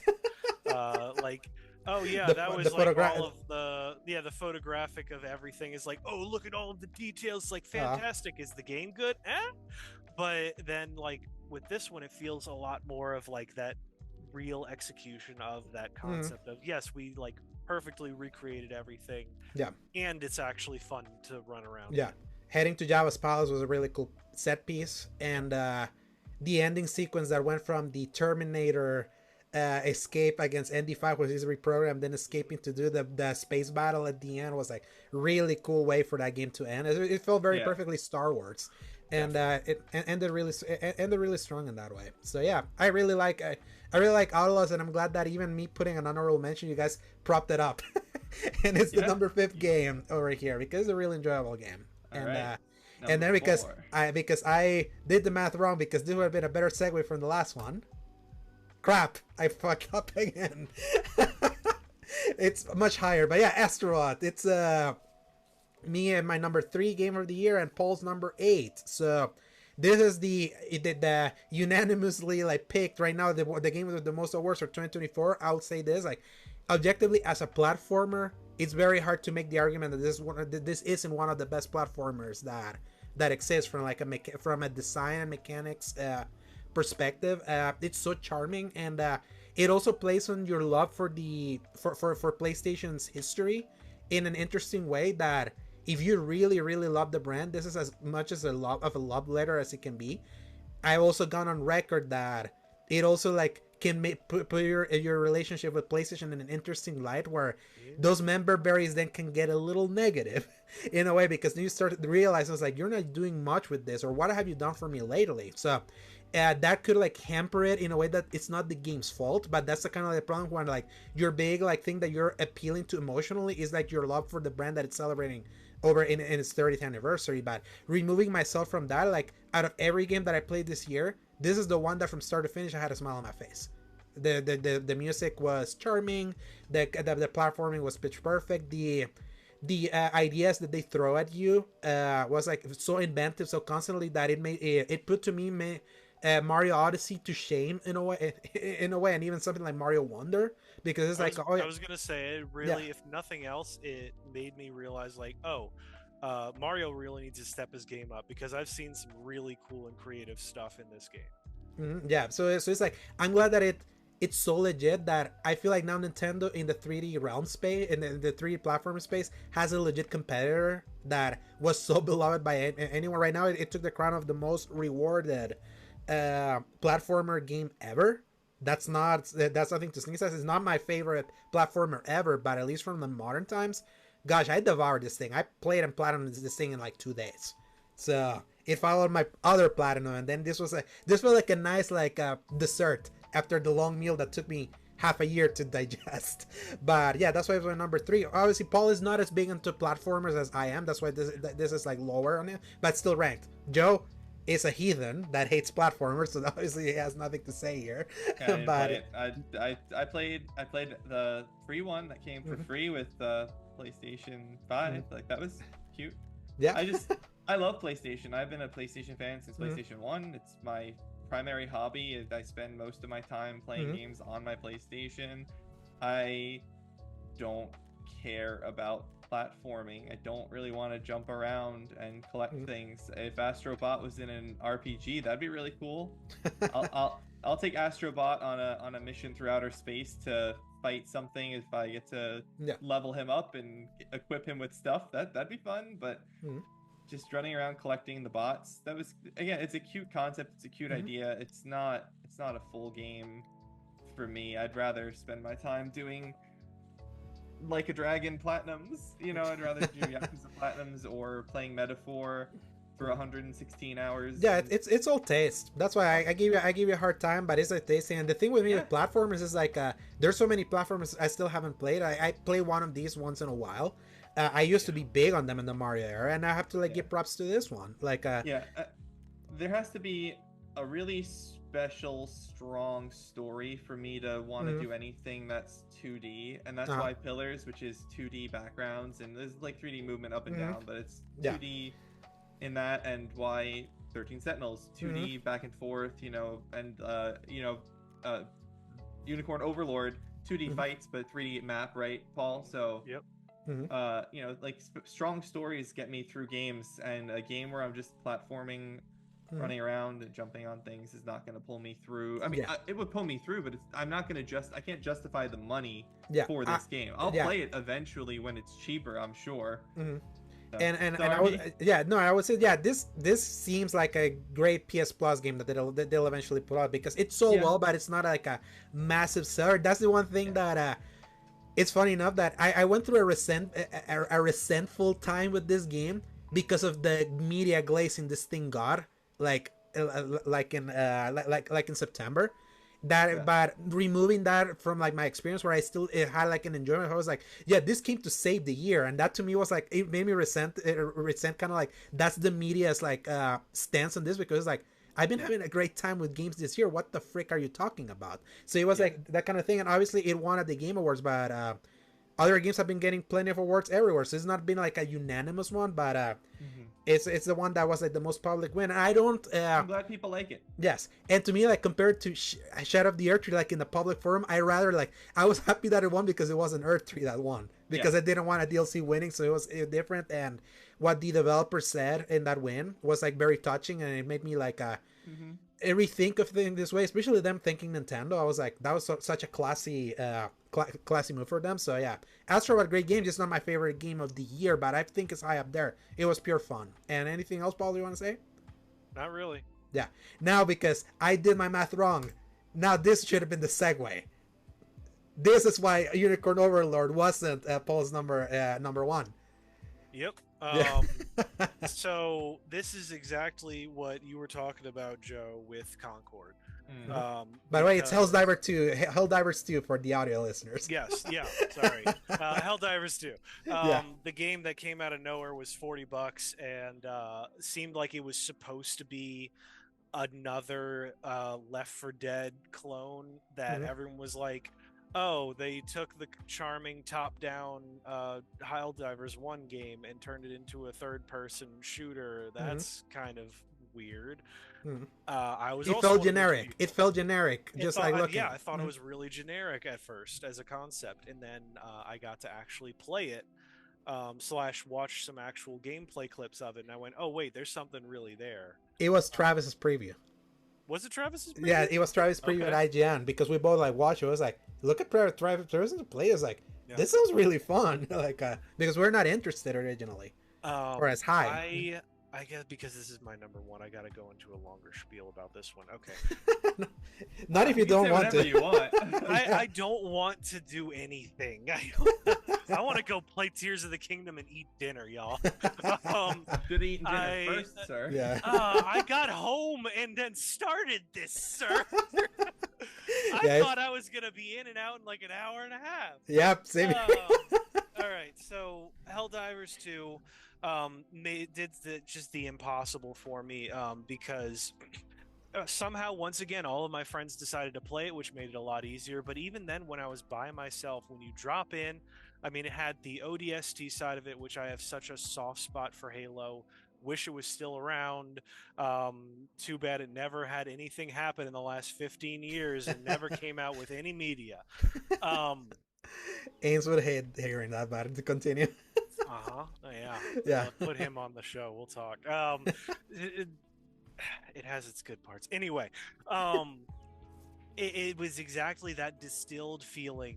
It had the deep seriousness at certain parts of like, good Lord, you will die in one hit, maybe 2 hits if you're lucky, but also you can put out so much damage that if you're smart, if you're clever, you can stay ahead of all of those issues. You can drop so much damage on anything. You call in the A10 Warthog regularly that you usually have to get all of those crazy kill streaks for, and you just hit some directional buttons and throw death in front of you.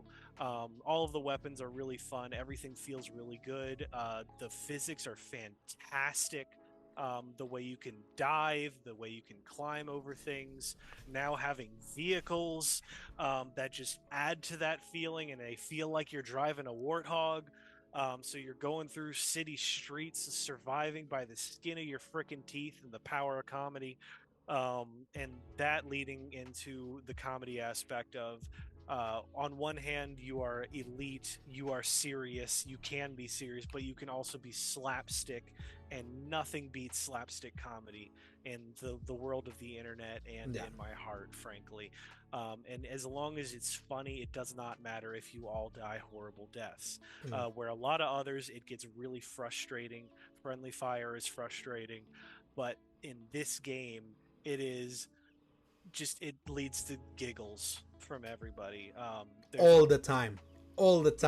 Especially if you're playing with actual people and not like deep tryhards, which of course they exist, but even in like the difficulty 7 where I live, usually it's like, oh my gosh, I just landed on this thing, good Lord, oh my goodness. And like, it's just all of it falling apart, trying to make a plan and it falling apart, doing nothing except trying your best and somehow succeeding. The way it's built around, you drop in, you do a thing, and then you always have to come back to your ship, which creates this tense 2-minute countdown every single time. And that was one of my favorite things about like when I used to play XCOM. My favorite missions were when you had to extract or you had to go in and get something and pull it out. It was always something like more than just go in, kill the thing, and get out. And that was the best part of it. We were like, you have 2 turns left. You got your last dude. He's got a blown out knee.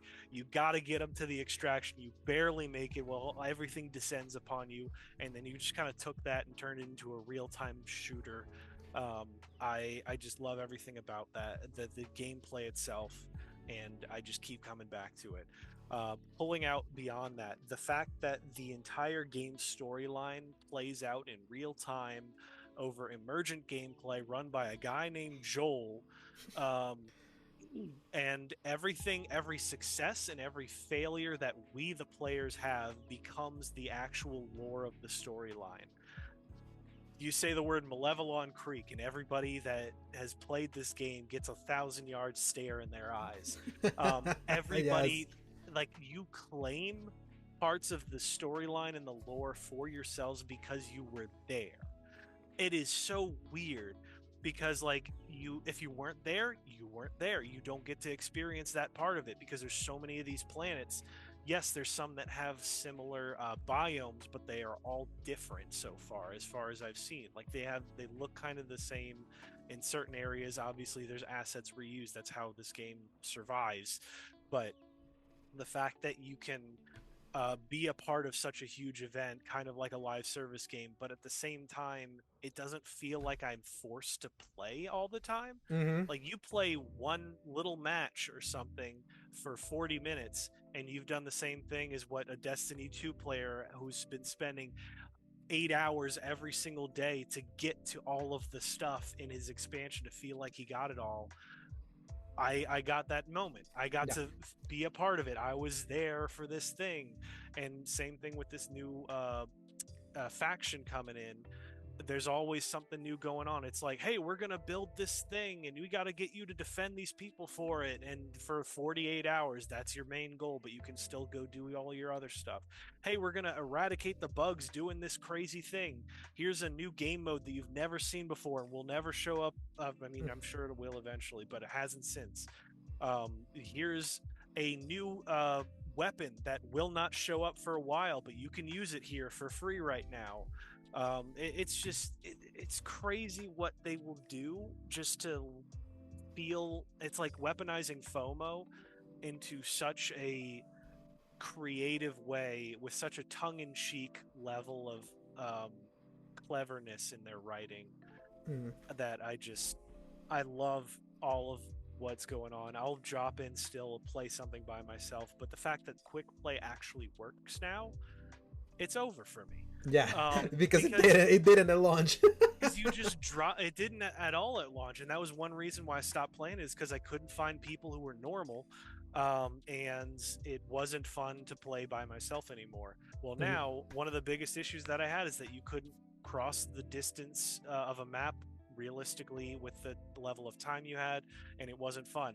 Well, guess what? They give you a freaking Jeep, so now you can cover all of the map in like 30 seconds. Fantastic. But also, more to my point, people who are more experienced are genuinely going back to lower difficulties to help people who just started the game.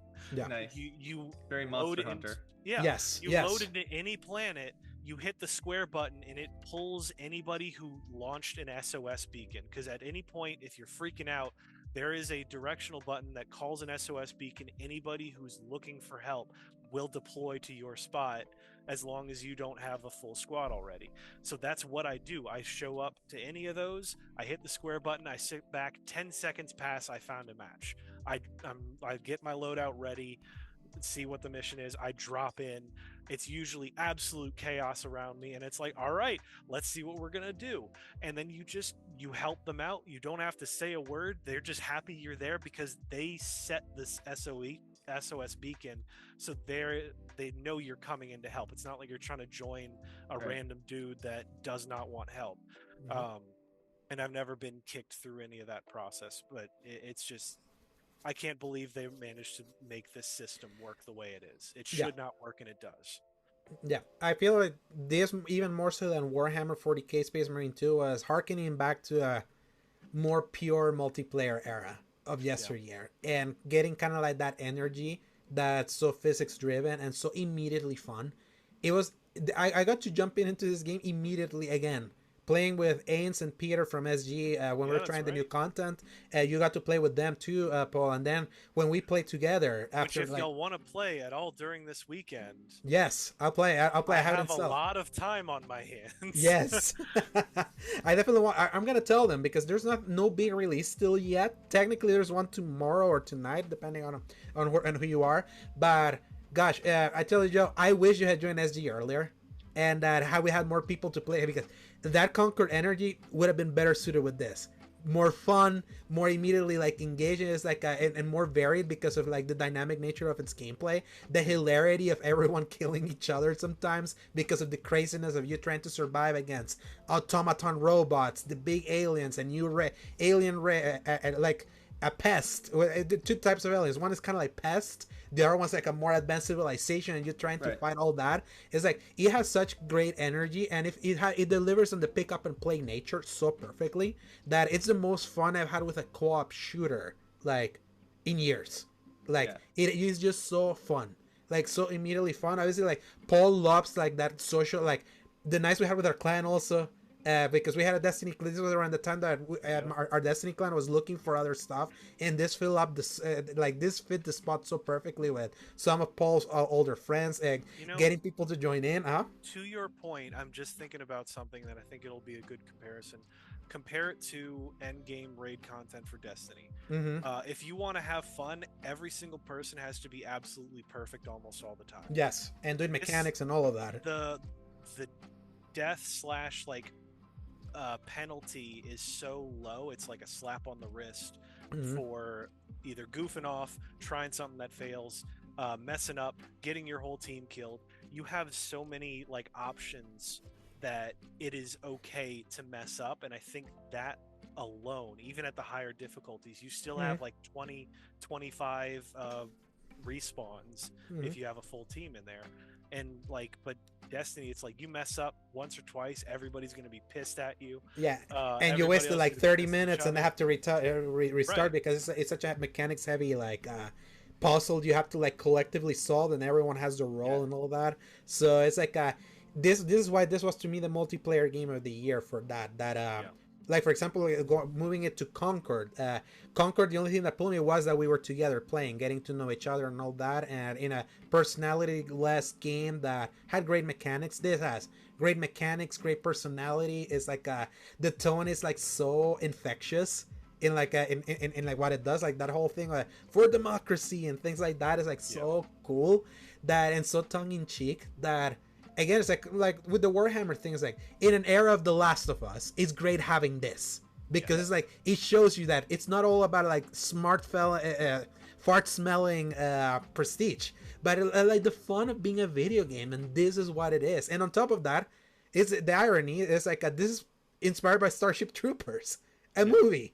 But that's the thing, the difference between like being inspired by a tongue-in-cheek movie and the book, exactly. So, and I think the movie's more tongue-in-cheek than the book, right? Like the book is a little bit more. I've never read the book. I've seen the movie, but my understanding is, the movie is entirely based on sarcasm and a you know, and a tongue-in-cheek version of the story told in the book. But yeah, I'm glad you guys love this one so much because yeah, you're right, Alex. If I joined SG earlier, I probably would have bought this and played it. But I don't really have a lot of friends that I play online games with. I've got one friend. He listens to this podcast when I'm on it, and now that I'm the co-host, I'm gonna make him listen to it all the time. So hi, Koala.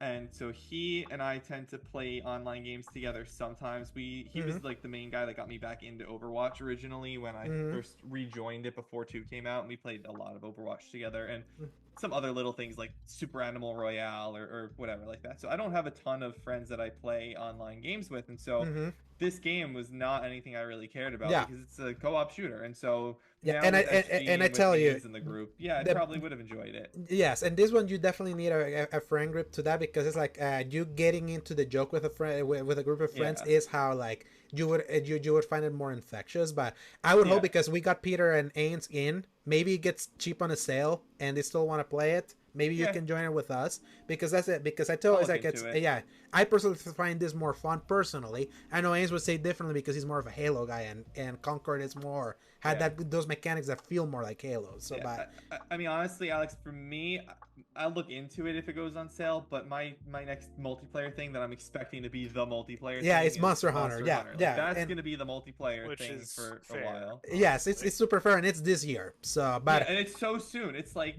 2 months, 6 weeks or 8 weeks. 8 weeks. Exactly 8 weeks, because it lands right at the end of February. It's the last day of February. I mean, we're in the second week of January now, so 7 weeks, something like that. 7, like 6.5 or 7. But Helldivers 2, big shout out. This is definitely like glad you guys liked it. The game that Paul like had been wanting for a while. He had said that he had been like searching for this energy. I wasn't as big, like I wasn't looking for this kind of energy, but I love playing it nonetheless. Like so much fun. Great. And then this was the biggest surprise for me this year. Indiana Jones and the Great Circle. This was my number 2, and this was Paul's number 3. This is a game that completely like sent Dragon Age and Metaphor to the bin for me, because I was gonna like use that time to catch up on that, and then I played Indiana Jones. I was like, you guys are out. Indiana Jones was, because I have to preface it, Indiana Jones alongside Star Wars and Lord of the Rings it's like my favorite movie franchise ever. It's been the movie franchise that has been missing having a legit great video game to like to its name. And why this is so surprising is that as a first-person immersive sim, I never would have expected that kind of game to be the perfect Indiana Jones game. If you had asked anyone, the perfect Indiana Jones game would have been Uncharted. That's what everyone would have expected. That's what everyone was thinking would be. Then the developer direct showed it wasn't gonna be. There was a mixed response to be like, well, someone be like, wow, that's pretty bold that Machine Games, the Wolfenstein developer, was leaning to their strengths into first person and Made tapped a into first-person game that's not going to be a a shooter. What shooter. the heck? And the thing is that they've done it before with Chronicles of Riddick, Escape from Butcher's Bay, all the way in the original Xbox. Nobody remembers that, though, Exactly. But that's the thing. Like, they tapped into that, and the people that knew were like, oh, maybe that's some Riddick energy if they could like pull that off. And that's exactly what they did. Out of the two Lucasfilm games that came out in 2024, this to me was like the more fully formed game, even though I would have preferred the Star Wars game personally because I prefer Star Wars over Indiana Jones if you put me to in the hierarchy. But Indiana Jones was like a really engrossing like experience of like living an Indiana Jones movie like to the T, from its music, its presentation. It's like a scarily accurate portrayal by Troy Baker. That is like I had my dad watch me play, and he was like, "Did Harrison Ford did this?" I was like, "No." So it's like it like it had that it kind of had that illusion that it was like if you didn't know who did it, it was like it felt like such a perfect recreation of the movie. The humor was left intact. Some of the funniest things that I've seen in a game this year happened here, especially like you should look a scene of Indiana Jones being at a confession booth.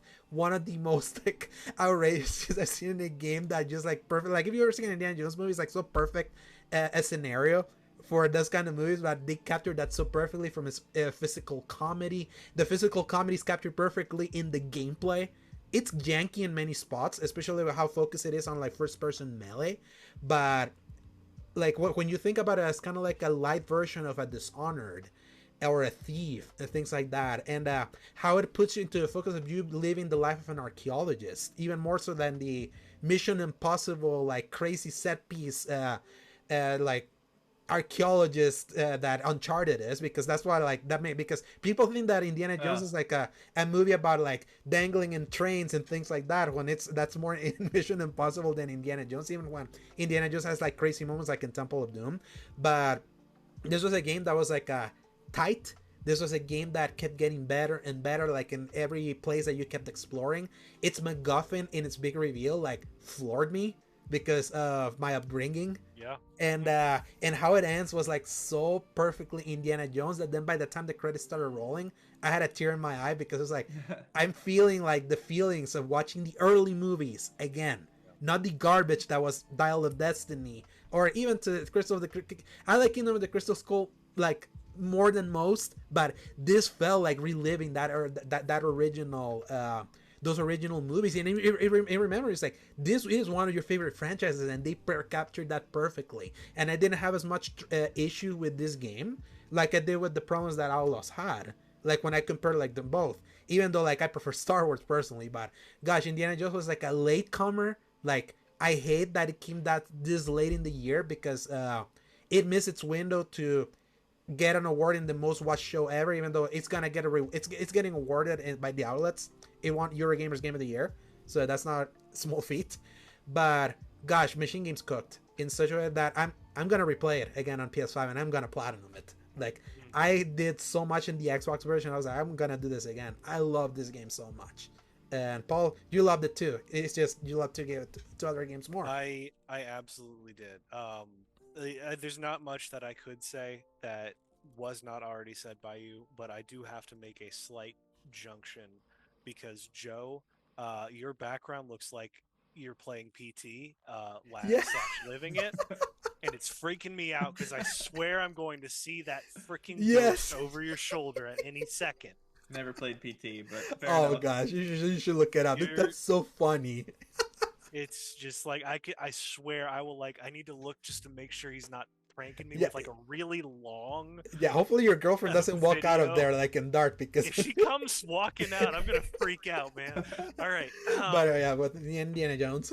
So Indiana Jones, just like you said, there's nothing I could say that you haven't said already in a much more eloquent way. But like you, I also grew up far earlier than I probably should have been watching the movie. But I adored the specific brand of comedy and action that I was able to pull off somehow. A lot of people have mischaracterized the concept of the series and the character. Like you said, Alejandro, we've had very long conversations with our other wonderful person, Sebastian, and Oh yes. resident everything hater.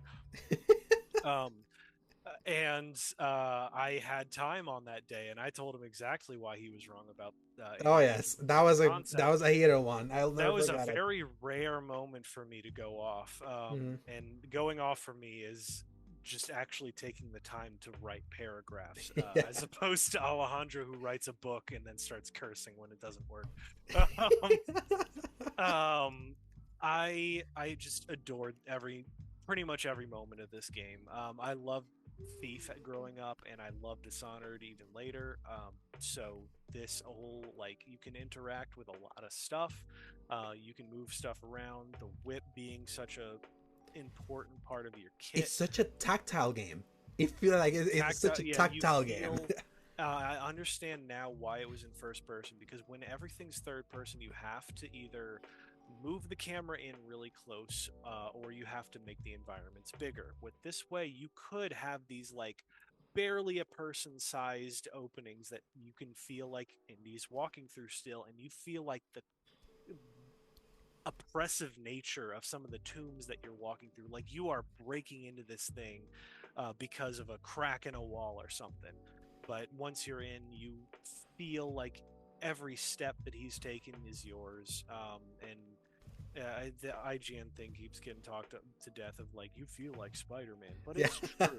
It was true then, and it's true now with Yes. this, and it's great. There's little moments where it's like, this is a little over the top, but you know what Indiana Jones kind of is sometimes when you really break it down. Mm-hmm. But then when you get into this like biblical level crazy stuff going on, and you actually have the time to enjoy and explore so many different environments, where the movie is trapped you with like an hour and a half, and all right, we're going to do what we can in that time. This way you get to really feel a good pace out of, all right, we're here, we're going to explore, do some things. All right, we're going to at this other place that operates completely differently. I mean, you think about it, between the Vatican City, Mm-hmm. Egypt, and the jungles, Thailand, yeah. Oh yeah, Thailand, I think it was China, Thailand, right? the Himalayas, Thailand, and Yeah, the but like and each the one yeah. not only looks different, but operates completely different with the way you traverse it, Mm-hmm. interact with it. Because Vatican City is all social hitman style. Mm-hmm. You have to like, you So have good. Yeah. hundreds of people you got to Mhm. work with. Egypt, really wide open, kind of flat. Yeah. The jungles is the boat that you have to traverse. Himalayas is like very intimate inside and around the ship that you are at, and everything else going on. Just, it's a Yeah. fantastic experience. And you know what's even funny? All these concepts, that Hitman thing, Indiana Jones in the movies disguises himself in plenty parts. Like when All he the time. all the time. So it's like all these concepts that you can like put it as like, oh, this is taken from this game. It's like, yeah, but it's also so true to the movie. I It's will so say, funny though, how all that like mixed together, huh? I was so afraid that they would over rely on that throughout the entire game, and I'm Mhm. very glad that it stopped being a thing by Yes. because you Yes. only had the one disguise for that. Vatican City had like 4 of them, and I was like, Mhm. "Oh, please don't tell me this is the whole game." Mhm. And then I'm very glad after that point. I was like, "No, you are definitely Indy with his hat and everything Mhm. else. Don't worry about it. It's great." And I was like, "Yes, indeed, you're absolutely right." I even love the fact that you can take every single weapon, firearm, Mhm. and you can either use it as a club, you can throw it, or you can fire it. Yes. And most of the times, it is genuinely in your best interest to just beat somebody over the Yes. head with the back end of a rifle, Absolutely. which is on brand for Indiana Jones, because more often than not, you can count the amount of times he fires a gun on one hand. Mhm. Um, Yeah. and you don't think about that until you actually have it mentioned to you, and then Mhm. you're like, huh, Yeah. I didn't think about that. Yeah, he is usually like pulls up hands, and it's so perfectly like taking that like the movie experience and replicating here. And so it's like it's so funny how they managed to do that in a perspective that no one would have expected would do that. Like, I have to eat my crow on, Mhm. like, thought this was gonna flop so hard. I thought they were gonna try with Yeah. Troy Baker as Indy, and it just wouldn't land. Mhm. But this is in my new like quadrology of No, like of movies. what is really Yeah. true Indy experiences. Yeah, to me, it's like this reaches the pantheon of the greatest licensed video games, like next to Spider-Man and Batman. Absolutely. And because of my bias towards Indiana Jones, maybe even my favorite licensed game ever, because I like indie more than I like comic books. So, but that's just a personal me thing. But I thought it would be like at least a decent way to end the year, and it shot up all the way up there. And fun fact, Paul, this would have been our game of the year combined if it had just been the list, just the two of us on the math alone. But because we had Mr. Joe LaRussa here kind of join us in with his list. But that keeps things interesting. Yeah, I put the fall play and I got my way. The game of the year was Final Fantasy VII Rebirth. Yeah, I just want to say on indie, I just want to say on indie quick, because I didn't say anything. I'd probably won't play the game because I don't really care about it. I've only ever seen Crystal Skull. I don't care. Yeah, the worst one. Oh no, my friend. Yeah, you ruined the Crystal for you. Yeah, I really love Dishonored though, Paul. So that was fun to hear you talk about Dishonored and want to. Dishonored's a great game. I grew up playing Thief and Dishonored, so yeah, I didn't play Thief. I played the reboot Thief, the 2014. Yeah, and that wasn't that good. Yeah, that wasn't very good. Whatever, but Dishonored's are great. I love Dishonored 1 and 2 and Death of the Outsider. Those are fantastic. So it's nice to hear that indie took some inspiration from that. Yeah, it has that energy. Yeah, but just for me, in terms of like the character, I just don't care about Indiana Jones. There's so many other games like Alex, you're saying that you love indie and all that stuff, and that's what drove you to put Metaphor down to play. Like I'd rather play a Metaphor in a new fantasy world than indie. Yeah, it makes sense. Yeah. But yes, Rebirth. Let's go on to the game of the year. Exactly. So Rebirth is Please promise me at some point though you'll watch at least one of the original trilogy. Someday I will. Please do that. Yeah, yes, please do that. It's like Chris Reagan over last time he recently rewatched those 3 movies and it was like they hold up as fun like Saturday matinee. This isn't an Indiana Jones podcast though, so let's go ahead and. But I want him to watch it at least because that it's a lot. Y'all gush. Go at it, my friends. Yeah, Final Fantasy VII Rebirth is the most impressive game that I played in all of 2024. It's a game that I never got tired of playing. Over 335 hours, 3 different playthroughs, a hard mode, a platinum run through, a gauntlet of Chatterley that can go to hell. But it's like a world that I needed to live in when things were not good in my life, in a way. The charm of the characters, endless. No matter what, like some of the best character, like a party of characters that you can live in, that carries this game so strongly, even when narratively it's very thin, like in its first third before everything kicks like into high gear. Like Square Enix went so hard into making every single facet of this game like so high quality and so impressive, from the different side quests, the different worlds, the biome diversity, the freaking mini games that I know some people hate, but it's like they didn't skimp. This is a game that you look at and they didn't skimp on any single detail. The fact that this game is as big as it is, they got it out as quick as they did, it's like a feat to itself. The combat is so phenomenal. It's so varied, like how they perfectly like honed in on every different character, that if you really study like their intricacies and nuances, like the combat never gets old. You can find different ways to like combine each other through the synergy moves and things like that. The soundtrack that it's so godly that I hear all the time, that I use it to soothe my soul. And gosh, and the emotions that this game made me feel like throughout, like even like in its ending portions, that an ending that initially made me very conflicted, that the more I really thought of like what they were pursuing more, the more it affects me. Nowadays, I feel there's so much layers to Rebirth that it's a game that never left my mind throughout the entire year. I kept like I literally kept wanting, I need another game to prove me that can be better for me than this. Because gosh, this delivered. Like even as someone that reviewed the game and got it done in 132 hours, it's like this game was really special for me. Even as someone that I don't have the like, I know a lot of people say that nostalgia carries heavily into like your love for this game. Like I played the original Final Fantasy VII for the first time in 2023 after playing Final Fantasy 16. So I had a fresh, like I knew what this game was freshly, but I got to see it as like, wow, this thing is dated, but it has power, and I see why this is beloved. But man, I can't wait to see like a bunch of the stuff that's outside Midgar, like at this level of detail. Because it's like, I feel like it's like a lot of people, when I think of Final Fantasy VII, I feel modern Final Fantasy VII has been defined by Advent Children. and admit that movie is edgy, it's not very good, and doesn't represent kind of like the charm that is Final Fantasy VII of serious characters being put in ridiculous situations, right? And just like the absolute love that emanates from this game, like in its entirety. Like I've been like holding a on a PS5 Pro run for this game just out of like respect for myself because I wanted to play other stuff, but I've been wanting to play it again, and this is after everything. Gosh, I love Reaver so much. And Joe, this was also your number one too. Even when you have an interesting like fact for you that you prefer remake.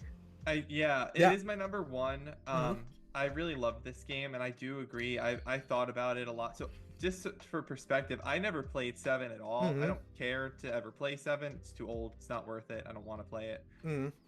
So I have to push back on people who say that there's not like a lot of momentum in the story or whatever. To me, like as someone who doesn't know what's happening, I'm on the edge of my seat every time I go somewhere new just to see what this journey is, like figure out where, like the wandering around the world trying to figure out what they need to do is really interesting to someone who doesn't know where they're going. Like I have no idea where they're going, and so they're following guys in black hoods, and I'm like, oh, okay, let's do it. Let's follow it. Where am I going? What's black hoods? And real quick, do you ever knew anything about the story of 7? Like any of the big beats? Do you know they were coming? All I full know. Spoilers. It's full spoilers now. So.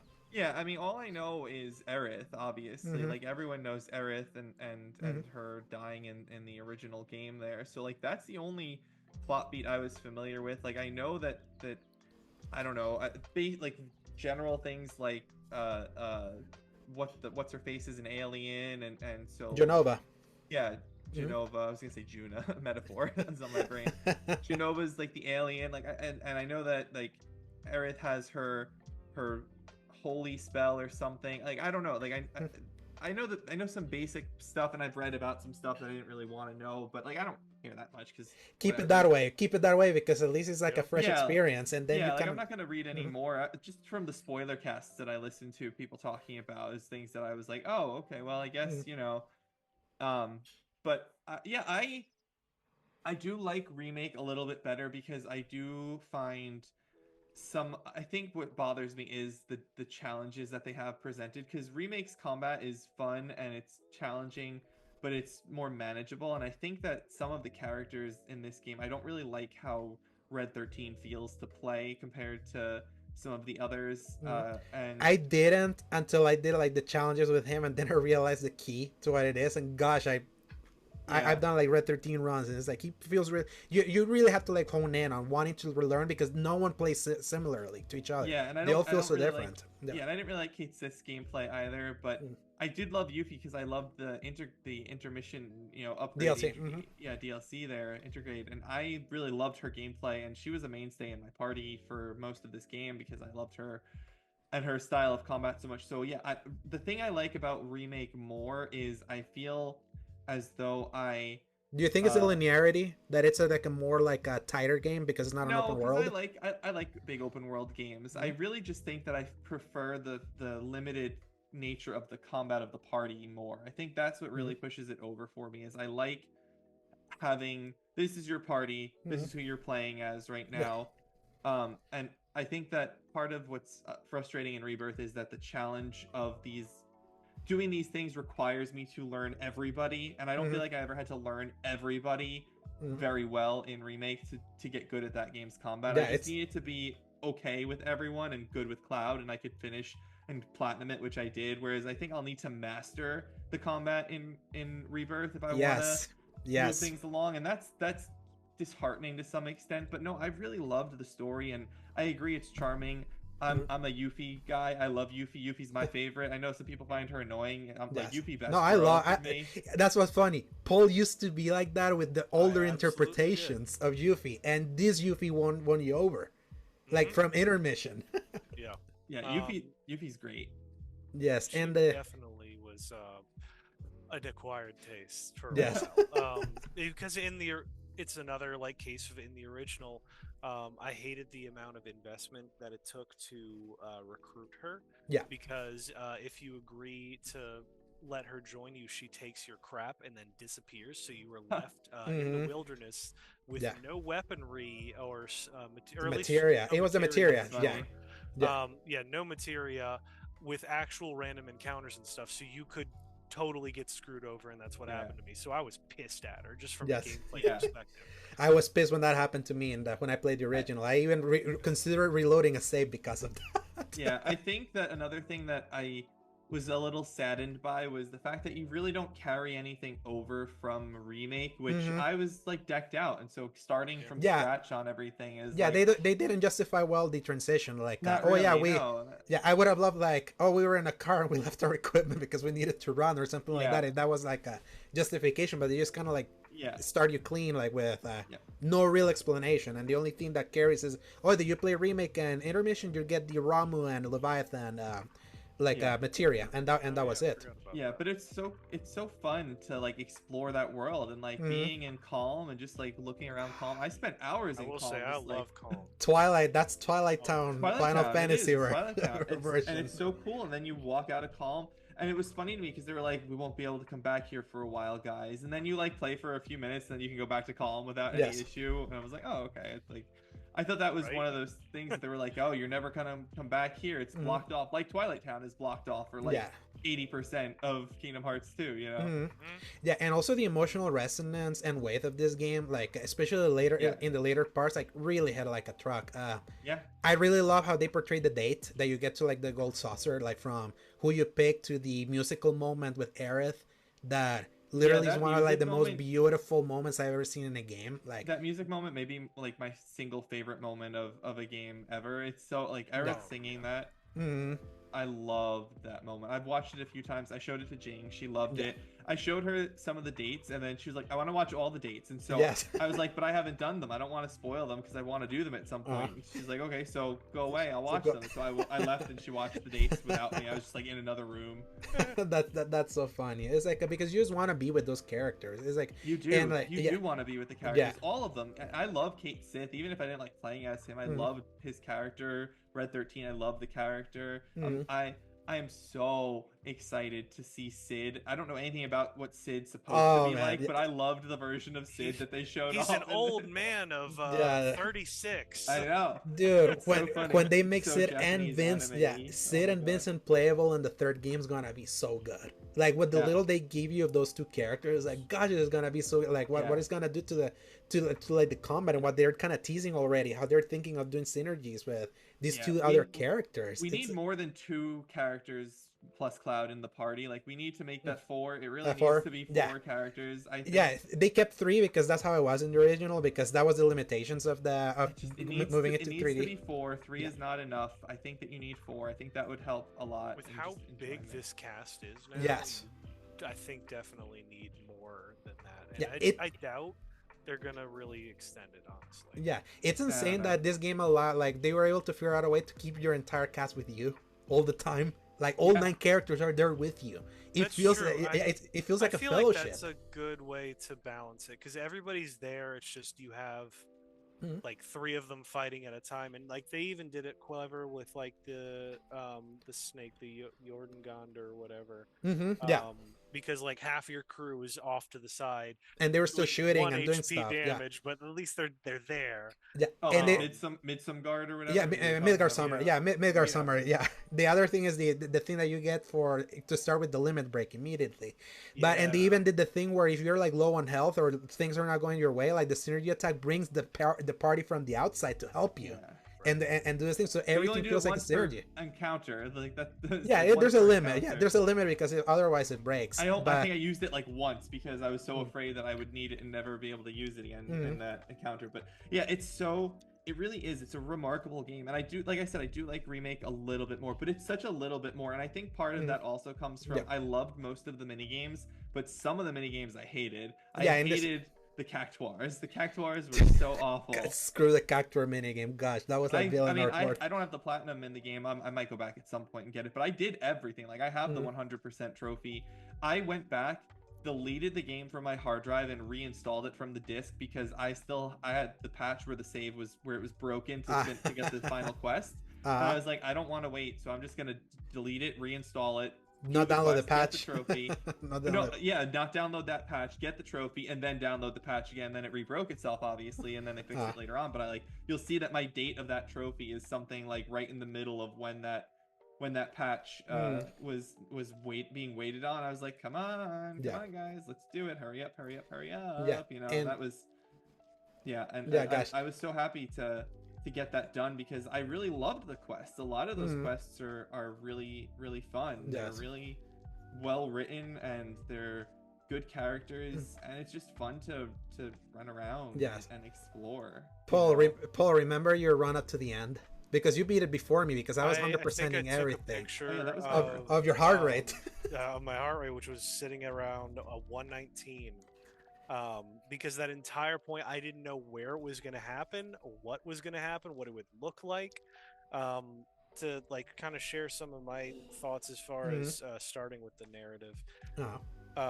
It was just at least working my way back from the big climax was insanely tense, and I think that's one reason, very large reason why this is so high for me, because for a while it was down at my number 8.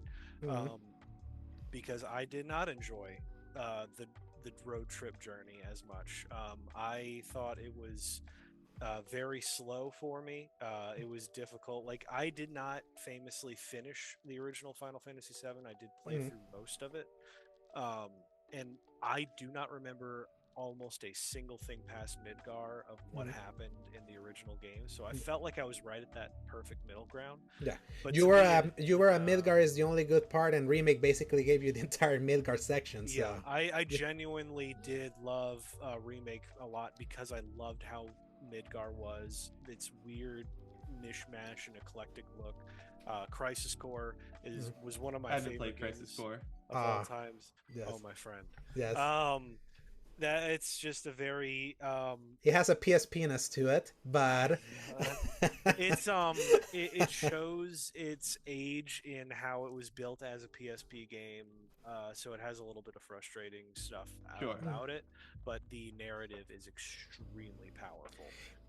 Crisis Core is what made specific sections of that ending hit so hard.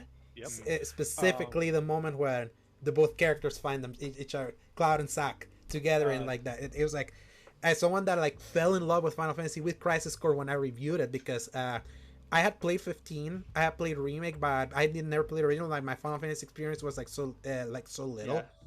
Crisis Core was what started my love.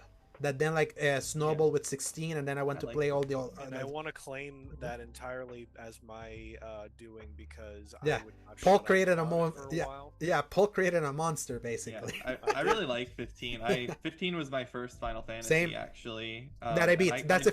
Yeah, I played others, but 15 was the first one that I ever beat. I might have touched a Final Fantasy as a kid at someone else's house, but it's the first one I ever really played, and I platinumed it too. I really like 15 a lot. I like road trip vibes. Yes, yeah, road trips can be like really cool. I don't know how much I want to tell you based on if you would even enjoy it, but because even if you just watch the cutscenes, I feel like you lose a lot of the fun of playing the game Crisis itself. Core. Yeah, Crisis Core. Because Rebirth and Remake were kind of, I want to say, based a little bit around the gameplay of Crisis Core originally.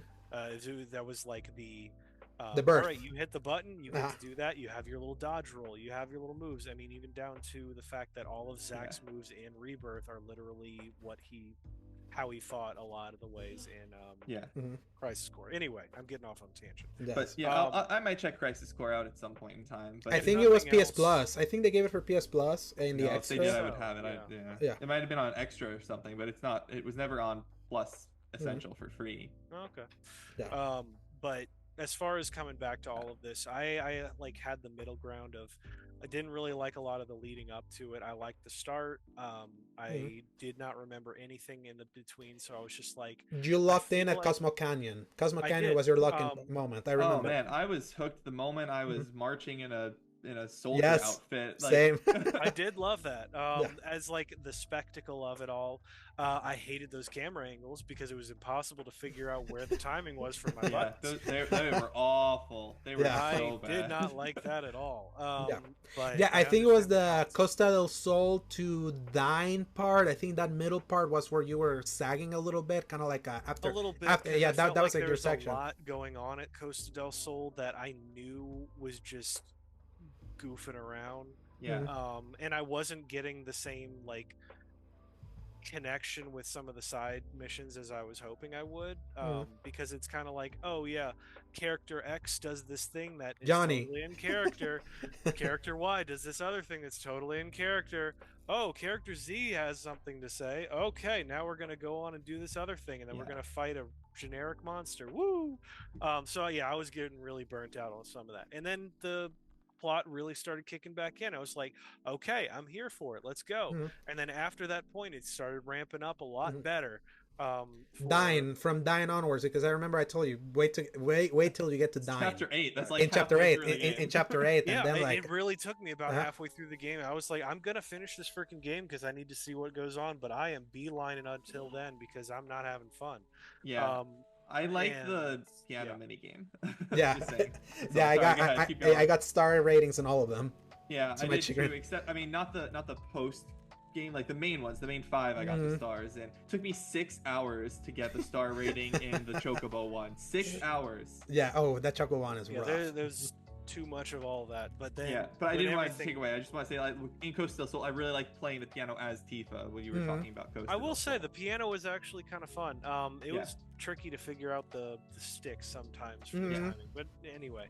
I was really tired of seeing Nibelheim get Yes. burnt for like the 6th time. Yeah. That is one thing that has stayed in my mind, and we see it in the original. We see it Crisis in Core. every single movie. Mhm. We see it in Crisis Core. We see it in Remake. in remake in already. remake 2. In We remake see it again in Rebirth. I was like, I'm so sick of watching this stupid ass white-haired bitch going, ooh, and then turning around. And I was like, Yeah. okay, we get it. He's intimidating. Mhm. All right, so That's that's like funny. the spiciest thing I think I had for today. Yeah. But then after that, it just I do really love the characters. They're so well written and so well designed. I simped so hard for Aerith. She looked I like at Tifa. Yeah. my character with those ridiculously green blue eyes, and I was like, I will die for you if I'm given the opportunity. And if you follow the Aerith path, because I did that in like another playthrough, gosh, like that final chapter hits so hard. It hits it hits so hard in that in like their fake date when they're saying Yeah. goodbye and and like she knows what's going on, and Yeah. Cloud is like that kind calm of date. I love the getting calm into date it. with Aerith. Yeah. Oh, it's all Yeah. just, it's so Okay. heartbreaking. It's almost like I do it so I know the knife gets twisted even harder. hmm Because like my head canon is Cloud starts getting feelings for Aerith, and then she dies, and then he realizes that he's loved Tifa. So I'm kind of like playing along that line. But Yeah. anyway, hmm it makes it everything even more complicated with everybody's relationships. Yes. For some reason, I love that. Oh yeah. Anyway, It's really just a phenomenal game. Mhm. yeah. And I think we all had criticisms of it in some way, shape, Yeah, or form. it's not perfect.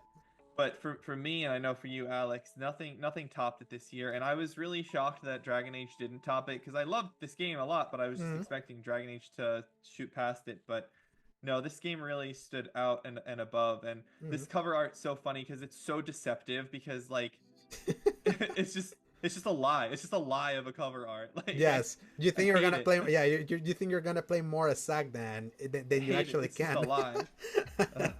Even though like his intrigue, it was like Yeah. a really big driver, and then kind of like shapes the ending a little bit. Gives it a little bit more shape of like what they may be or not be trying with the ending. So that's why I'm so curious how soon we're gonna get part 3 and where the ship will eventually land. 27 or 28. Yeah. We get part 3. I feel they're gonna aim for 27 because that's the 30th anniversary of the franchise, and they said that already they've been like working really on it, knocking down. Yeah, because they have the fast they're doing story it. already, and they have the world built. All they need to do, I know they were struggling with, was figuring out how to work Skywind into the and they've the been Highwind. in Highwind. Sorry, not Skywind. 3-year turnaround. Yes. That they have, And so that would kind of line up. Yeah, because this came out 3 years after Intermission, and they're not doing DLC this time. So, and they already built the majority of the world, and you're gonna be revisiting that world. I know there are places that we've not been, like Rocket Town, and I think we actually have to go to Wutai and stuff. Yes, but... Wutai, Rocket Town, and the Northern Crater, which is kind of like what they tease you. Joe, you probably know more than me, and I played the game, so yeah. No, I just don't remember any of that. Just remember from spoiler modes people saying how these are things that we didn't do in this game that we should have, that we need to do still, that have to happen. Is these visits. I was like, oh, cool, new places to go, and obviously there's going to be new quests and new problems, and maybe we'll even get to see more of Upper Junon before we, instead of just focusing on Lower Junon. That'd be cool to go back. Yeah, you will, because without spoiling too much, because you will go back to Junon. Yeah, you absolutely have to go back to Junon. There's a reason that canon's there, that's for sure. Yeah, so at least you have an idea if you want to like play the original or look at the original and see what's after. But stay that way because they're doing interesting stuff, like that they're emphasizing other stuff, and it's weird how I was conflicted with initially with my reaction what they did with the ending. And then just really, the more I played it, I still don't tell you. Yeah, I still don't think we know what they did. I would not be surprised if it's a bait and switch and they actually didn't do the thing. Everyone's like, "Oh, they did it again." Like, I don't know. I feel it. Yeah, there's so many ways that you can interpret it. But what I like is that you can read it so literal. In that, when you're in denial, you don't see things clearly. Yeah, and it's so funny how that feels like a meta, like as this game are meta commentary, and the way of remaking is so funny that in a meta commentary we're as confused as the main character. It's so that funny. Line by itself, denial can make you not see it right. Can work in both directions because a lot of people are like, no, she's actually alive, and like play that up for all of the third game and be like, no, you just won't let me go. Or the opposite is like, oh no, you might actually be able to save her. They could do whatever the frick they can and whatever they want. I don't know what's going on. It's beyond my capabilities in my head because I am not a good theorist for stuff like that. It just leads me leave it to Max, dude. Yeah. See, there's somebody behind him. It happened, and wearing white. Yes. But it's like yes, Rebirth, loved it, and the fact that I still want to play it again after that many hours says a lot about just how much that game speaks to me. It's like one of my favorite modern games probably ever. But it's like it really was like it was my companion. It was like it went from being a review to a game I literally escaped with, and that's the theme of this channel. It literally became my world for so long, and Paul would make fun of me that it would be like, just stop playing that damn game already. But I just didn't want to because going back to freaking Chadley, and I was like, this is an abusive relationship at this point. But I like Chadley mostly. He was fine. But I would say like finishing that up, one of the most fulfilling like overcoming of challenges I've ever done. Is like getting to finish that on the anniversary of the US release of the original one was so poetic. And I moved immediately to Astrobot afterwards, beat it in 2 days. 2 platinums in a row, platinum 69 and 70. The fact that this was platinum trophy 69, very fitting. So and with that was our combined list for we've done it. And because time didn't go quickly, I'm just gonna for like the beta viewers. You can screenshot what would have been my honorable mentions, the disappointments, and the worst games, which was a lot. My goodness. We have Paul's over here too. My goodness. You can screenshot, And then we got Joe's, which were honorable mentions and superlatives. I love your idea for superlatives. I just want to say, because the last one is cut off on the screen is from my here. I can't see it. It is Mafia. I played a lot of Mafia. I don't know. It showed on my side. Yeah, it showed on my side. Joe, you and I got to talk about the Mafia trilogy one day because I have a big soft spot for especially 3 for obvious reasons. Because Luciana. I and really you both hate 2. I don't hate it. I hated a very specific part of it. Yes, I hate 2. I think 2. I don't hate 2 story, but I hate 2 as a game. yeah, I really Mhm. enjoyed. I Yeah. really enjoyed going through the Mafia series and prepping Nice. for the old country. That'll be fun, and I Mm-hmm. really, I'm glad I got Lost Judgments Platinum and through that one for my games. You know, my best game that I this You year that didn't I, play. you know, Yeah, that didn't come out not this year. released. Yeah. Yeah, and then Pillars of Eternity. I just want Mhm. to say again because we were talking about it earlier, Paul. Mhm. Pillars of Eternity 2. I played this year or like the end, through last year, and it was great. I really liked Pillars 2. I think you'll enjoy the Pillars games. Does the this year. story connect at all, or They would may. you really recommend I start with the first? The Pillars 1 and 2 story is direct sequels from one to the Okay, other. You got play it. as the same character. Yeah. Got it. About is Pillars 2 about to is Avowed. separate. Yeah, and about is it like a is the- separate I knew story. Avowed was separate, but It is the same world. There are some characters that are in Pillars 2, which is interesting because you actually a character you Mhm. can kill in Pillars 2 is alive in Avowed, so that's Huh. whatever. But yeah, there are some connecting threads through it, and it's the same Got it. universe, obviously. Well, that's cool. so- I didn't realize that. I think they're in Game Pass, Paul.